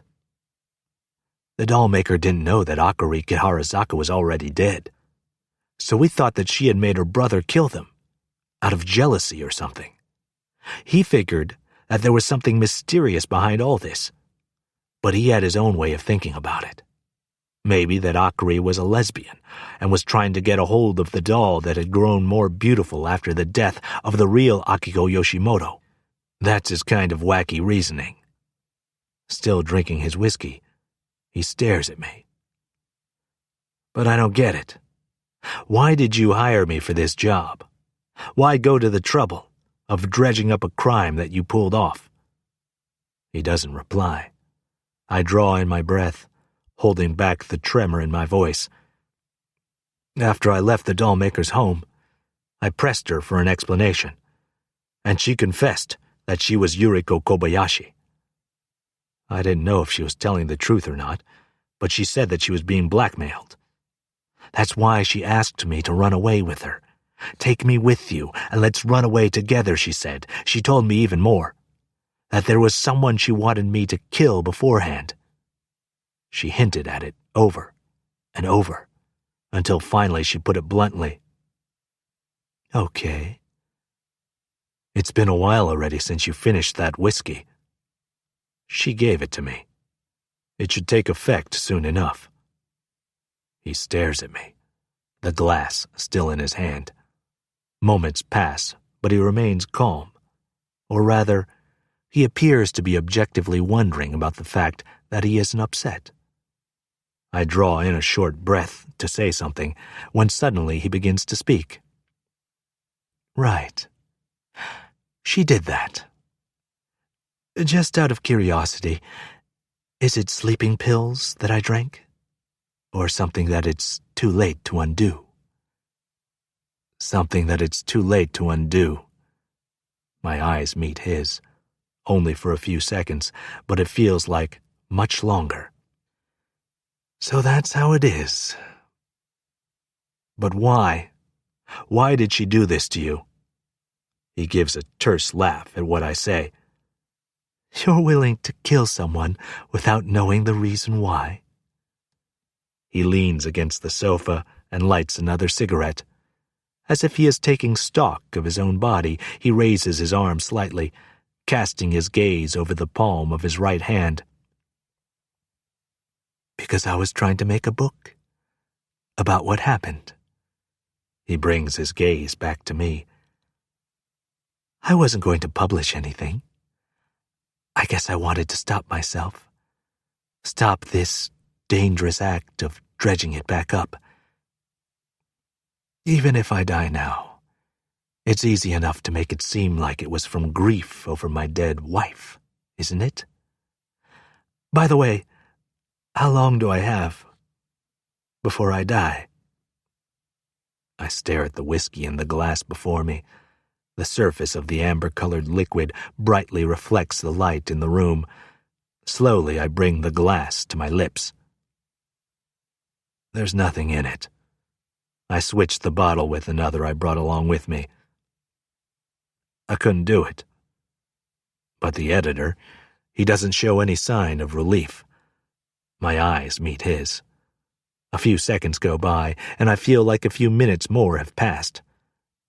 But then finally, as if weary, he begins to speak, softly. Your doubts are reasonable. You must have thought it was a strange assignment, to go through the interview process, if possible to write it as you go along, then send it in to me. I was surprised when I read your opening sentence. It's safe to say you killed them, isn't that right? Those words seem to symbolize this whole incident. But the part about yourself is a bit overwritten. I corrected it here and there. Readers want to know about the writer's personal life. Nevertheless, you don't even mention a single thing about your girlfriend, Yukie. You can't hide yourself and still write. That's why I changed that part too. As well as the fact that you don't delve at all inside of Kiharazaka's mind. That's why I went ahead and started up a correspondence with him. concealing my true identity, of course. Really, I wanted audio recordings of the interview subjects, but you couldn't even manage to get those. So I had no choice but to rely on your subjectivity. By the time Yudai Kiharazaka wrote to me, asking to swap stories of our insanity, it was already over. I had accomplished what I'd planned to do to him.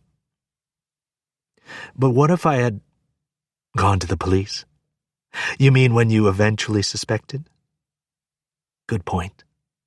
But you're so conscientious, I knew that before going to them, you'd be sure to come to me, just as you have. And when that happened, I could kill you. Just make you write the manuscript. You drank the whiskey too, didn't you? There's cyanide on your glass. I look at the editor, at a loss. A lot of corrections had to be made to the manuscript you delivered, but for the most part, it's all there. I liked your writing style. I'm an editor, so I can't make something from nothing, but this is all I need. I can go back later and mimic your style. There wasn't anything in your manuscript about Yuriko Kobayashi trying to kill someone. I think I'll add in some hints about that. The editorial process may take a while. My heart starts to race, and I can no longer see straight. Trembling, I bring my right hand to my mouth and try to stick my fingers down my throat to make myself vomit. I wonder if I still have time. Suddenly, he puts a bottle on the table. Don't worry. There wasn't anything on the glass. He smiles. Well, I thought about it. Look, I've got some potassium cyanide, but I've changed my mind, just like you did. I wonder why. The temperature in the room is getting even chillier. It takes a little while for me to realize that I have been staring dumbfounded at the editor all this time. I have broken out into a sweat all over my body to an embarrassing extent. He is staring at me now. Is it because you saw the graves? The graves? Yeah, the graves of Yudai and Akari Kiharazaka's mother and father. He is still leaning far back on the sofa. If you had looked them up, you would have seen what their parents were like when the kids were little. A quite simple man, violently alcoholic, and a woman who disappears, leaving behind her children.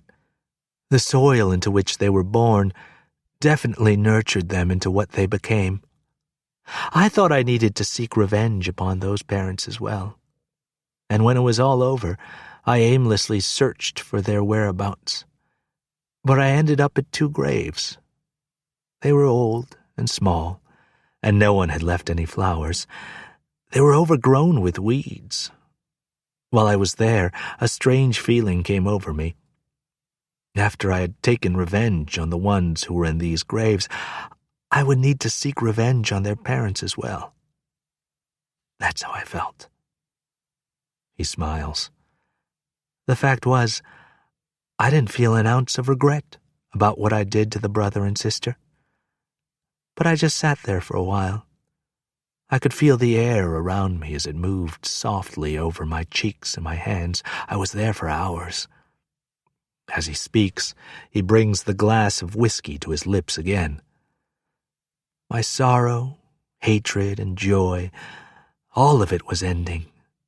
Eventually, my life would go on. Like the breeze that moved tranquilly amongst the small stone graves. Just what does it all mean? This world we live in. I light a cigarette. By the way, what do you intend to do now that you've quit this project? I'm going to marry Yukie. And then I've got work as a celebrity ghostwriter. My voice quavers slightly. When I figured out what was going on with you and them, I was reminded of that photograph, Butterflies. What's inside each person? The true desire that people aren't even aware of. Yudai Kiharazaka had no desires of his own. His envy of others, that imitation was all there was for him. That was even what led him to just want to die. It's terrible, but that was when I figured it all out. It's not my true desire to lead a ruinous life. Desire for something wild and violent is not what creates beautiful art. I want stability, though occasionally I yearn for ruin, and since it doesn't matter to me what kind of work I do, everyone is just a little envious. I realize that I would never be a novelist. That's why I can't write this book about you and them. The sister told me so from the start. She said, "You aren't capable of writing a book about us." She said, "You cannot simply come into our realm." She was right. Don't worry. I'll take over. Together, you and I will make this into a novel. The only thing I ask of you is to write this scene of us here, if you can. I stare at my cigarette, which had burned down to a nub. I'm quitting smoking from now on. To mark this day, this will be my last cigarette. I take a drag and exhale slowly. The white smoke gently drifts away, as if something inside me is quietly emerging. I put out the cigarette in the ashtray. A thin line of smoke rises faintly from the extinguished stub, disappearing before long. There's a smile on the editor's lips. That's great. You should take care of yourself. Despite the inherent tedium of the world, it's beautiful to see those people who still live fully.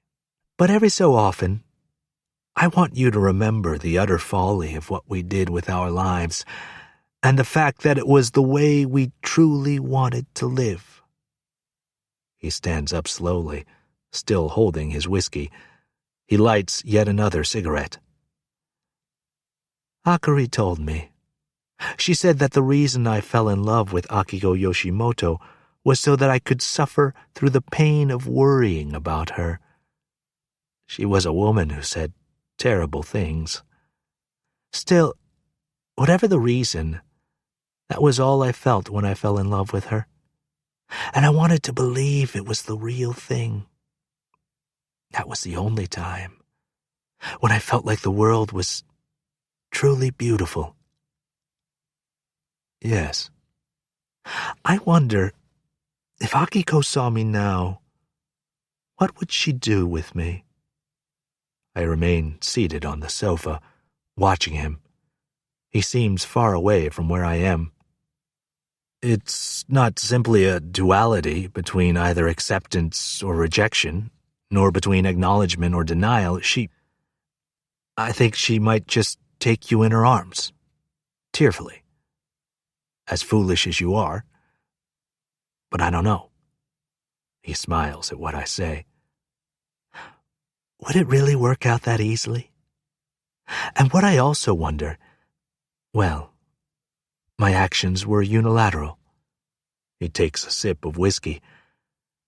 She liked the books I edited. A long time ago, she said something to me in jest. She said, "If I'm ever murdered, like in a mystery novel, I want you to make that into a book. Hunt down my killer and take revenge for me." She was a very energetic person. I decided to create the novel, and I thought I'd send it first to Yudai Kiharazaka. It would be a strange mix of archived materials and fiction chapters. This would be after his death sentence had been definitively determined. He would read the novel in prison, and knowing the truth about what had been done to him would likely drive him insane. And thus, my revenge would be complete. It's a rather editorial revenge, isn't it? Because he's already crazy, right? He'd make a big commotion, saying it was a conspiracy between the state and the judge, and even though he knew the truth, nobody would pay him any attention. He'd be executed. After his execution, they'll say maybe there was something strange about that novel. He is looking off somewhere. I can't tell where. And I will dedicate the book to her. She was blind, That's why everything is written out, even the video archives. Later, it would all need to be put into Braille. That's why I'd write their names on the first page of the story, a dedication, like in foreign novels. But because the Japanese are easily embarrassed, I'd use the alphabet. Since it's a novel, I used aliases in the main part of the book. But these would be the real initials. The first one would be for the photographer on death row, and then for my beloved. He is still looking off somewhere. It would be just like the book itself.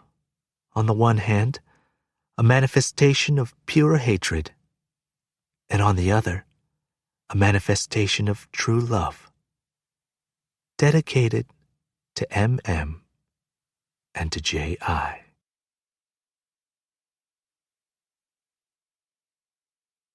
This concludes the reading of Last Winter We Parted by Fuminori Nakamura, translated by Allison Markin Powell, copyright 2013 by Fuminori Nakamura, translation copyright 2014 by Allison Markin Powell. This book was read by Theodore Chin, Richard Powers, and P.J. Auckland. This unabridged recording was published by arrangement with Soho Press and was produced in 2014 by Blackstone Publishing, which holds the copyright. Neither this recording nor any portion of it may be reproduced or used for any purpose without prior written authorization from Blackstone Publishing. If you would like to obtain a monthly update telling you about new releases, call 1-800-SAY-BOOK. That's 1-800-729-2665. For a complete listing of our titles, visit our website at www.downpour.com. Thank you.